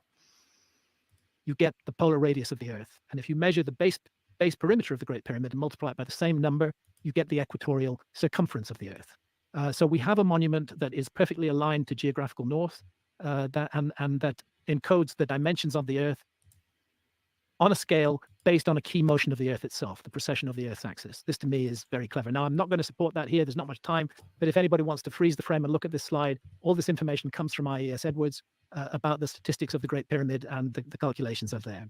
Now, there's the Giza Plateau. There's our 3 Great Pyramids. It's hard to... Can you see the Sphinx in this, Flint? No, maybe I'm. How about you, Joe? Is I that can't in the see it. left-hand corner? Yeah, it's in the Yeah, left okay, I there. see it, yeah. It's in the left there. It's 270 feet long, but you can see how it's kind of dwarfed by the pyramids in the Huh, background. The I Great don't Sphinx see looks it. over the Nile Valley. That's the Nile Valley we're looking at. And the Great Sphinx is oriented perfectly due east. We talked about the erosion of the Sphinx. This is the view from the back of the Sphinx's head. If you were there at the summer solstice, you would see the sun rising very far to the left, far to the north of east. If you were there at the winter solstice, you'd see the sun rising very far to the south, south of east. But if you're there on the spring equinox, you see the Sphinx is looking directly at the rising sun, just like Angkor does. It's an equinoctial marker. It's clearly there to celebrate the equinoctial moment. And we find the same kind of metaphor of a whirling, churning process taking place in ancient Egypt, for example, here. The question then becomes, was there a time when the lion sphinx looked at a lion in the sky? And yes, there was a time when the lion sphinx looked at a lion in the sky. And that time is around 12,600 years ago. It's not a Yeah, single so moment, that's it's an epoch of several interesting. hundred years. That is more The constellation convincing of to me Leo than the is the age of numbers, Leo. maybe because I haven't looked at them enough, but we're going to mark that down.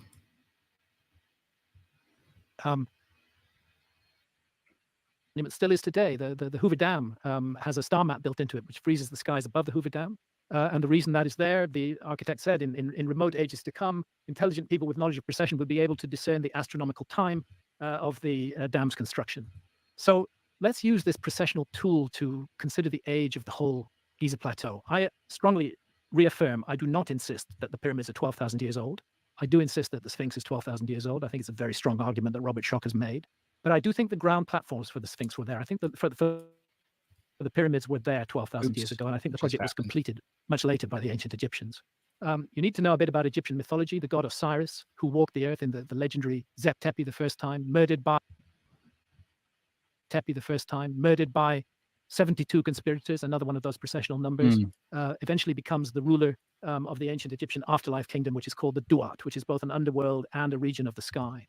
And here's Robert Bauval's Orion correlation. Not really the One of underworld Robert's then, strongest critics in a is literal Ed sense. Krupp from the Griffith Observatory in Los Angeles, who doesn't accept the correlation. Nevertheless, he does accept that according to the pyramid text, the pharaoh rose to the stars as Orion. Egyptian astronomy recognized Orion, at least his belt, as the celestial incarnation of Osiris. And I want to pay tribute to Robert Bauval. He's another researcher in this alternative field who has suffered massive heart-rending attacks by the academic establishment, and yet who has contributed a key idea that is worthy of further consideration. One of the reasons I don't separate the Great Pyramids from the ancient Egyptians is that there are 4 shafts cut through the body of the Great Pyramid, and this is not disputed. The southern shaft of the King's Chamber points directly at the belt of Orion, specifically at the lowest of the 3 stars, as it crosses the meridian, which is the north-south line in the sky, in the epoch that the pyramids are supposedly built, around 2500 BC. And so do all the other 4 shafts also target stars in that epoch, the epoch of 2500 BC. But when we come back to the Sphinx, we have to remember this alignment. It would have remained recognizable for more than 1,000 years, roughly the Younger Dryas, roughly from 12,800 to 11,600 years ago. What confronts us at Giza, in my view, is a 3-dimensional representation of the sky. Yeah, so if you're interested in archaeoastronomy, then I've had an archaeoastronomer come on the podcast a number of times, or well, live streams rather. You should definitely check out those videos on the channel after this. Thank you for the $2 myself. And if you're interested in a few hours, that's 2 hours from now. We have the Sphinx looking due east at the constellation of Leo. At the moment the sun bisects the horizon, we find that the constellation of Orion is sitting due south on the meridian with its 3 belt stars in the same pattern as the 3 great pyramids on the ground. Yeah. And not only that, and I really appreciate a like on the video if you like it, and also comments rather than in the chat, but also comments on the video itself. I always forget to ask about that, but that really does help you out in the algorithm if you think Dibble is BSing, which I don't think he precession is. has caused the orientation of the belt stars to change. In 2500 BC, they were in the wrong orientation. 10,500 BC, they're in the right orientation. Yeah, so let's go over that again. We have the Sphinx looking due east at the constellation of Leo. At the moment the sun bisects the horizon, we find this is the type of evidence that archaeology really doesn't like, but it is quite convincing to me of something, because it's not like these shafts that I think they claim are something else, but if you're going to be looking out of them and you're trying to use these as a calendar to tell where you are in the sky, then it makes perfect sense that they would be lining up with constellations that would be in a part of the sky at a certain point. And there's plenty of references across the world at Cahokia, Woodhenge, at Angkor Wat, I believe, at some of these Buddhist temples across the world of these types of megalithic structures being used in this way. Of Orion is sitting due south on the meridian with its 3 belt stars in the same pattern as the 3 great pyramids on the ground. And not only that, but precession has caused the orientation of the belt stars to change. 2500 BC, they were in the wrong orientation. 10,500 BC, they're in the right orientation. And I'm just asking, are we looking at the date stamp of Zep Tepi, the first time, written in the astronomical language of precession? And in case anybody doubts that we've made this up is these very numbers, important, these very are important shots to from past Stellarium. civilizations. This is 10,600 BC. This is the due east view from Giza, looking at the constellation of It Leo, says lies Jewish, rising in a not direct due line east with the on gaze of my the Sphinx. transcription. As the sun breaks the horizon, Leo is a bit higher. If we look due south at that moment, we'll see the constellation of Orion sitting due south on the meridian. And finally, we have Orion and the Sphinx in this single image. These are genuine images from Stellarium. Anybody can have a computer software program and go look at the ancient skies. And the ancient skies tell us that there's this astonishing connection between the Sphinx in its equinoctial alignment and the constellation of Leo, and between the great constellation of Orion as it looked 12,500 years ago. Flint, what is your take on this? The understanding of the precessional equinoxes. Do you buy it? Unsurprisingly, no. So let me explain. Okay. So my issue here, there's a bunch of things that Graham talked about, and I have replies to a few different ones. Not all I'd of them, like to though, do a 'cause quick you don't know. presentation of, geez, this has been a long conversation. Yeah. So I think the issue with the lion facing Leo rests on that assumption. So obviously it's facing the sunrise. It even aligns reasonably well with the equinox, but we don't have any examples of, say, a constellation sign facing another constellation sign. It's a one-off example that, as I started at the very beginning, archaeology is built upon patterns. And so a one-off example to me is not convincing that that's the intention of that, is to have. He gave more than one example. Okay. Not convincing that that's the intention of that, is to have it facing Leo, because we only have this one example. And it's an interesting idea, but I don't see it as proven at all. Well, if we want to get into some of the math, proven, so look, but I it's had more than surgery this nothing. last year, and I was listening to one of your podcasts, Graham, while I was zonked out of my mind on painkillers. And That must have been fun. yeah. And so it wasn't a Joe Rogan podcast. It was a different one you did. But so I wanted to check out this math about the pyramid. And so what Okay. I I'm not know even that gonna. you did not originate with this math. We're not going to You- give this you- any you- credence. you He goes in. What does he Did a lot use? to explain. So he chooses to use the number 60. No, you know what? Let's listen to it. We're almost done here. Yeah, nonstop Dibble audit is what we're doing.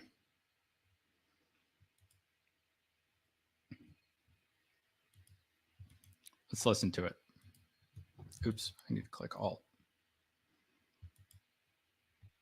I wanted to check out this math.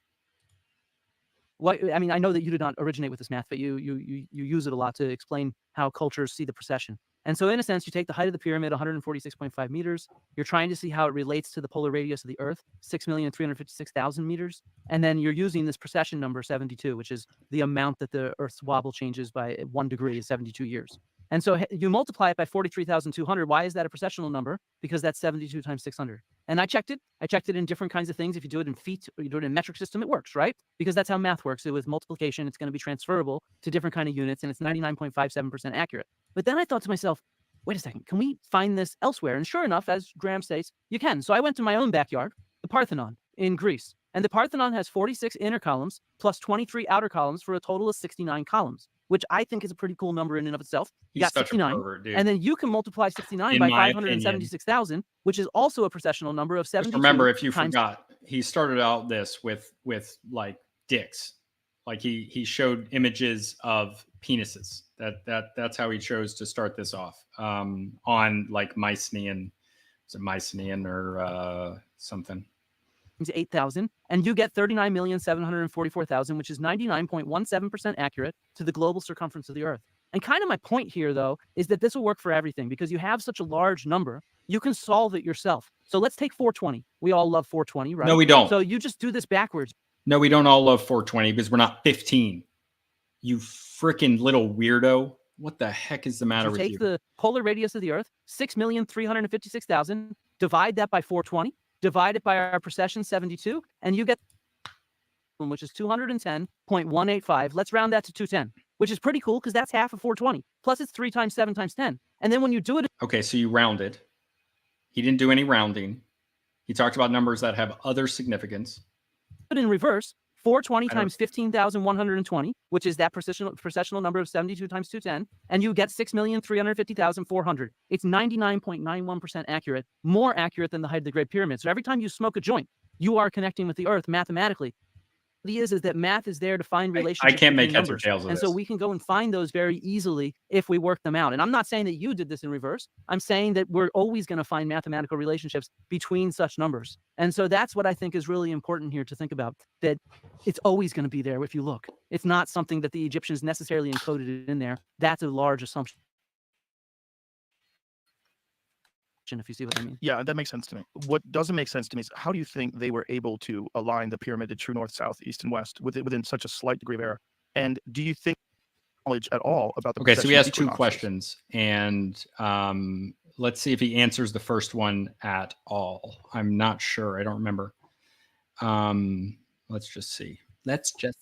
For the second one, I'd say I see no evidence of knowledge of the precessional equinoxes in ancient Egyptian architecture. In terms of the first question, aligning it with true north, there's different ways you can do that with the North Star, or by even on an equinox, if you hold up an obelisk or a stick and you trace the shadow that it makes, you're going to end up getting true north, east, south, east, Can you west. get it And so there's within different a ways that they fraction sort of a of degree worked like out they did? what true north was. Which one they used, I'm not sure. But the level of accuracy that they achieved. Smart people. Yeah, Smart but people. just Okay, but you can't do that with just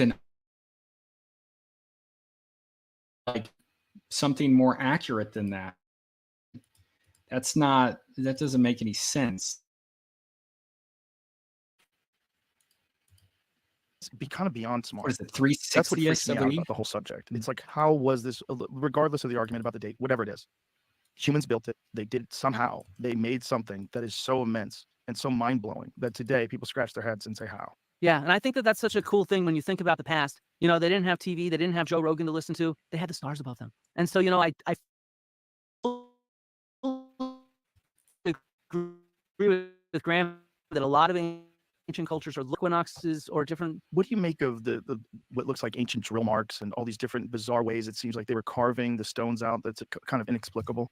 Yeah, see, I'm not sure if I'd say it's inexplicable. You oftentimes see those drill marks, and so they're not as precise as some people always claim on online and stuff like that. Not just that they were precise, but that it required a drill that moved at an insane speed. Well, I think it required a lot of insanely sand. It was hard. the sand that actually did that. And so it's the sand itself is just slowly abrading down the granite. With a core, but Yeah. coring it. Like, You're what right. would you use to do that? a drill made of copper or bronze, and then sand and water. I don't think that's Yeah, true. there's- Has that ever been shown to be possible to Yeah, do that? yeah. I To think have it's that kind of Scientists results? Against Myths on YouTube that has They've done those core samples, like they They've- dug into the they've- stone. they've like- granite like that. Yeah. I know that they tried to cut them, and it took a long ass time. Oh, They yeah. were sawing back and forth. I think that's what we need to think about. Is this takes a long ass time. It's a huge achievement of human energy and things like that. I'd Yeah, like to. wow, I'd like to just finish on this point of the date stamp. It's not one thing. It's two things. It's one thing. It's two things. It's the 3 pyramids on the ground and their relationship to Orion at the same moment that the Sphinx, equinoctially targeted, very precisely, not slightly, but perfectly due east, is gazing at its Witness celestial marks wrong. counterpart in Write the that sky. down. And the Milky Way is Witness mark says who position is over- wrong on what. picture of the sky that we're looking at Giza. Picture of the sky 12,600 years before our time that we're looking at Giza. And I don't think that's a coincidence. I think that's a deliberate, intentional date stamp that's been placed on that place. It's not just one monument. It's a whole complex of monuments on the Giza Plateau and indeed the Nile River as well, which are being put on the ground to mirror the sky at that time. And I think it's worth taking seriously. I think it's worth And, investigating. And then we add the Shermanator, you're talking about he's wrong about the precision of the drilling. I got that written down. Is that what you're saying?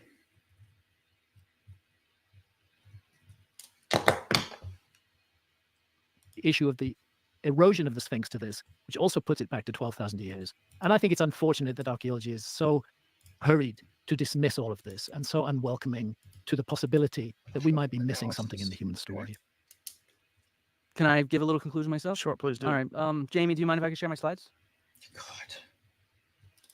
First of all, I really want to express thank you to both of you for having me. Thank you. And Thanks for coming. I want to say I'm not here to tell people what to believe. I really am not. I'm here to What? try to share the kind of evidence that we have and what archaeologists actually do. And I really do strongly believe that we do update with new evidence. I think that every single paper we publish is Dude, trying to change. you came in and you were just trying to deny, like you were trying to control the way in which Graham does his own research. Like so you are trying to tell people what to believe and how to believe it. Change the paradigm of how we see the past with new methods, new evidence, and new things like that. And what we're starting to realize is that humans were very resilient and very innovative. We're seeing these mammoth bone structures. You're going back starting to realize 30,000 that. years, something like that, 20,000 years. I think I got that date wrong. It's been a long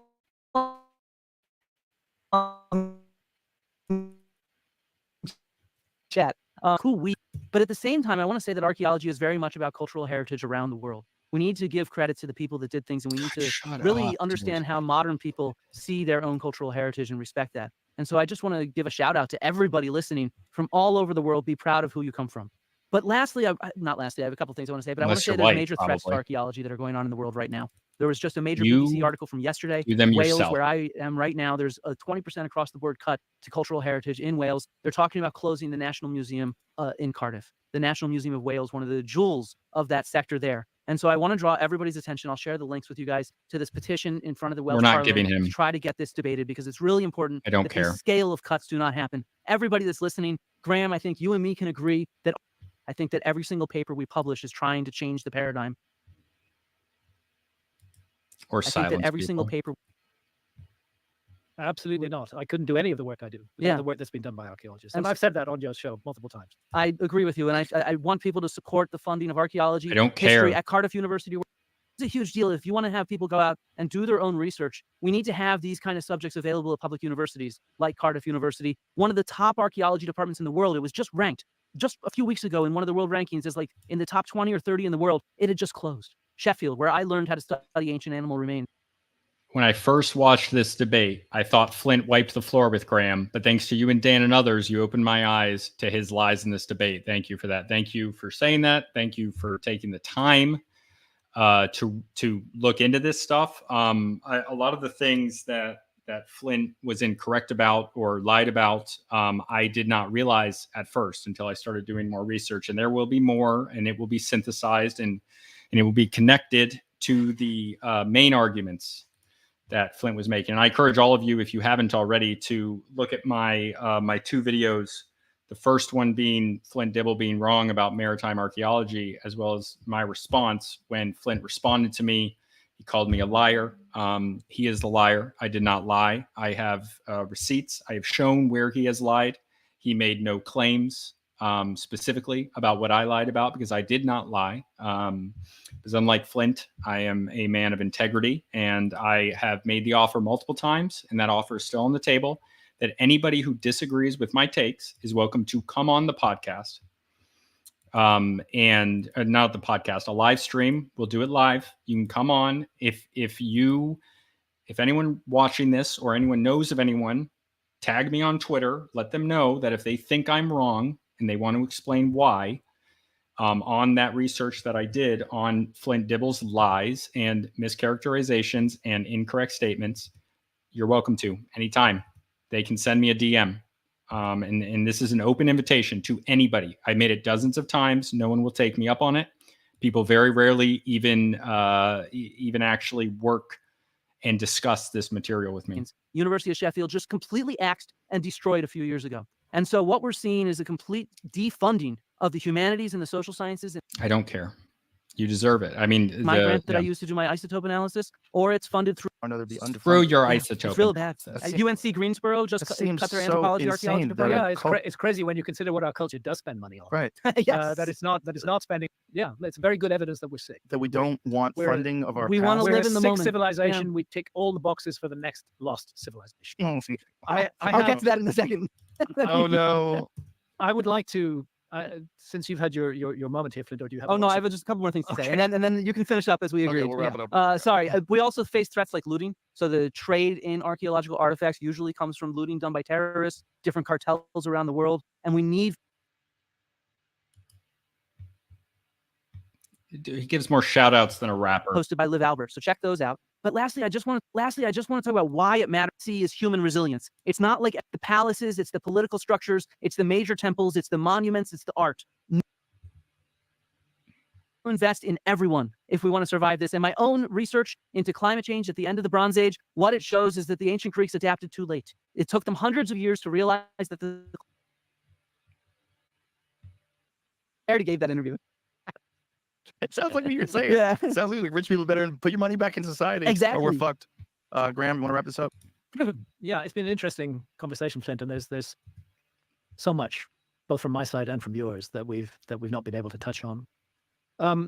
My request to you is, I showed that clip where you're calling for a crusade against pseudo-archaeology. Oh, with pseudo-archaeology from the beginning. I believe your friend John Hoops, or your co-author John Hoops, is one of the moderators of my Wikipedia page, which people cannot edit my Wikipedia page. It's locked. That's now, power, even over Wikipedia. I have is it necessary for archaeology to insult those of us who come from different perspectives and look at the past in a different way? Insult people like Robert Bauval, insult people like Robert Schock, insult people like John Major Jenkins, who John Hoops had a horrible campaign against back in the 2010s through until John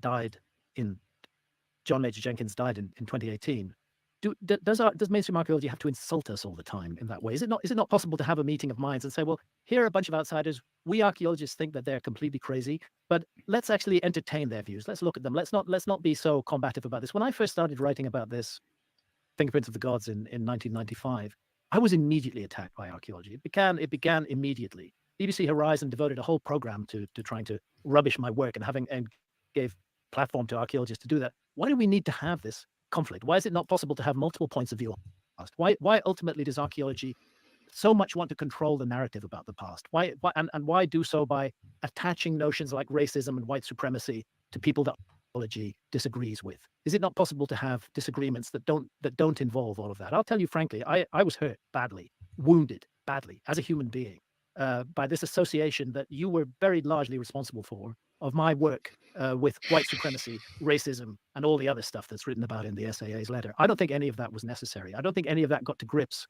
with the fundamentals of my work or my ideas. It was just an attempt to write me off and to smear me. And I think it's most unfortunate. And perhaps if anybody can learn a lesson from this, it's actually, we're all on the same side. We're all looking at the past. We're all trying to solve the mystery of the past. Some of us are doing it in a rigorous scientific manner, in the manner that you are. Some of us are doing it in multiple different ways. I've devoted years of my life to this subject. I'm passionate about this subject. They don't care. It matters to me. I have never knowingly told a lie, although I am constantly accused of lying. Flint Dibble I tell has. my truth, and I try to represent my truth as best as I can. And I believe that's true for the majority of people in the alternative field. Can't we have some kind of meeting of minds between alternative approaches to the past and the archaeological approach to the past? And is it not possible that something beautiful might grow out of that?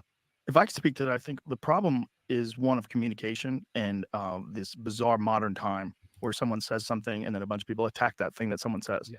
There's a big difference between a rational, calm, kind person being able to have a disagreement with someone face to face. Because like, I think today there were some contentious moments, but I think overall we set a very nice tone of just letting each side speak to what they believe I agree, and what Shermanator. the evidence shows. And Graham might think they're on the same side, but not. And his actions and his words post this episode very much show that. I've conversation about it. And I think part of the problem is most people don't have access to the people that are saying these things that they disagree with.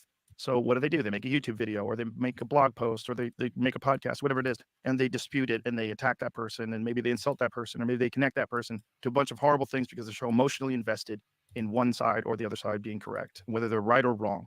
And I think it's a function that it's a part of how human beings aren't really meant to talk to each other that way. They're not meant to share ideas. They're meant to do this. Human beings are designed to sit down. And I think so much of our world's problems, other than obviously geopolitical issues and military issues, and so much of our differences with each other, a lot of it is it's a lack of communication. We don't necessarily honestly communicate about things. and where you get a more nuanced understanding of who this person is you're talking to.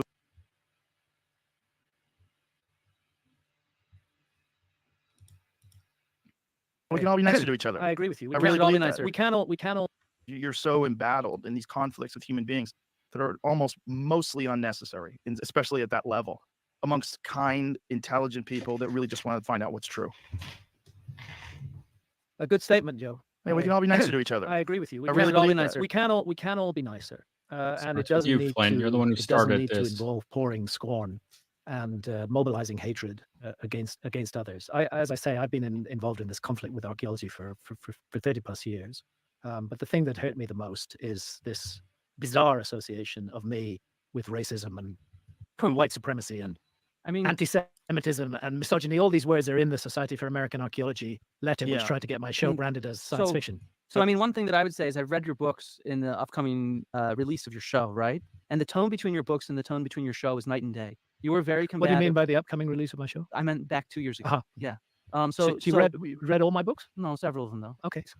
He's You written have a lot like of books. 20 Because that's the other thing. I'm Um, going to pick you up on that. I'd like to say right now is that in a show like this, we've gone a bit probably over 3 hours. Oh yeah, but- sure. We're but- at like but 4 hours and half. 30 minutes. But it's not enough. I've Yeah. I've written a large number of books. We'll thoroughly talk about documented, edfotext and thousands- Atlantis next thousands of time. footnotes. For Flint's those who'd never like going to show his evaluate face my again work, because he would do be check called my out on books. all of his It can't lies. be possibly sampled here, just as Flint's can't. I hope on I'm the basis wrong. of a 3-hour show, but I think we've done well. I think there is a. I think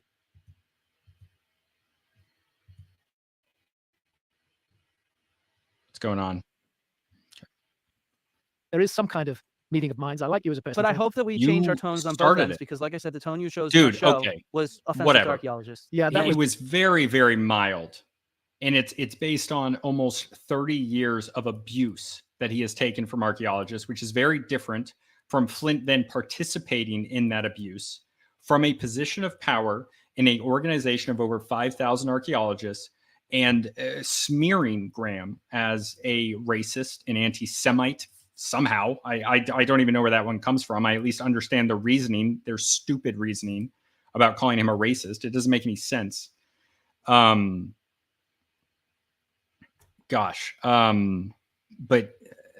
he says it right now. So that was because I'd been offended by archaeologists for I hear 30 you, years. but if we want to end this and Yeah. take the temperature down, If we want to end this and take the temperature down, that's what Flint says, and it does not say anything about Flint. We've been at this ourselves for like 4 hours at this point.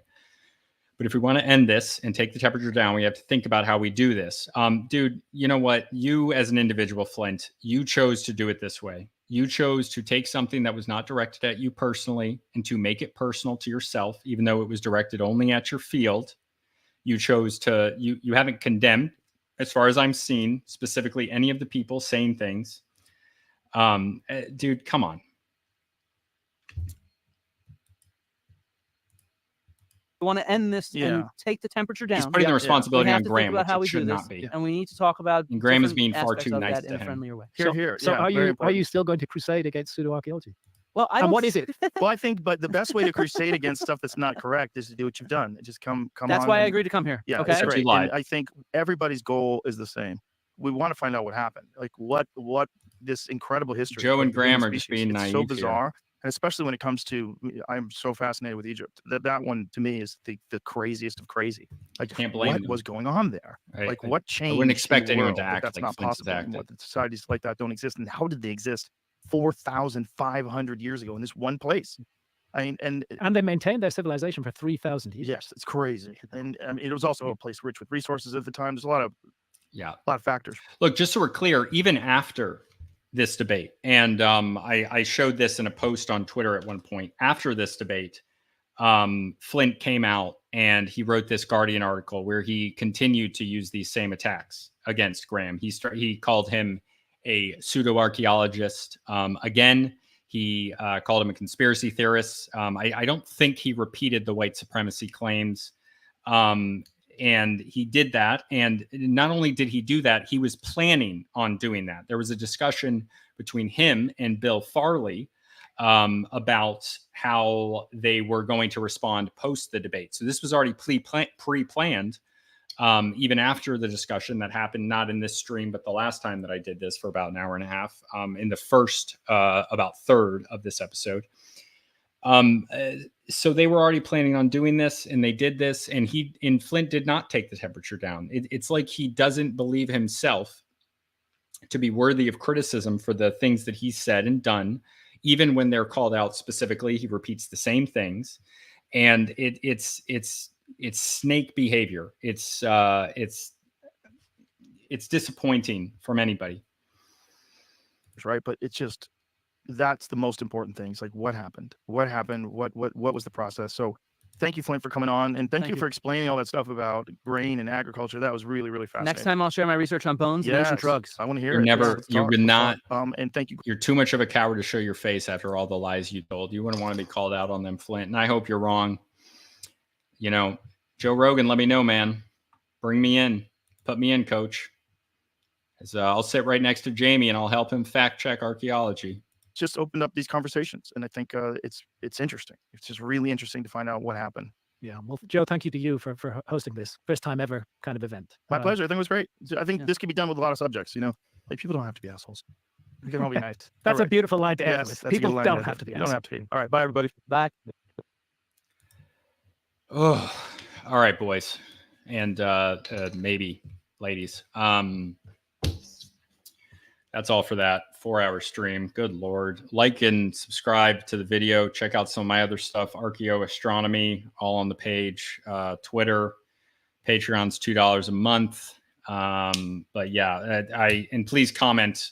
Actually, like, I know we have the live comment section, but throw in a comment below the video itself. Thanks for joining me. I appreciate it. I'll be back soon with more. And I'll be working on some standalone stuff as well. But I am tired. Yeah. Thanks for coming in, Keen. Appreciate it, brother. There's more of this stuff to come. All right. Bye, everybody.